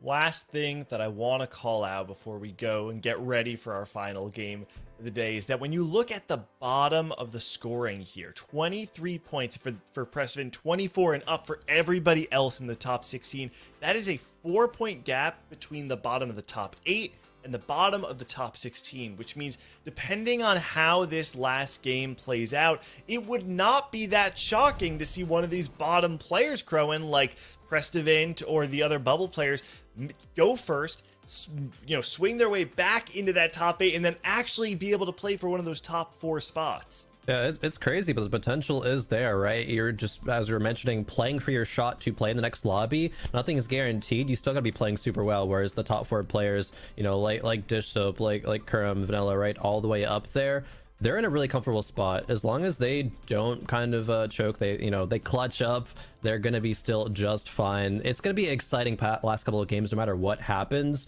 But the road to get to the top 16 has been solidified. It's just 2 more games before we crown a champion. Nico has said it multiple times over the weekend that TFT is a game of mental fortitude. For all of those players, you got to take it one game at a time. You've got 1, maybe 2 chances left to prove why you're up here today. We're going to get ready for game number 6 for the penultimate lobby of the Freljord Cup. Don't go anywhere. We'll see you in just a couple minutes.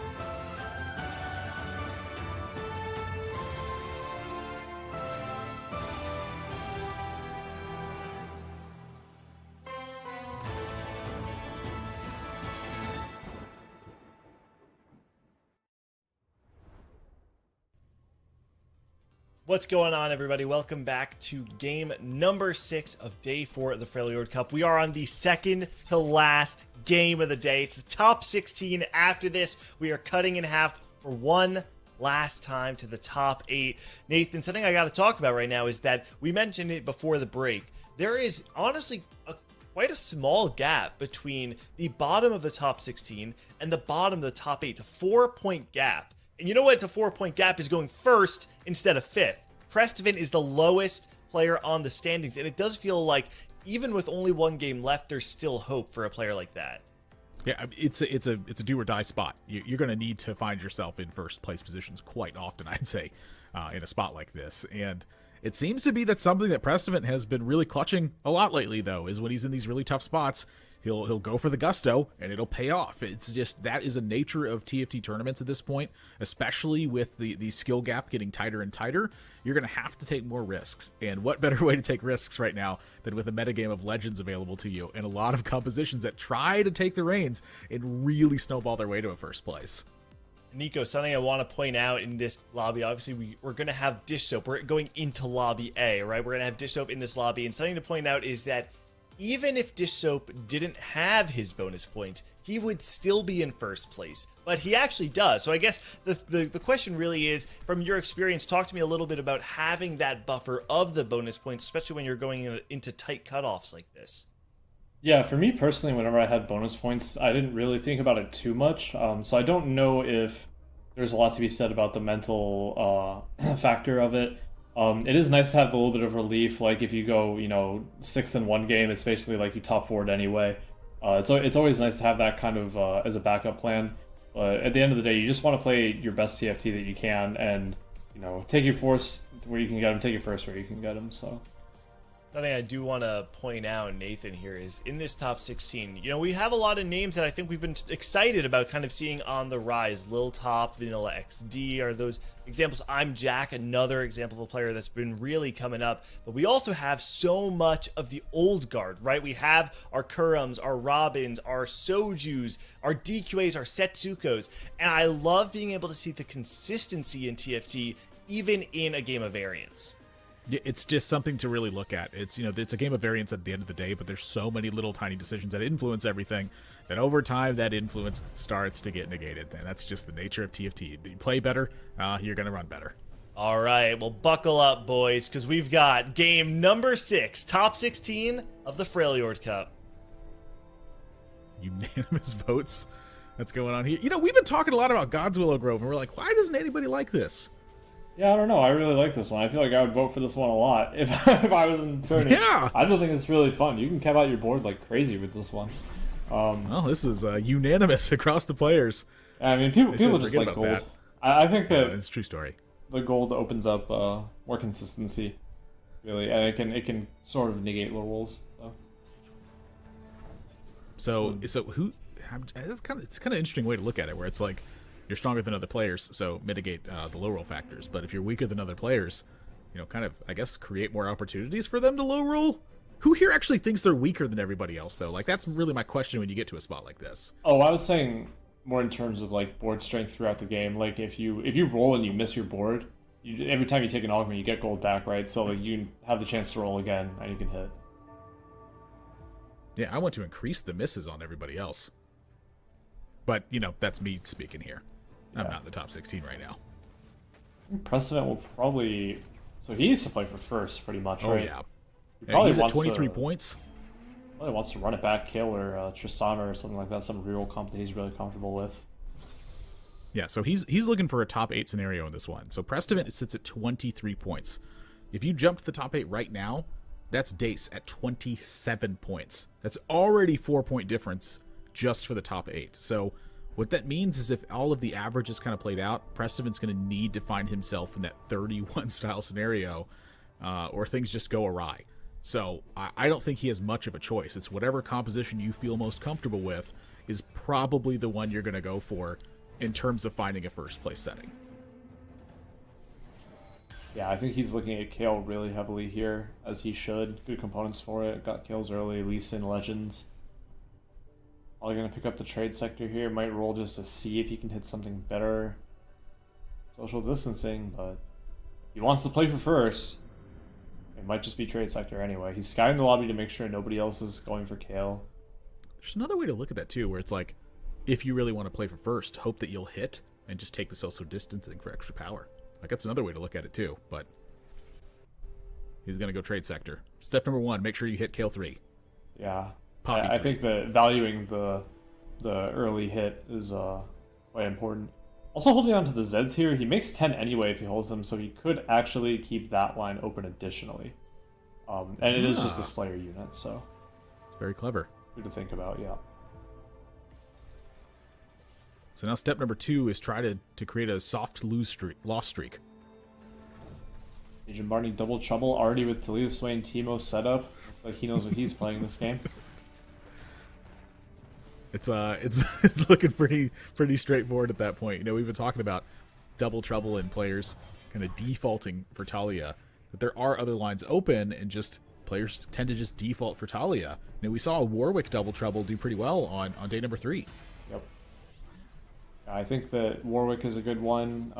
Talia, like we see all the time, like Soraka, Kassadin, I think is another good one. There's probably I would wager, you know, Viego, like there's a myriad of good double trouble boards out there. Now we see Soju. Soju is actually going for, I think so. I feel like he's going for a top 4 play here more than anything else. Where he has the Vladimir legend lined up here. He's just sacking his board early game, taking transfusion. He's trying to play for a strong late game board that'll secure him a top 4 with some solid combat augments. Nothing crazy, but just good solid combat all around. Yeah, I think that's a pretty smart play right now. He's sitting at 25 points. If he gets just top 4, that's going to put him at 30. So that could be a breaking point depending on how things play out. But a lot of times if you can find yourself top 4, securing a 3rd place or a 2nd place isn't going to be the toughest thing in the world. You know, step 1 of this right now for most of the players is going to be secure a top 4 spot. So I kind of like the idea of him playing for gold in this setting. Is something I think he's very comfortable with, is converting gold into boards, and especially doing it in situations where he doesn't have a ton of time to do it. Yep. Jack over here with the early level, he picks Shurima's Legacy. This is a very strong augment in the early game, as you can treat it kind of as just another unit being on your board as the Sun Disc is kind of pelting away at the enemy board with the extra magic damage. And he decides to push 5 as well. He really wants to push for the win streak. Good slams, good units all around. I think this is a really good option for his early game. I think that this is like its best setting is clearly in the early game. You know, when you get into late game settings, the units with the amount of synergies and the amount of items you're going to get are so powerful that this augment isn't really doing a ton. Its power is going to come in netting you a lot of gold and a lot of extra life total throughout those stages. Yep. Looks like Precedent also did end up committing to switch to Zed for now, at least. He has the Sparkle Rum. Diego probably going to move that to Katarina later. Kind of interesting to see that one. Such a small little thing to note, but it looks like it might play a big importance in Prestivin's game. And wow, there's a lot of Ornn items in here. Looking at the legends across the board, everyone took Ornn except for Prestivant and Soju. Yeah, I mean, this is what we were talking about. Ornn is a good, consistent pick for flex players. That's really hard to low roll on the Portable Forge. A lot of really good options. You can find yourself into, you know, a lot of different play styles with different comps with them. And then for, you know, Lee Sin is a good way to play for first, just hitting all your 3 stars. And then obviously we talked about Soju with the Vlad Legend, but we have Robin with the Deathfire Grasp. So usually you're looking to play AP from here. Actually, grabs the Vel'Koz 2 here early game. So he's looking to try to 5 streak and maybe contest Jack over here as well. Yeah, this is the classic Robin, right? Yeah. Just always playing for a strong board in this one. Robin has 2 bot 4s today, but everything else is a pretty strong top 4. No first place finishes for Robin so far today, though. I feel like that could be a crucial point in these last 2 games. Like, you know, last game of the day secure first place. I feel like that would just be the cherry on top for Robin after this tournament. It definitely could. It would definitely be a very classic clutch Robin moment. As we see him going against Preston here, he gets a bit of a free win. So it's going to come down to 2-6, see if he can match up against Jack to end his win streak. If Jack keeps his win streak here in the first place, which actually looks like he's about to lose to Dace's Collector Jin, unless Leah clutches it out. Oh, and she does with the help of the Sun Disc. Wow, that was really close. Yeah, that it looked really close as well. You know, just a touch of Soraka to heal things up, and then the knock-up effect from Talia buying that little bit of extra time from one attack. And so Robin gonna swap to Sunfire here. Yep. I think he's Because I want the possibility of the gold. I imagine if he wins this round, he's planning to sell a Vel'Koz. On the flip side, I think there's actually, if he respects Jack's board enough here, I think there's a solid reason to think that he can roll a little bit, because he was sitting on Malzahar pair and Renekton pair. If he rolls down to 20 and finds one of those, it guarantees the win streak, basically. But Wow. maybe just that doesn't would want be to take the risk. Yeah, that'd be a very aggressive play, I think. And honestly, it does make sense, but there's still other players you can play against. Wow, that's a very interesting thought. It's very rare that scenarios like that come up, like locking a shop early on, or rolling because you have pairs of units. It is quite unusual those spots come up, but they can be so impactful when they're there. Yeah, I found that this set specifically, I've found myself rolling stage 2 a lot more, actually. The early game units are really valuable, and Streak is really valuable as well. As you can see, Jack and Robin are committing to Streak in their own ways. Precedent actually loses his streak. He's now 1 win. I think he probably played against Soju, who was more or less full open, so Yeah. can't be too happy about that one. I mean, that's a pretty brutal one to have there. Soju, though, that's a pretty brutal one to have as well. You're down to 61 after stage 2. We talked about this earlier with players having soft loss streaks and taking 2 damage to 4 damage around in this one. I mean, this is, look at minus 39 health after 5 player combats. You're losing more than 7 health around. I think Soju's very happy about it. I think he might even in fact want to have lost more health because he has transfusion. And so for those who don't know, transfusion, you gain extra combat strength based on the amount of health that you lose, or you're in the form of HP. So your board gains extra HP for all the HP that your little legend is missing. Truly feels like Vladimir. You lose early so you can win late. That's it. Picking up the Z2. Gonna help him stabilize through the mid game. Just needs to get his Ionia in at level 6, and he's more or less good. Just looking for a Titans next and a Hodge to round out the items after that. We'll see how it goes. Kind of still has the option for a 6 Noxus as well. Like if just something comes up and it makes more sense that way. Yep. Taking the Noxus out, though, I definitely feel like is gonna mitigate a lot of that, where it pretty much takes out the Noxus bats, takes out total domination, that sort of thing. Yeah, I think he's playing for his strongest board now because he did win the last round, but I do agree that leaving Noxus in opens him up a lot more to possible pivots, where if you get total domination, you're a lot more excited about a potential Noxus pivot, whereas, if you get like Sentinel Spirit, you're like, okay, well, I don't know if I want to pivot to Ionia from here. Yeah. It's interesting to think about. It's a tough choice to make in such a short amount of time. Experience is going to be the tiebreaker there. Robin and I'm Jack, both continuing win streaks after 6 rounds, and it's a prismatic. Oh my gosh. So highest cap here is actually Tactician's Tools for Precedent, but he greets the spats and just goes for double Slayer spat. I don't know if he has the option here, yeah. So he's going to play it safe, probably pick up either Training Reward or... Oh, he gets Slayer Crown! Okay, this is great, yeah. Let's go! Saved himself some stress there. I mean, this is... A little bit to upgrade his board as well, wants to continue the win streak. This is the exact setting that Precedent needs to be in, too. Like, you're going to have to hit big outcomes. This is first place that Precedent is playing for. Yep. My gosh. Really interested... Oh, he gave up Noxus here. Really interested to see... I think he should BT the Echo here and stack his items to get ready for Cat. He actually does BT the Zed. So, interestingly enough, like that's the intuitive thing to do, but you do lose out on some of the crit options. This is, in my opinion, less of a full cap kind of play, as opposed to Hodge going for the BT. But we'll see how it works out for him. Zed gets popped pretty quickly there off of the Rogue proc, and it looks like he's going to lose this round as well. Yeah, I guess the question there in Precedent's seat is tempo or is cap going to be the more valuable piece at this point? And that's a hard one to determine. I think when you're in the driver's seat in that spot, Soju dips to 41 on this one, so I imagine Soju's doing a setup for a 3-5 send. Yeah, I think so.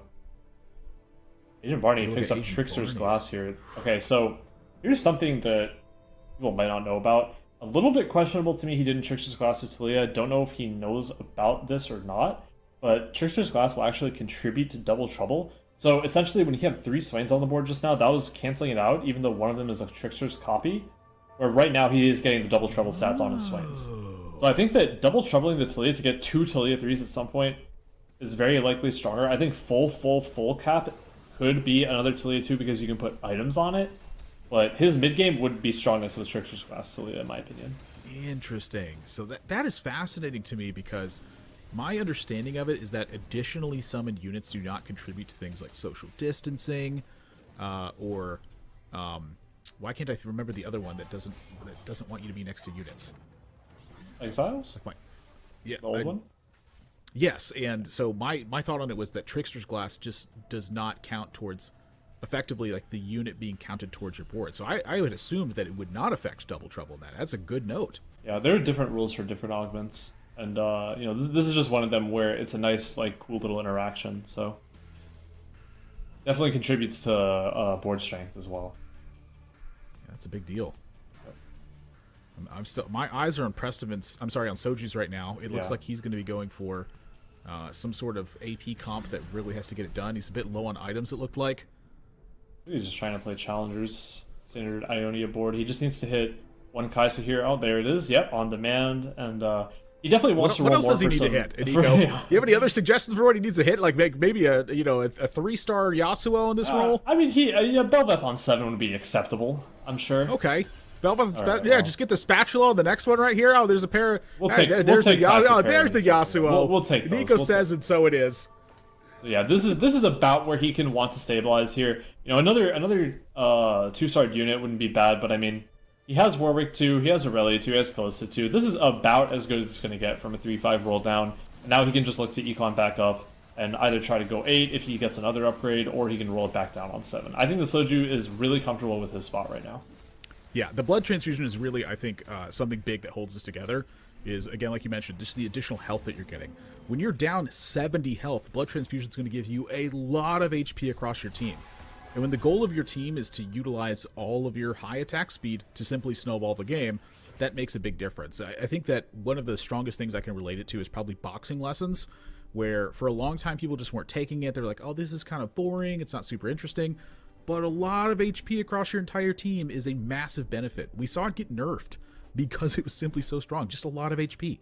And when you take that into account across a lot of quick damage, it's a massive difference. I can see Soju walking away with a top 4 in this pretty comfortably, unless the entire lobby explodes.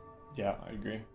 Speaking of the entire lobby exploding, Disho playing Noxus with a Collector Darius here. He's hoping that he can make his enemies explode. Hit pretty decently on his roll down. It seems Cat 2 Darius 2, level 7, 40-ish gold here. Sitting pretty comfy. Not a gold on that one. He also has Cyber Leech. Cyber Leech is a really great augment in the Noxus comp as well. You can kind of treat it as +1 item for your Noxians that are itemized, considering you only really need a little bit of lifesteal because they do so much damage that a lot of the healing is just going to be amplified by that. Yeah, I feel like, honestly, I think that that Gold Collector, I feel like, is one of the biggest Ornn items that I feel like is disrespected, where players don't see this incredibly high power level from it, and so they forego it a lot. But honestly, it's like one of the #1 things in the game is gold. The more gold you have, typically, the better you do. Yeah, I think it's like around properly rated in high elo right now. People definitely recognize the stats that it can give. I mean, look, like in a meta where Zed is popular, amplifying crit is going to be insanely powerful.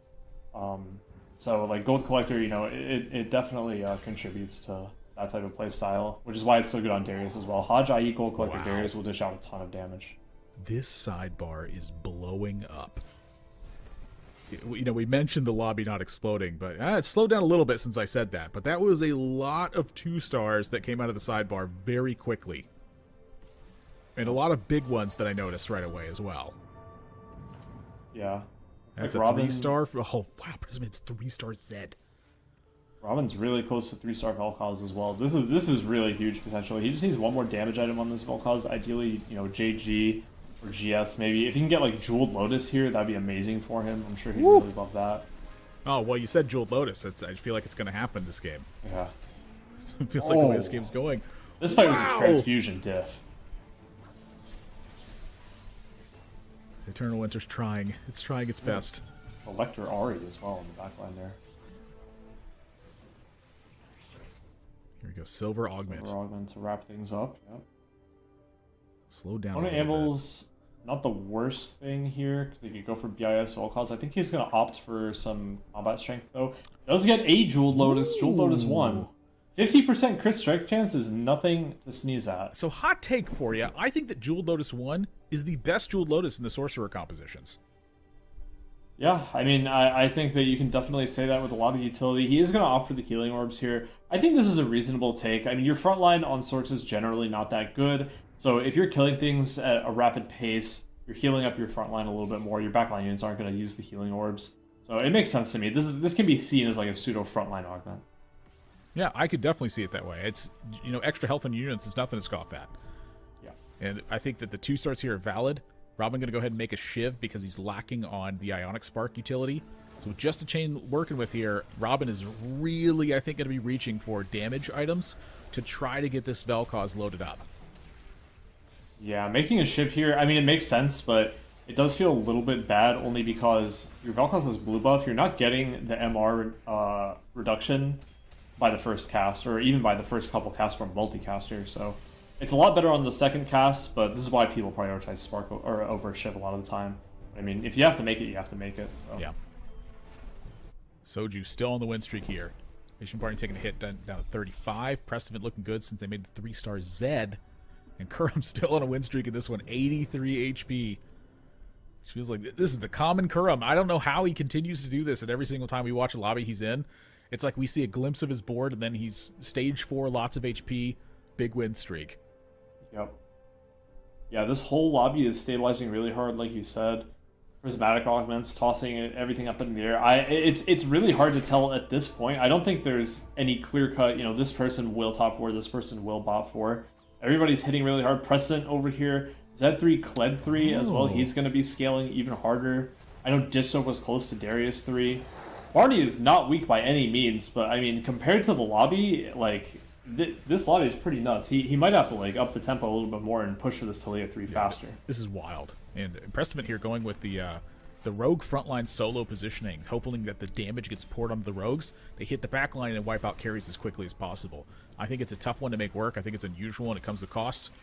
But it worked in that specific round, just barely scraping by without Talia knocking up the Zed and suppressing the rogue jump to the back line. Yep. We see final carousel here. We have a tier Ari, we have a chain Cassante. Maybe these are some valuable pickups for people. Otherwise, just looking for items to round out their comps. Robin, like you said, really wants a damage item. He has an open chain, so he's not going to find anything from that. I mean, he might just have to take a Bramble Vest for the gold now. Yeah, I think he will. He really wanted Rotted Glove off this carousel, but it's just not going to happen. Wow, pretty rare that you see a player stumble for a second on a 3 gold bow from a carousel. Like, oh, what am I going to do with this? Dish Soap. He's putting in some rolls now. Oh, where have we seen this story before? I feel like it's such a recurring theme with these Noxus boards. What do you mean? What, they're re-rolling and they have 7 or 8 of each unit and they can't find the third one with no gold? Yeah, and then you just peter out. It's you know, what dooms the 3-cost re-rolls all the time, but when it's with Noxus particularly, it's so amplified.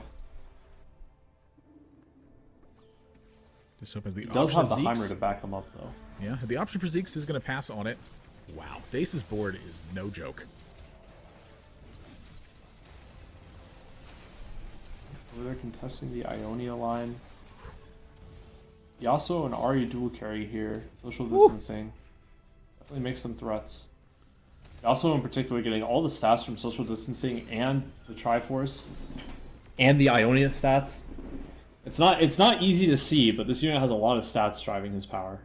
Kurum finally takes a loss in this one. I'm Jack on a 6-loss streak for this stage. Soju and Prestivant really pulling it together, though. Prestivant now on a 4-win streak. Soju on 6. Yep. Robin holding extra Darius to grief dish soap. There's no way he makes this 2-star, is there? I don't know. I don't think he makes it, but he might make it. I mean, even just taking 2 out of the pool, this is a really big deal. You just got to do it and go stare at his board, right? You just have to set the tone. Here's Barney's found the 3-star Talia, so that's or Talia, excuse me, that's a big benefit now. Yeah, that's a lot of extra power for sure. Jace is shutting stuff down, though. That could be, it feels like an eternity to see how long that was stunned for. That's enough time. Wipes out another Oh, unit. the Sona body block? And the let's Wait a finish it second. off? Oh my gosh. Let's see that. I swear that round was done. I cannot believe that happened. Yeah, that's TFT. Ain't over till it's over. Robin Soju, doesn't speaking buy of. everyone. Soju takes the loss, ends his win streak. It's a big deal too. Yeah. Preston, the only player left on a big win streak right now. Soju's saving up the gold too. So the next big spike for Soju is going to be 2-star Yasuo, and then the utility that he can find on a level 8 here. Yeah, I think he's really happy with his augments this game. They are very incredible. Just, you know, when you pair the HP from Transfusion with the resistances from Unified and the DR from Battle Ready, his team is really, really tanky. It's what lets him go this full damage Kai'Sa build and just kind of let her be the star of the show without, you know, any healing or anything like that. So Senna's that's definitely the not a bad Yasuo too as addition. well. As a Senna is super good on his board. I think he can just safely play the Senna and just, you know, let it be there. Yeah, I think that in this spot too, you could probably justify considering like taking Kai'Sas and just building like a second Kai'Sa too. I think that could be a big benefit at some point later. Gonna make the Shroud and try to find value out of this. Here we go. This is a big fight. At 3 for Dish Soap. Shroud not really going to be doing a whole lot, as they are frontline units that get most of their mana by taking damage. But he doesn't have Rogue or Juggernaut, opted for the Heimer instead. He's feeling... He's getting punished quite a bit for it. No Rogue or Juggernaut to buff up his carries. Now, I will say danger. The one player who's really safe with the top... Well, I'm sorry, with an 8th place right now is Dish Soap. He's sitting at 32 points. You know, Dish Soap is he's in the top 8 effectively at this point. But that doesn't mean you want to just take an 8th place here in that spot. It's just, wow, what is going on? Like, this is showing you what the risk versus reward is here. If you miss, terrible things can happen. Recycling some of his units now just to try and find this Darius. Gets the Zephyr Cheese as well. I'm curious how much of this is like should have been invested in the Heimer too. We're talking this was 23 gold that's into the Heimer right now. Yeah, I know this is a ton of value for this, but like, what's more valuable? Is it Heimer with a 3-stack here, or is it going to be Darius 3? Even the risk of Darius 3 at that point, I really don't know. Yeah, I think it was a little bit optimistic, Heimer in particular. I mean, even if it's strong on your board, you know, for the time being, it's like how much gold are you really willing to lose for this board strength at this point? And I think he's getting punished quite hard for it.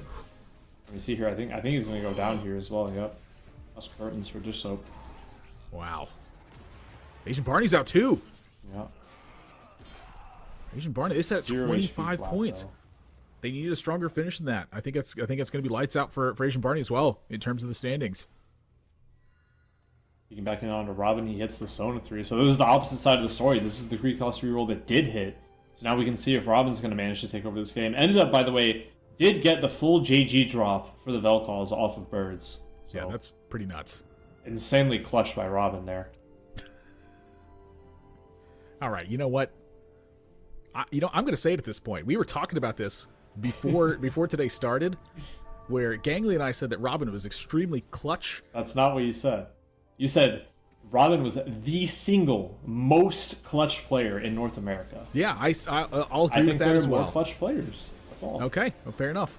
We'll leave it at that. We'll let chat decide after that. That's the true tiebreaker in this one. Robin had some big hits in this one. Next, don't talk if you don't know question. Who is the most clutch player? Well, it wasn't Robin this in this loss fight. is so bad. Look at all these Wasn't units. Dace They have no either! HP.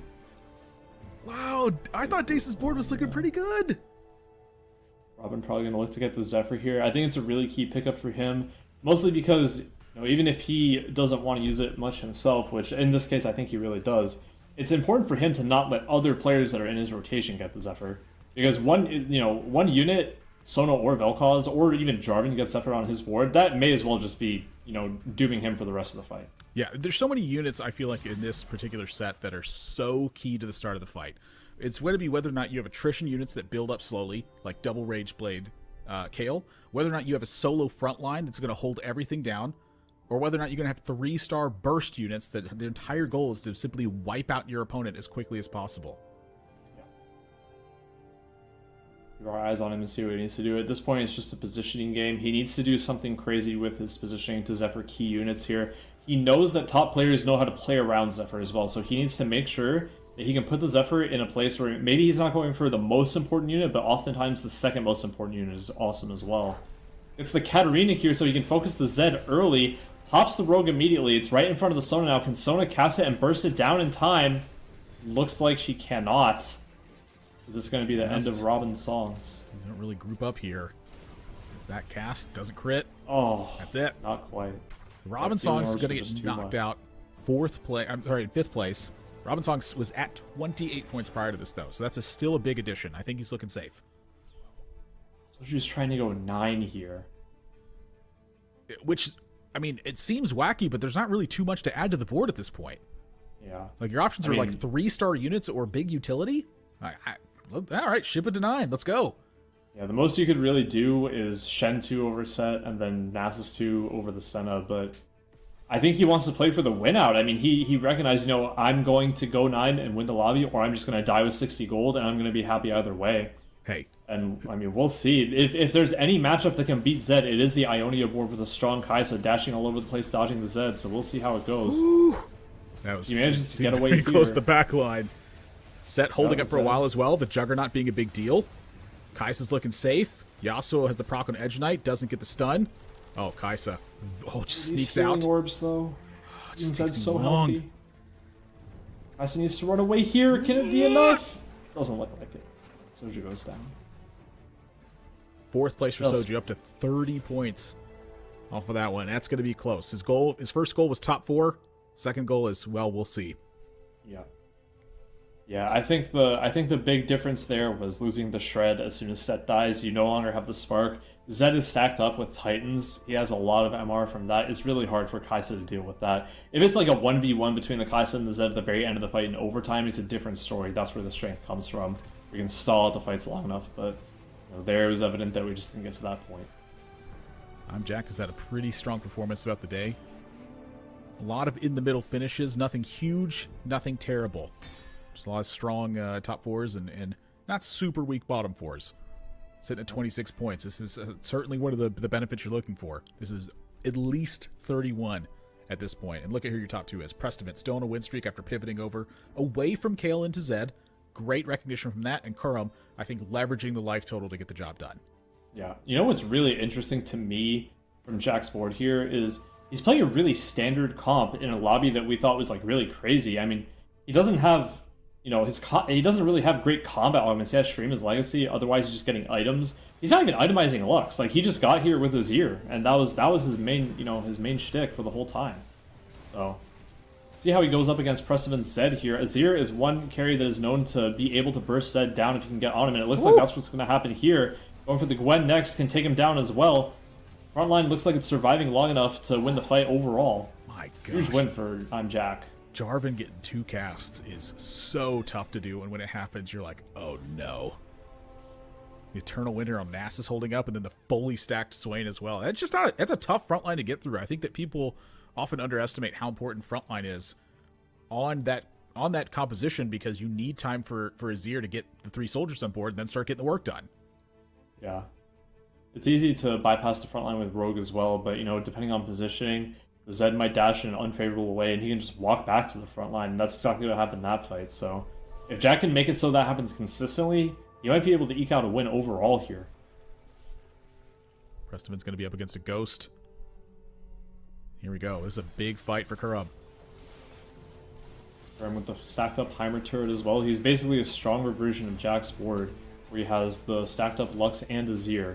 Similar kind of boards, going for the item strength and augments. Kerm has unified as well. Looks like he's going to come out on top of his fight. Wow, that's a massive win as well. Like that wasn't even close. You're going to see players want to be able to push 9 here soon as well. Yeah, so it's getting ready for it. I think it's like you were saying too. I think this particular lobby at this point is going to come down to positioning. It's can you guess where your opponent's rogues are going to be? Can you pull them to the front line after they jump to the back? Can you maybe CC them before that rogue effect really takes place? I think that's the guessing game that's taking place at this point. Yeah. Yeah, not only that as well, you need to be very cognizant of where the Gwen is at all times too. I think that, you know, it's easy to look at the big threat, which is Zed, and be like, okay, I need to make sure I'm on the correct side against this unit. But the Gwen can skip to your backline just, you know, through her AI and She can assassinate your carries as well. So it's something that you really have to be careful of. Ooh. I'm looking at the right side right now where Gwen just got shot down by the Lux. Yep. The blue buff gives a little bit extra time. Zed gets picked off before he's able to do work. That's going to spell that fight over there. Like Jack wins as well, so it's Jack and Kurum top 2. The Azir players. Compositions. Let's go. And a meta dominated by reroll. It might be surprising to some people to see this nerfed Lux Azir comp coming out in top 2 for both players. Sometimes consistency is king. Yeah. They both go for the frontline option of Warmogs. Jack probably wants a Lux item here, I'm guessing. He's a little bit stuck on what to take. Goes for the Archangels in the end. I'm getting the Warmogs for, I'm assuming, either Nasus or Jarvan here. Might want to play around Jarvan getting 2 casts, but I think he'll wait to see the fight first.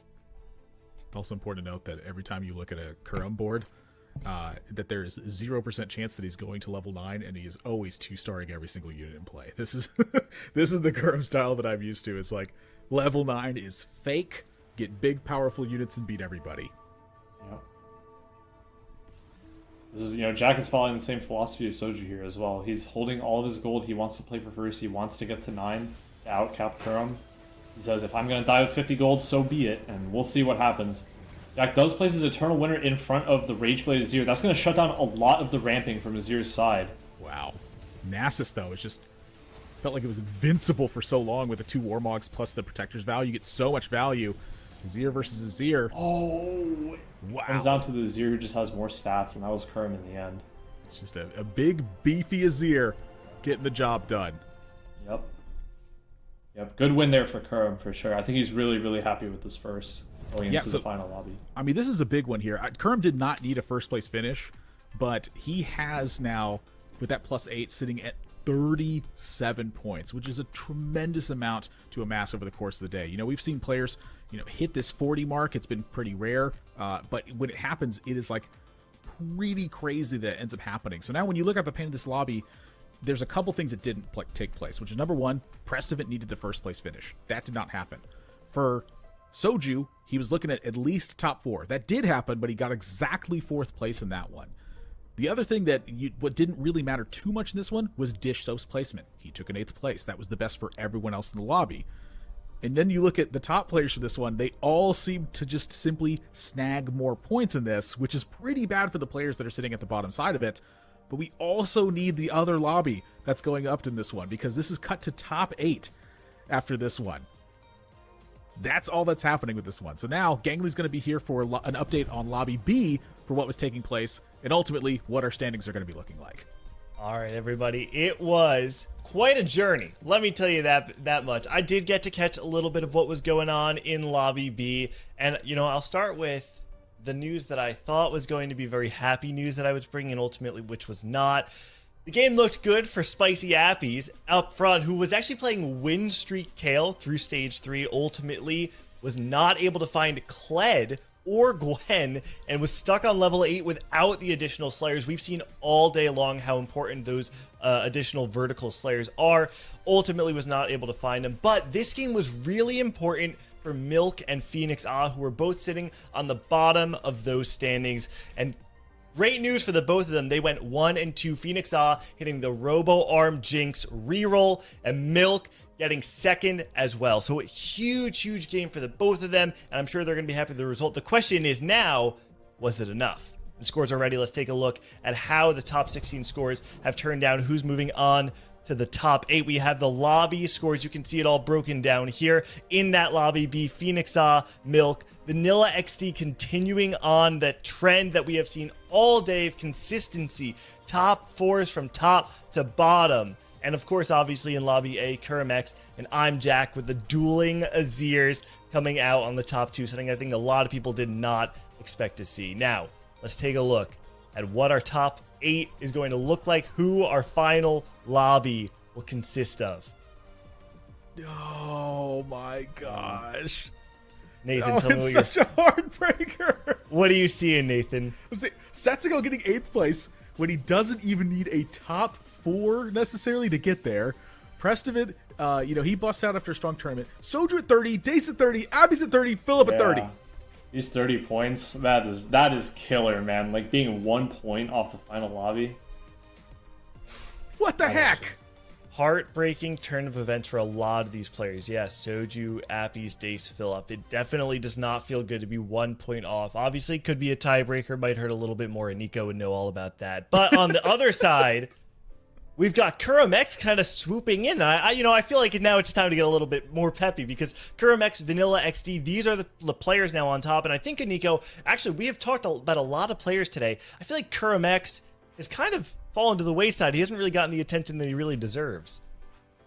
Yeah, I mean, you might have a good point, and we've been saying it all day, all tournament even, that consistency is king, and Robin is one of the faces of consistency. But the other face of consistency is definitely Kurum. I mean, you look at previous tournament performances, and he, I think, is somebody who is seldom talked about, but people do know him as somebody who's like, oh yeah, Kurum, well, he'll definitely play for his top fours, you know. If he has good days, then you'll know it. Like, he'll be at the top of the leaderboards very often when he does. Yeah, Kurum, one of those players. We talk about Robin songs making it to the final day of every single set, apart from set 8. Kurum is up there with him, contesting Robin in that stat of most final lobbies reached from a single player. And like you're saying, it speaks to his consistency. And now I feel like it's actually very appropriate to see the top 2 being one of the most classic old guard elite players of TFT in Kuramex up against Vanilla in that top 2. We've got one more game to decide the victor of the Freljord Cup. Don't go anywhere. We'll be back in just a couple minutes for the 7th and final game of the day.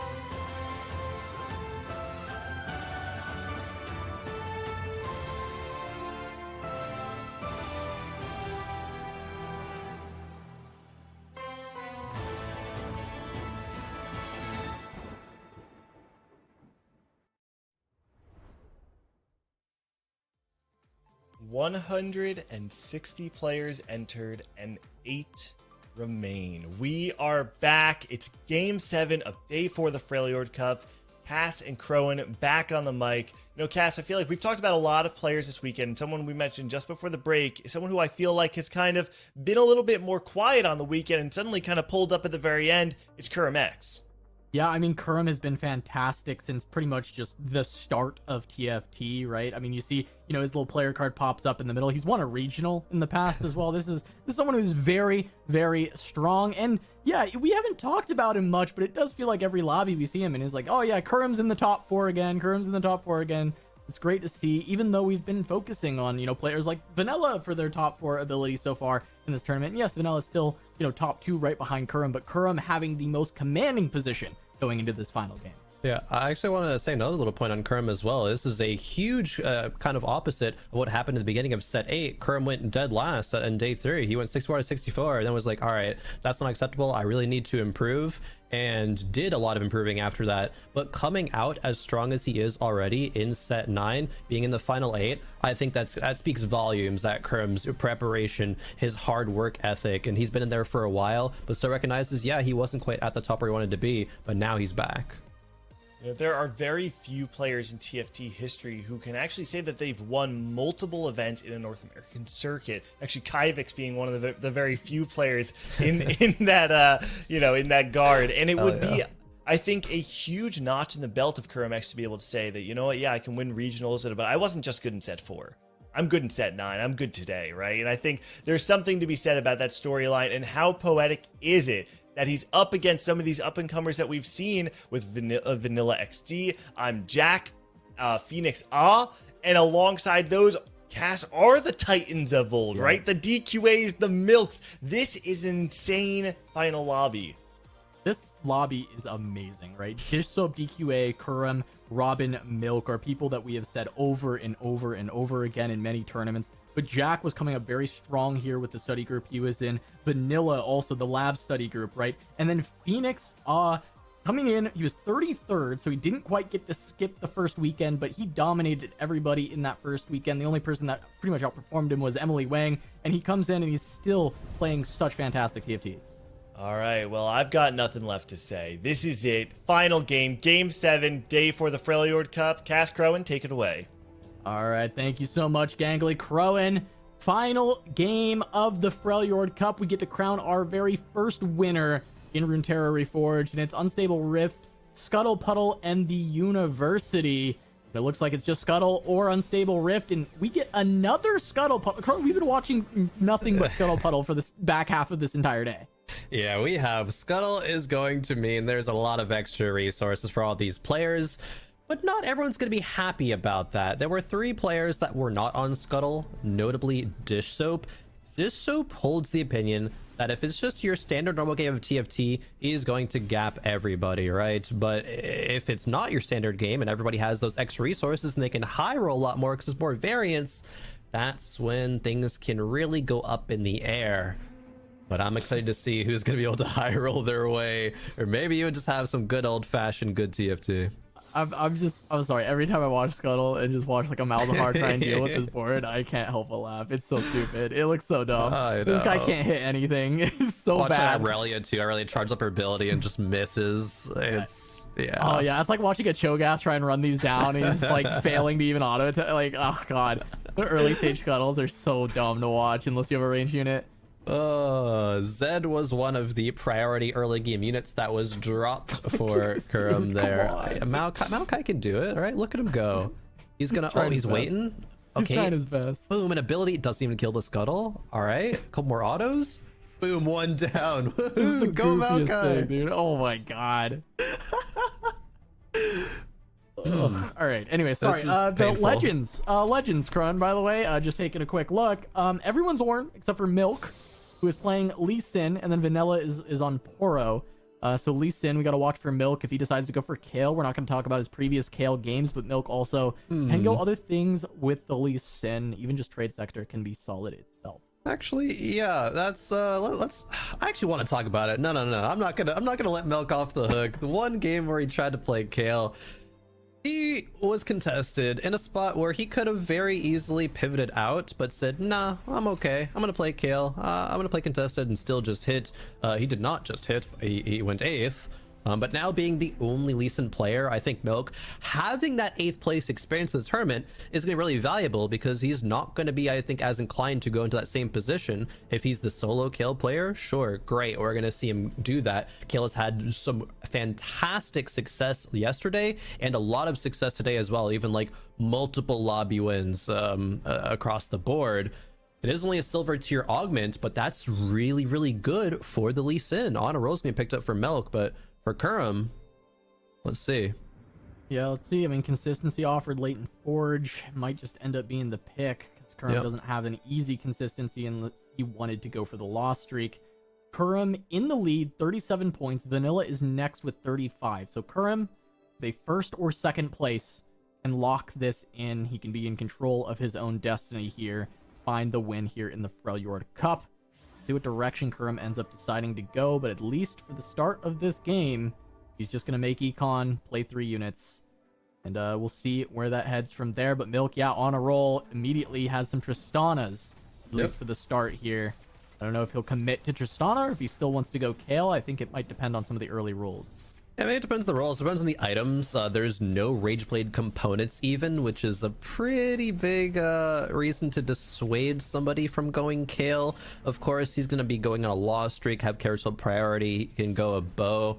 You really only need one Rageblade on Kale. We've seen multiple builds that only feature one Rageblade and still do rather well. Robin Songs looks like might have been the player to type Z/Defen in the chat, i.e. Slam. Gonna probably scare other players off of that, like Kurum. DQA, however, oh, I love this. DQA is in a spot for Kale as well. There's the 2 Kled shop as well to make Kled 2, but I don't actually think DQA wants to do that, because not only is it gonna maybe mean he wins the round, but it's also gonna grief him making 30 in the next round. And yeah, Kurum is pushing levels. I mean, still has the Z though, hasn't slammed any items.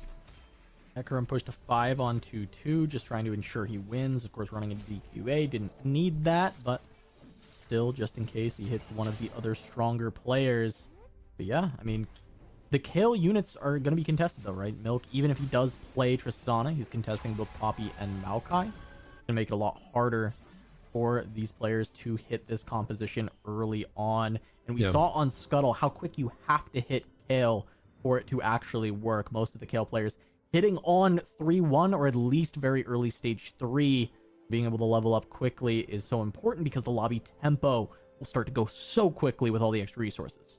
Definitely. And before we get too far in the game, I wanted to, just remind everybody that even though everyone's going to be, in this final game, the scores that, like, there's a 6-point gap, right, between Kurum and Milk being, first and 8th coming into this final lobby. Even if a player like Milk or Robin goes first, there's a good chance that they don't win overall in the event. But, that might be a bit unfortunate, but that's the 6 games leading up to this. There is still a lot of money on the line. There's still a lot of qualifier points on the line as well.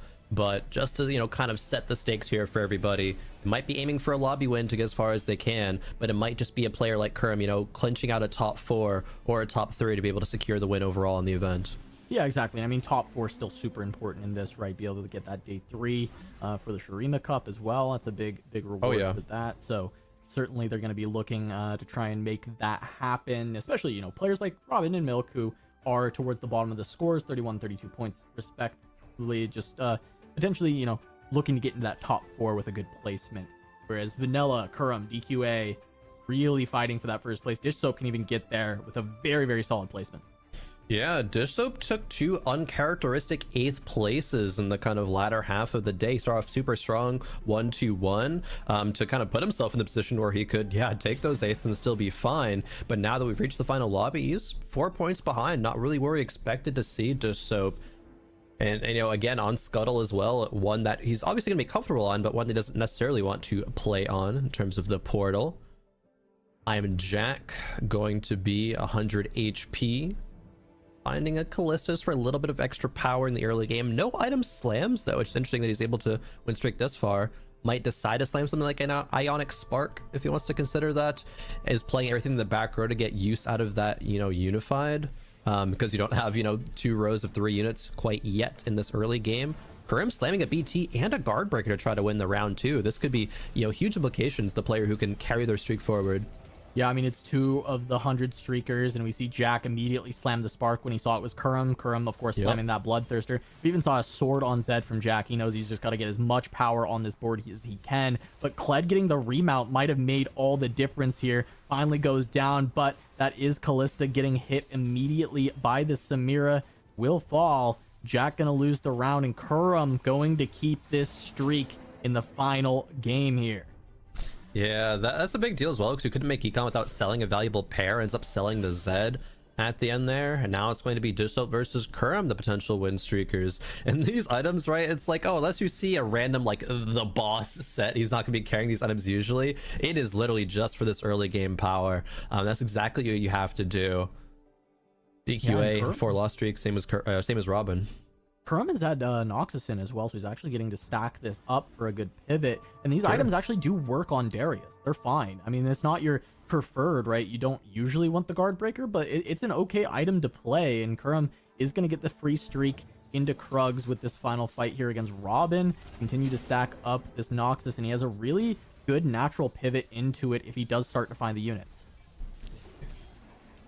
Milk is going towards the Kale angle. We see 7 Kales, a bunch. I'd actually see what the front line was on the board, but either way, he's still in a really good spot. He has, you know, 0 gold of econ, probably just spending all those, you know, free rerolls per turn, wanting to keep the pairs on the bench.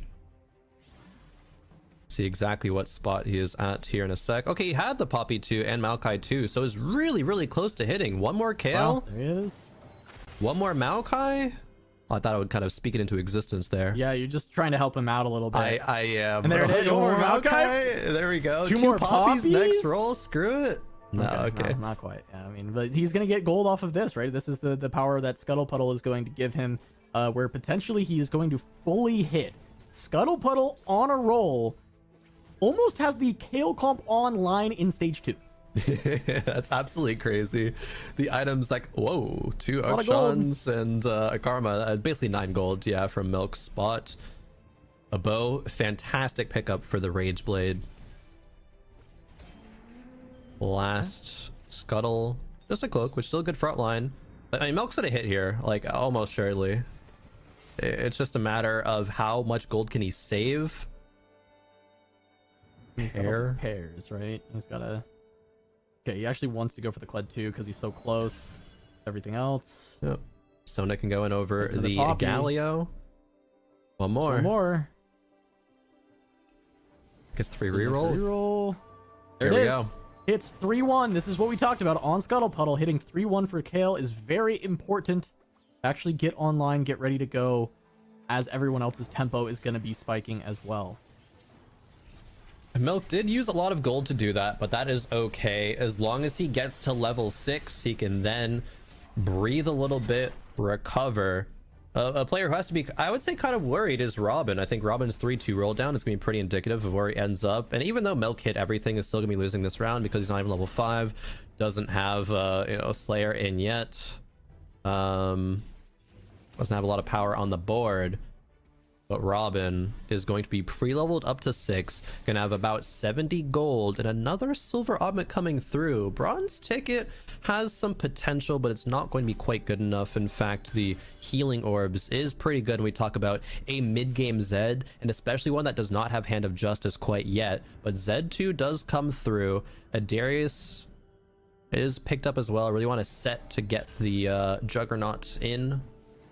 Another Zed2. Whoa, wait a minute. That's just a Z3 with the duplicator. Yeah, he just hit immediately 3-2 Z3. What? Yeah, just use it. Save the gold. I mean, you don't care about the other 3 stars realistically.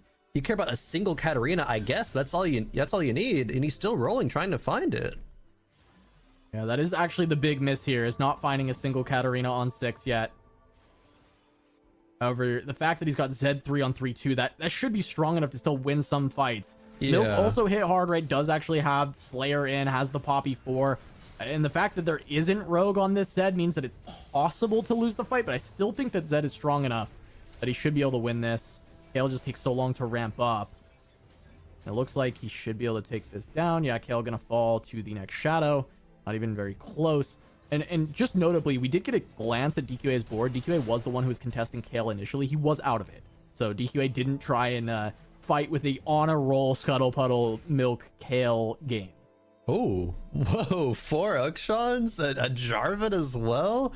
DQA in a fantastic position this game, even though it's got a little bit low HP because sacrificing all of stage 2. But as soon as stage 3 came around, bam, this is such a good spot. Even just the Garen 2 and 4 now as a frontline and a Sunfire holder, you really love to see. There was a +1 Deadeye for 4 Deadeye, and that's one of the variants I think when we were talking about before the tournament even, Cass, that you really liked the 4 Deadeye variant with the Ukshan.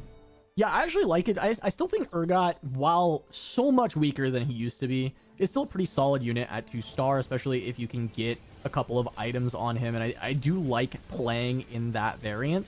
I just think that the extra damage it provides on the backline can help. I feel like a lot of time with this comp, especially on 2-star Ukshan, you'll make the cast happen and things will live on very low HP. So if they've been hit initially by some, 4 Deadeye snipes, they'll usually fall even to the just Runon's proc. So I actually like that variant when you can get it online easily. And I think +1 Deadeye is kind of the best way to play it. Yeah, especially from a silver tier augment, right? It's not like you're using an emblem for a unit that like doesn't really fit well with the emblem. You just get the +1, you're able to fit the Ashe, the Ukshan, and the Urgot. And it's going to make it much easier to run that 3 Shurima. Maybe consider, still re-rolling on level 7, finding the Sedges for the Freljord, whatever, finding Lissandra 3 as well, as I think he was on 2 Lissandras, so, a little bit further away, but still a real possibility, especially on Scuttle. Got to keep reminding, we're on Scuttle Puddle. That's why we see so many players hitting so dang fast. And we'll have maybe some extra items as well to throw on the Lissandra a bit later. Yeah, for sure. I think that'll be massive for DQA. If you can actually itemize 3-star Lissandra, that's actually one of the ways that this comp caps out and goes first. We've seen a big variety of placements from the Ukshan this weekend. We actually saw that its top 4 rate ended up suffering quite a bit as people were contesting the line. But you can also, tempo to 8 or reroll. I think the reroll does have the highest caps in DQA, with it being Scuttle, with him having 4 Ukshans on stage 3, has a really good angle to go for that Ukshan 3, try and go for that highest cap, and try and get a first place. On board with Vanilla, one of the players that was done so well this weekend and in a position that is contesting a tournament win. That level 735 roll down though leaves a lot to be desired. 1 away from Swain, from Swain 3 has the champion duplicator, but really wanted to hit the Vel'Koz too. Still wins that round, however, but 0 econ and in that spot is a little rough. Yeah, that is going to hurt. The DQA has completed that win streak. He's starting to go from there. Vanilla, as you said, wow, Swain. okay, there's the hit, though. Okay. With so many 2 costs out of the pool, able to find his Swain.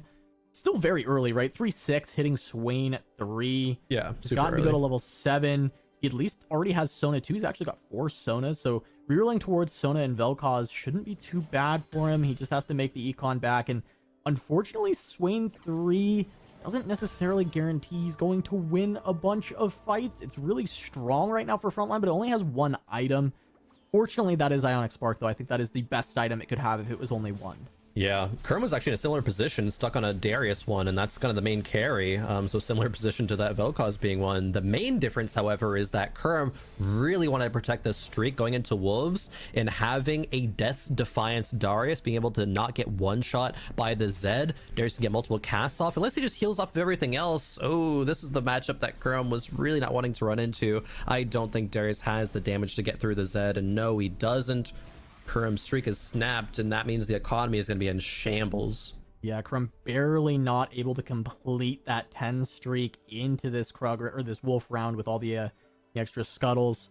Would have been huge for sure, salvaging that econ. But as you said, it's in shambles. At least he has saved an immense amount of HP, 30 more than the next person, and his board still isn't weak. It's just a matter of can he re-up this econ and find the upgrades that he needs to convert this into a top 4, into the highest placements he needs to ensure that this is a first place on the day. Remember, a first or a second locks him as the winner, but a top 4 might be enough. Exactly, top 4 might just be enough, and it's such a good spot to think about just top 4ing. Phoenix, a player towards the bottom of this top 8, really needs to be one that's going for first place. Is going to be an Azir Lux pivot. It seems like pair of Azirs. Azir 2, why don't we, on level 732. The only real bad thing is there's 0 Nasus, 0 Lux, 0 Jarvans even, so we got to make some quick thinking happen for how we can really get there.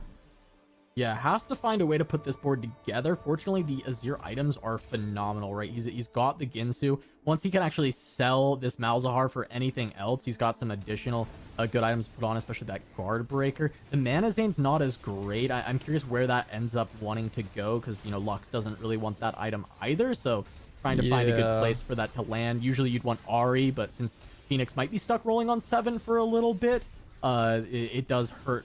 I wonder if Phoenix ever feels like this is strong enough hitting the Azir 2 if he has a good enough front line and just tries to go to 8 from here, increases odds of finding the best units for this comp. It might be possible. The front line is, kind of the biggest worry at the moment. It needs to find, I would say, some good items. I think taking job well done in this situation here. Oh, know your enemy is going to be a huge consideration, though. That's just general combat augment that we know we love. It's going to be really, really good. It looks like he's thinking about it a lot, Kaz. Which direction would you lean here, actually? I'm curious.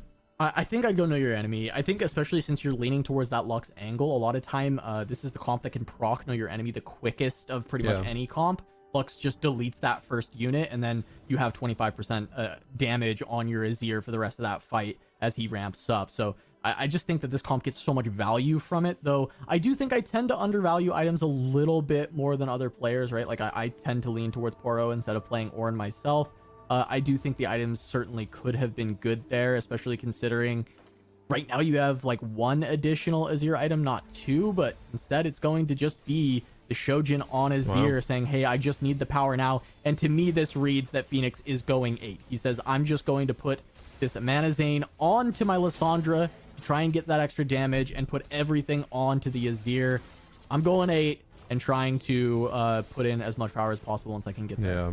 And Azir with Shojin is one of those items that you're like, I'm not super thrilled about slamming. It is okay. It gives the AP. Having more soldiers is, not bad, especially when you get that 3rd proc in, doing all that extra damage. But looking at the rest of the comps here, especially, Dish Soap, that's 3 Jarvans out of the pool. 2 Nasus actually as well, so it's gonna make that composition a lot harder for Phoenix to get online.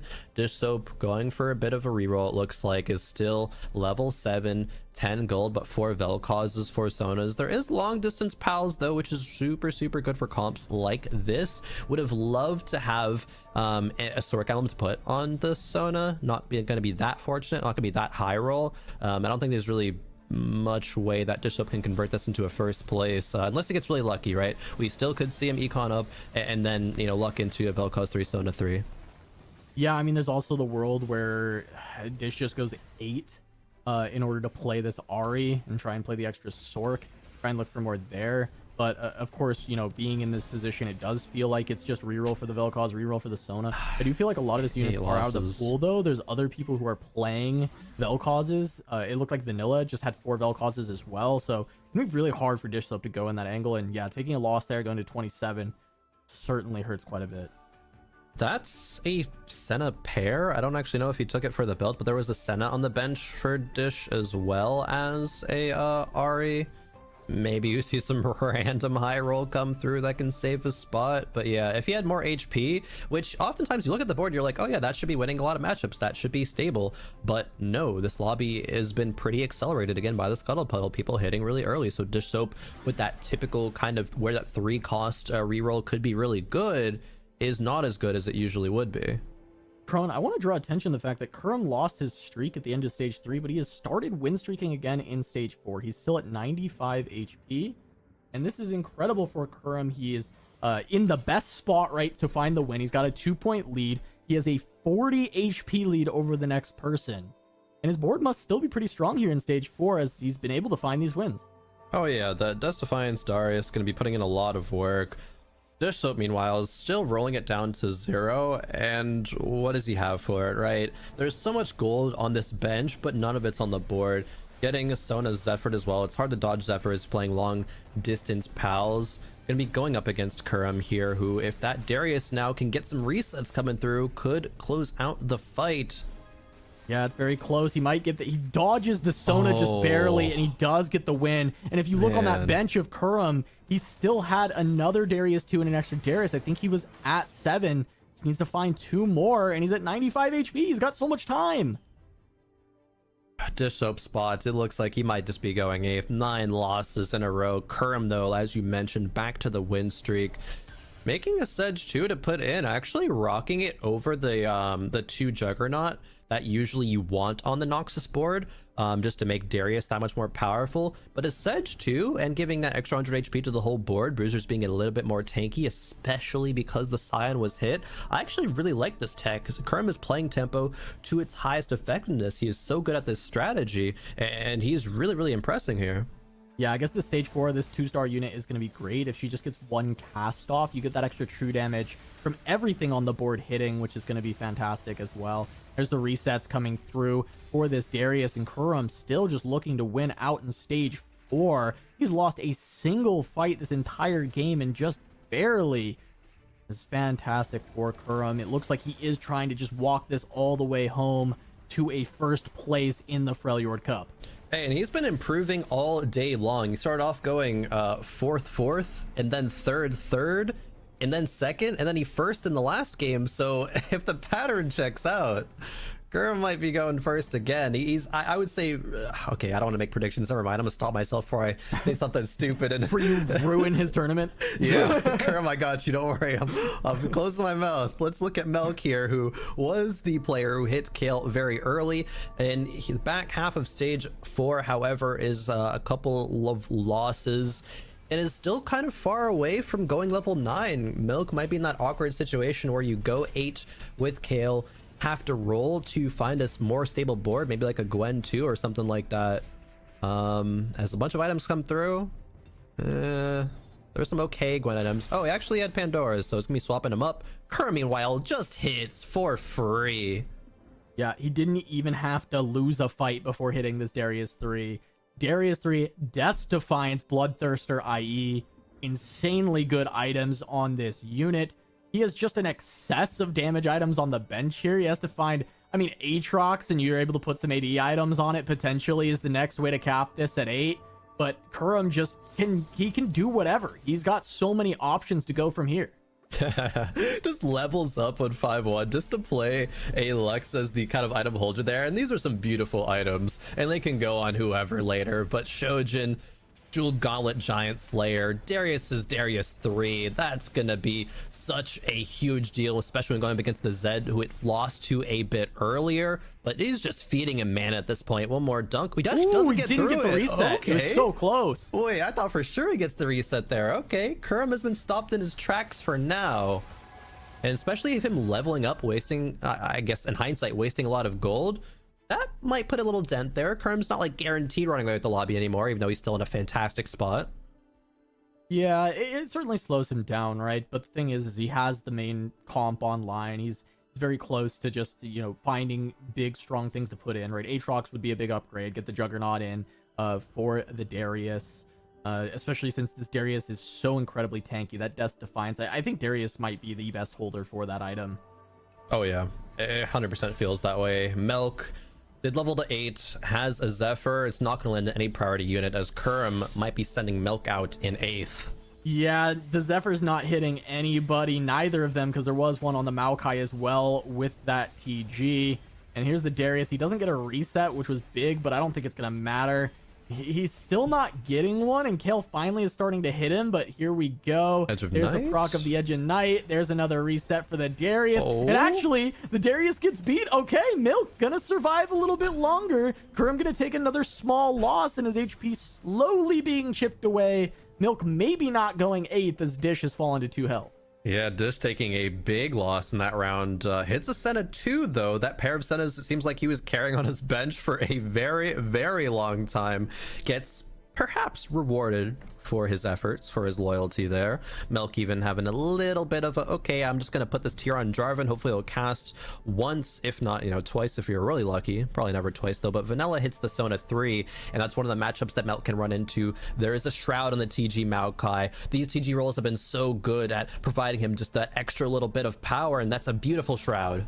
Yeah, I didn't realize Vanilla already had the Vel'Koz as well, though. This is a terrifying board to run into for Milk. However, he's been able to get through the front line fast. He still has this Radiant Dragon Claw on the Poppy. What a fortunate role in this matchup to be able to take this down, and it looks like the Kayle will hang on long enough. I think without that D-Claw, it's possible that would have gone the other way. Jack is going to go down. Dish dodges 8th. Milk dodges 8th. Vanilla has dropped very low, and that's one of Kurum's biggest threats to going first in this tournament. Vanilla at 35 points, only 2 behind Kurum, is now looking like they may go down very soon.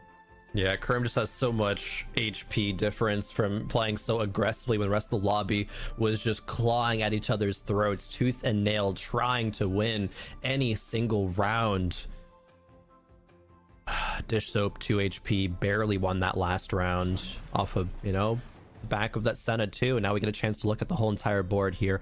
It is fully changed up. It's a long distance palace between Gwen and Kai'Sa. This is that flexible TFT that you don't go into a game thinking, all right, this is the comp that I'm running, but it's the comp that Dish has ended up on. He has some of the most recognition of how do I make my board as strong as it can be, even with not playing these standard spots. Dish Soap, how much farther can he go?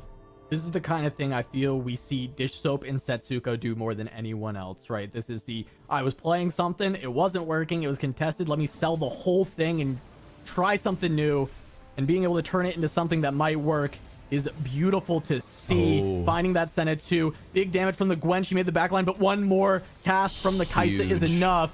Dish Soap grabs another placement. Vanilla down. Kurum looking to try and walk home with this as Phoenix goes away as well. Kurum is in the top 5. DQA the most threatening player to him as far as scores go, and DQA has just lost and is at single digits HP. Yeah, DQA is just 3 points behind Kurum. Kurum, if he top 2s, it's gonna look so good. I think it's almost guaranteed that Kurum top 2s at this point. Still 73 HP. What a tournament run from him. It is all but clinched out, I would think. However, everyone's still playing for that top 4 to get invited to the next cup, get that prize money, get the qualifier points as well. And Dish Soap already clawing his way to a 5th. So impressive. DQA and Milk on the chopping block, but between Dish Soap and DQA, someone's going out. Yeah, DQA has done a great job capping this board out. The Juggernaut on that Jarvan makes it so tanky as well, but the Gwen has made it onto the Akshan. There is a very healthy Kai'Sa still. She gets the auto, takes him down, and gets the cast. It's not quite enough to get through the Lissandra yet, but the autos are, and just barely Dish hangs on. This is a top 4 that I do not think many players in the world would have been able to make happen, but Dish Soap did. He is not many players. No, it is just a Dish Soap diff making that spot into a 4th. Absolutely disgusting. Dish showing the mental fortitude of getting 8th a couple times and trying to stave off that tilt. Just says, nah, I'm gonna play the best damn game of TFT that you've ever seen. Even if he doesn't win the lobby, this game has been so dang impressive.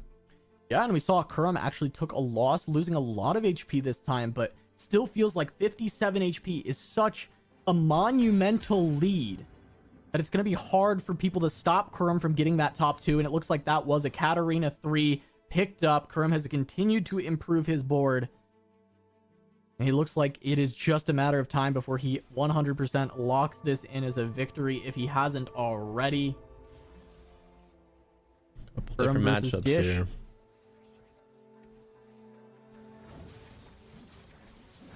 Here he goes, the Darius and the Katarina looking to find their way on to that Kai'Sa. The resets coming through very quickly from the Darius. He takes out the Gwen. He's onto the Kai'Sa. Does give her a cast.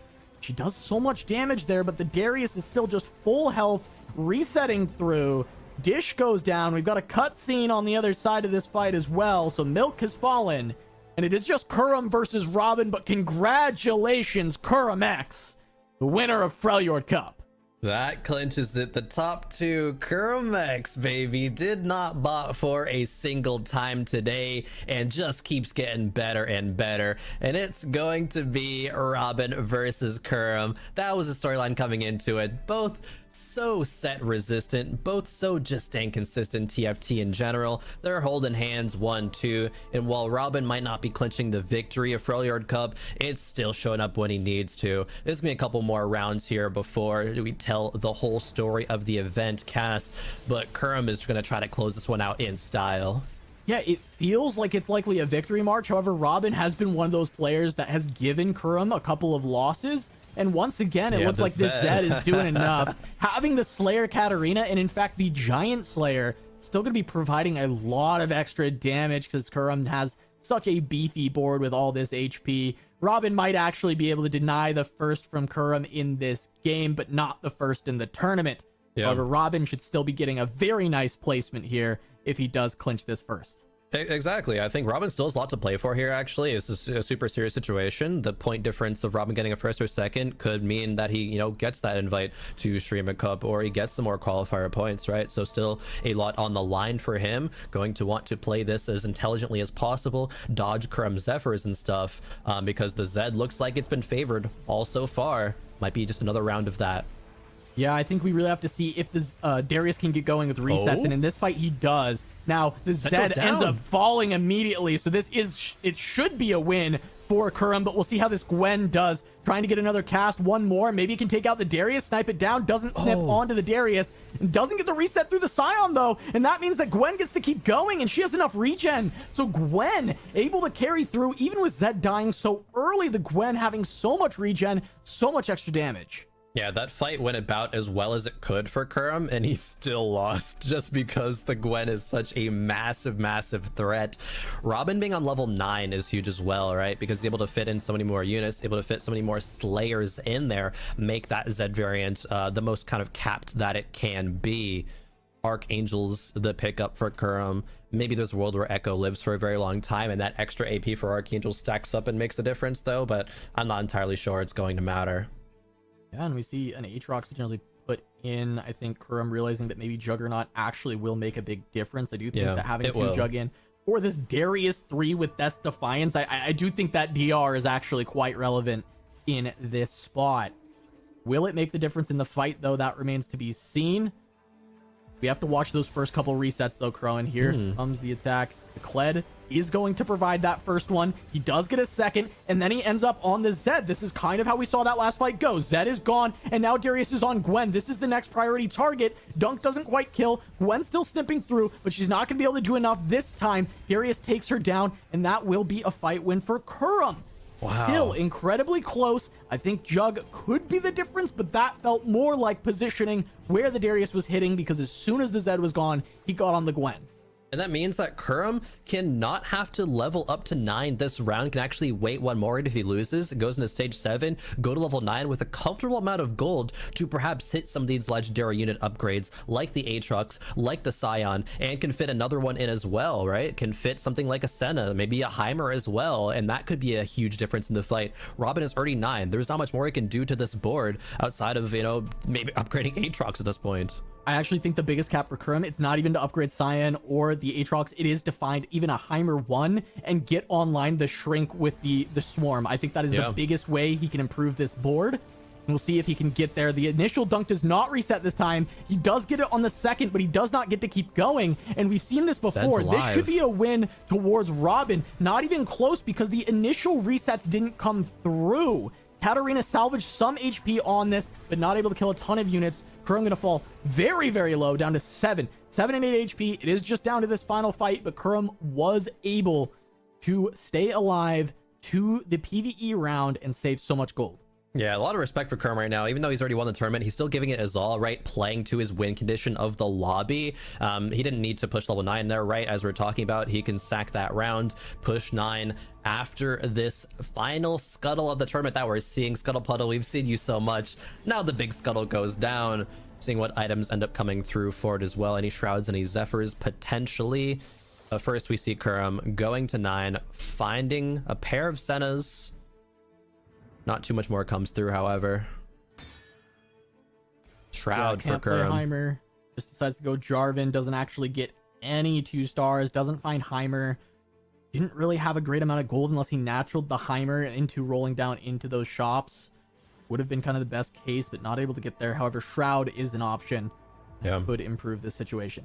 These 2 players have given it their all, but this is the final round of the Freljord Cup. Cast, take it away. The final fight. We have to watch this, Darius. Look for the first reset. He does not get it. It goes on to the Zed. The second cast also does not reset, and this should do it for Robin, but we do see the Zed almost fall down. He drops to like 1 HP there, but gets the regen. And once again, it comes down to 10 Darius reset off the bat. He does not. Robin grabs a first in the final game, which should help his placements quite a bit, but Kurum has won the Freljord Cup. Kurum continues to be such a consistent beast in North American TFT. Rowan, you said it in the cast. He is too set resistant. He is too dang consistent. You were spitting some bars there. And Kurum actually did it. This man really did kind of come out of the woodwork. It felt like he was quiet all day, sneaking in with the 4ths, the 3rds. And then when push came to shove, he pushed in with the top 1, the top 2 in the final lobby, won the tournament, and in doing so has put him in the exclusive club alongside Spicy Appies, Robin, and Kyvix as being the only players to win 2 major events. We're not talking about qualifiers either. We're talking about major cups in TFT, an incredibly exclusive club cast. I think it definitely should be something that Kurum's proud of today. I mean, it really should, right? TFT is a strategy game. Strategy games are very difficult to have consistent top tier results, right? We can see the same players all the time in top 32, top 64, which in itself is so impressive. But to cap out and win multiple events is such a difficult feat to do. And big congratulations to Kurum for pulling it off here, getting his second here at the Freljord Cup. All right, the final scoreboard is ready. Let's take a look as we do this little victory lap for Kurum. We can see how he won and a 4-point gap. And Crone, the thing that stands out to me is that's a 4-point gap with no bonus points. Yeah, that's absolutely crazy. Just look at Kurum's scores today. He did not bot for a single time and just kept getting better as the day went on. Absolutely crazy play. No one else had just even close, right? That 4-point gap speaks for itself. But taking a look at the rest of the top 4, Kurum, Robin, Dishsoap, DQA, all staple names North American TFT, and NA players are too dang consistent, man. They're so good. Let's not pretend that just because you place at the top, you know, we look at this graphic, you see Phoenix on I'm Jack cast at the bottom here, but let's not pretend like this isn't a moment to celebrate, because all top 8 of these players do qualify for the second weekend of the Shurima Cup, with the top 4 getting an automatic spot in the mid-set finale. Oh, that's what. Yeah, I said that wrong in the middle of the game, but that is amazing, right? You get this big reward for making that top 8, but also even just thinking about it, you're top 8 out of 160 players that were making it to this stage of the competition. That is incredibly impressive in itself, and they should be very proud of their performances here today, and continue to see how they. I'm excited to see how like Jack and Phoenix and some Vanilla, some of these players that I wasn't as familiar with, do for the rest of the set. Yeah, and I think it's important to also note, you know, we've talked about this idea of consistency in TFT, and there's something so poetic about the tournament ending with none other than Kurum and Robin songs in the final 2. I mean, these 2 really are the trademark consistent players in TFT. Set and set, again, you can throw any new set mechanic at them, any new traits, units, things we want to change about TFT. There is one staple in TFT, and that's that Kurum and Robin songs will always find their way on top. Now, we are going to have an interview with Kurum in just a little bit. Cass, Crow, and you're going to be with me there in just a little bit, so don't go anywhere. We'll be back in just a couple minutes with an interview with Kurum.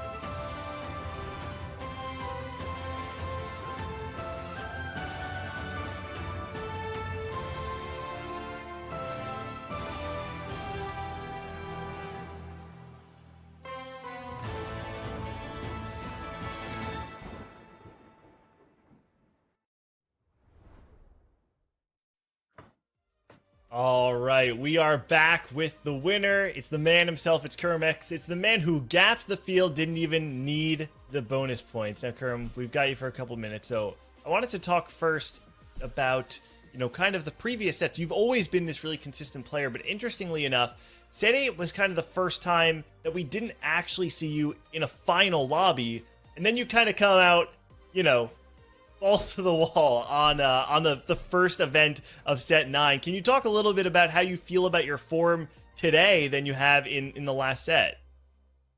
Okay, yeah, sure. Okay, so like Set 8, basically like I started out with a dead last, and like I never want to feel that feeling ever again. So like in a way, like it was actually kind of good that I went dead last because like it motivated me to like try harder in like later tournaments. But then so like even after going dead last, I still made regionals. And like honestly, I was really dominant on ladder like all of Set 8, but like I was really like not satisfied with my training performance at all, like throughout the entire fucking and then not making final day regionals also made me sad because regionals is like the only fucking tournament that fucking matters.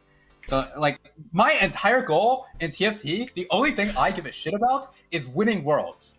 And like to win worlds, you have to make it to worlds, and I did not make it to worlds. So like this set, I'm good. I'm just gonna try my fucking ass off to I'm so sorry. I'm just gonna try my best. I'm just gonna try my absolute best to make it to Worlds. Oh God! That is still the best mentality to have though, Kura. Like losing that first tournament, I think did light a fire under you. Like we saw it throughout the rest of Set 8. We see it here now. I want to transition a little bit because this tournament was kind of unique in the sense that we had a C patch just a few days before you come in and compete. Now, I know that you're playing TFT full time. I know you do have the time to prep for it, but did you feel confident coming in with your prep? Because it did change the meta significantly.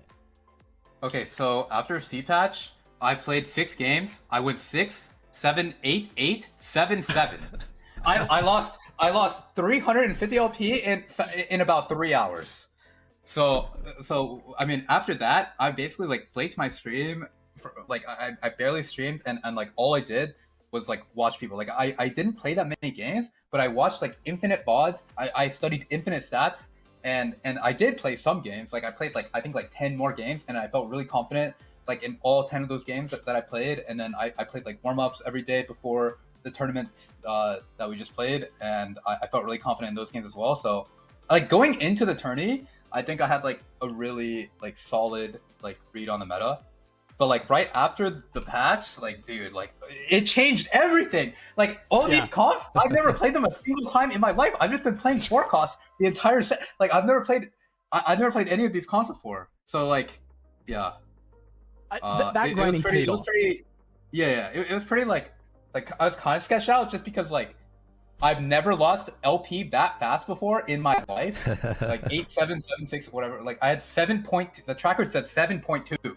It said 7.2, and there were like 7 games on it. It said 7.2. So, yeah, but yeah, I was kind of, but that kind of like lit a fire in me too to like get better. And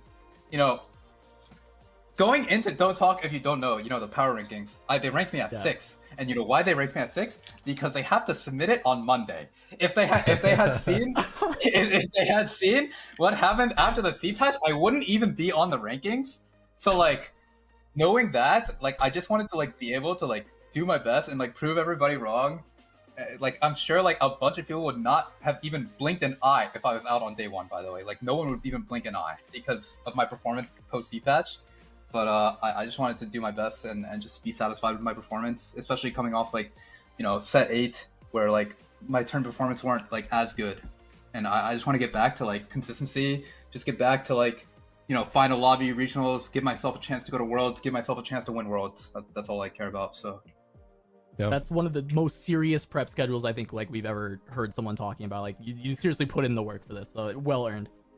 Yeah, I actually want to ask about now. I know you talked a lot about that prep, but I want to focus on a specific angle of what do you feel like the most valuable preparation for you is? Is it oftentimes jamming a bunch of games? Is it studying a bunch of VODs? Does it just depend on your meta read into how you approach your prep?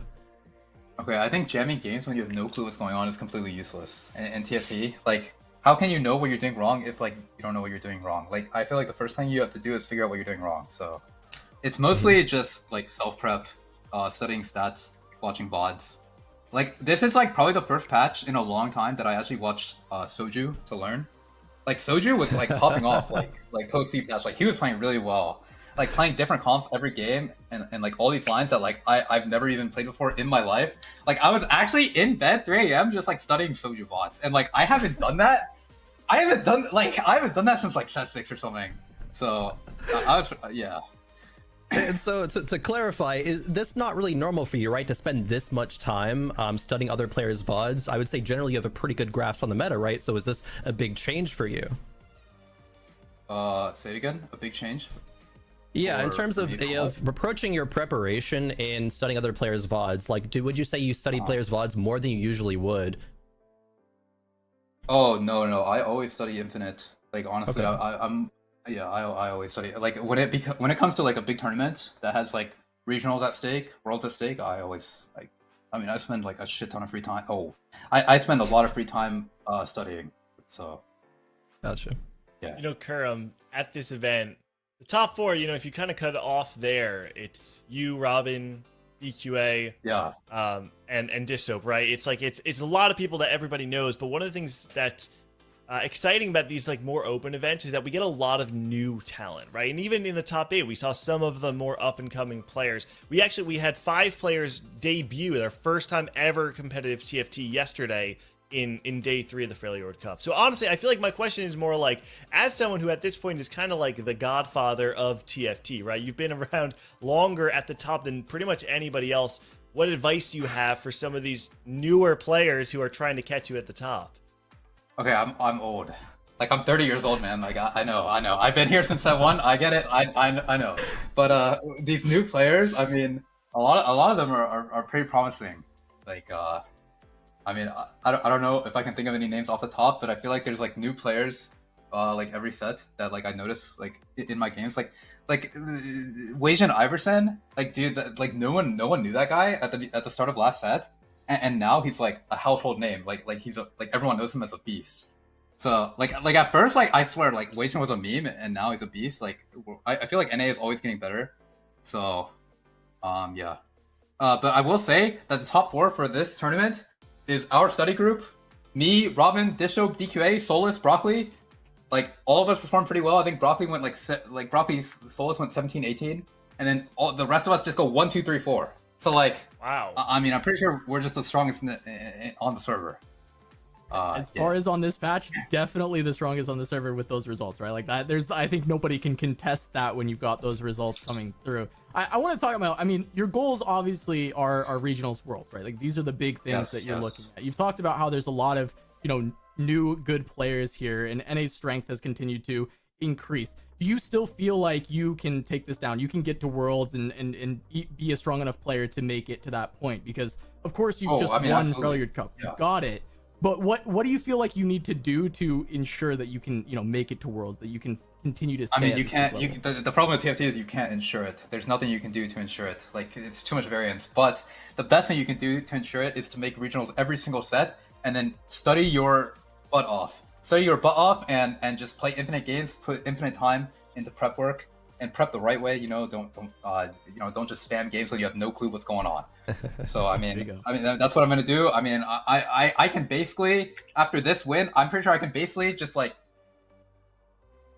mess around for the rest of the set, and I can still make regionals. Obviously, I'm gonna try to win every single tournament, but like I just got so many qualifier points that I'm pretty much guaranteed regionals. And every single set that I've tried, I've made regionals. You know, making worlds is another story. I only made worlds once. But I would definitely like to go down as one of the players to make worlds twice, and hopefully the second player to win the championship for NA. So yeah, there we go.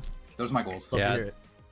No, definitely. And I think, you know, talking about earlier, you know, that kind of fire was lit under you. Moving forward, I'm going to assume you still feel that kind of same fire, especially already coming out of, you know, Freljord Cup with the win to start the set. Do you think, you know, you're going to carry that same amount of passion, same amount of momentum, same amount of drive moving forward throughout the rest of the set, and then hopefully into Worlds? Oh, I mean, absolutely. Like, TFT is like my job, but it's also, you know, something I'm really passionate about. And it's like what I do.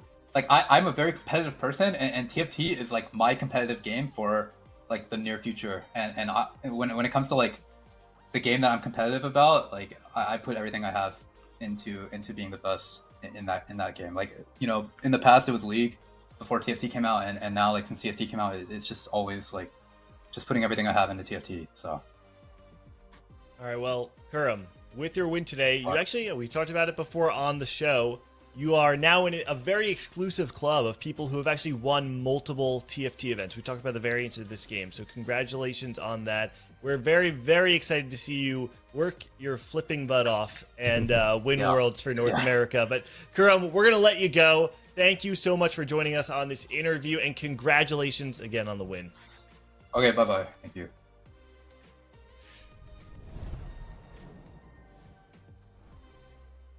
All right. Well, we're back. It's the three of us. Man, what a weekend it has been here at the Freljord Cup. We've said it a million times. 160 players came in. One remained. Kurum taking the crown. I'm going to open up the floor to the two of you now. Cass, what do you got to say? Well, the biggest story at the start that we kind of pushed as the narrative was old guard versus new. And this tournament says old guard still has it. They still have everything locked down, seeing our 1 through 4 placements here. All old guard, the best study group around. Kurum, of all players, is the first place player, who is the oldest of guard, as we just talked about. He turned 30. He's basically, you know, he's retirement home soon enough. But fantastic play across the board. This was an incredibly fun tournament to watch and be able to cast, and it was a lot of fun being with you know, you Gangly and you Crowan. As always, just a great time, and I'm excited for the next one. Yeah, definitely. I think talking about that old guard versus new guard just a little bit, it's these, you know, kind of NA tournaments that we see the old guard have a lot of consistency, but I still expect a lot of the new guard to continue to show up in big in these next events. Like, looking forward to Shrima in mid-set. It's been the past couple mid-sets that we've had the first place be a newer player that clinches their spot to Worlds, and that's really exciting. So I kind of expect to see similar things again, especially just with people having confidence in NA as a region. Especially, you know, a couple sets ago, if you look back, people were like, oh yeah, NA, we feel like we're good, but then we get to Worlds and we're like, oh no, it's not looking good with these kind of old guard players. They just get outplayed by, you know, other regions, you know, especially China recently with all the dominance. But kind of no longer. It is the time of NA to rise, and I'm really, really excited for that. Looking forward to the rest of the set. It's been a fantastic tournament. Again, you know, thank you to you both on the desk. It's been a lot of fun, and I'm just looking forward to more TFT as we move forward. You know, we talked at the top of the show about all the different study groups that we would be seeing this weekend. We talked about the Weijin Bosso Stellar Minhee study group. We talked about the K3 Soju Prestevant Milk study group.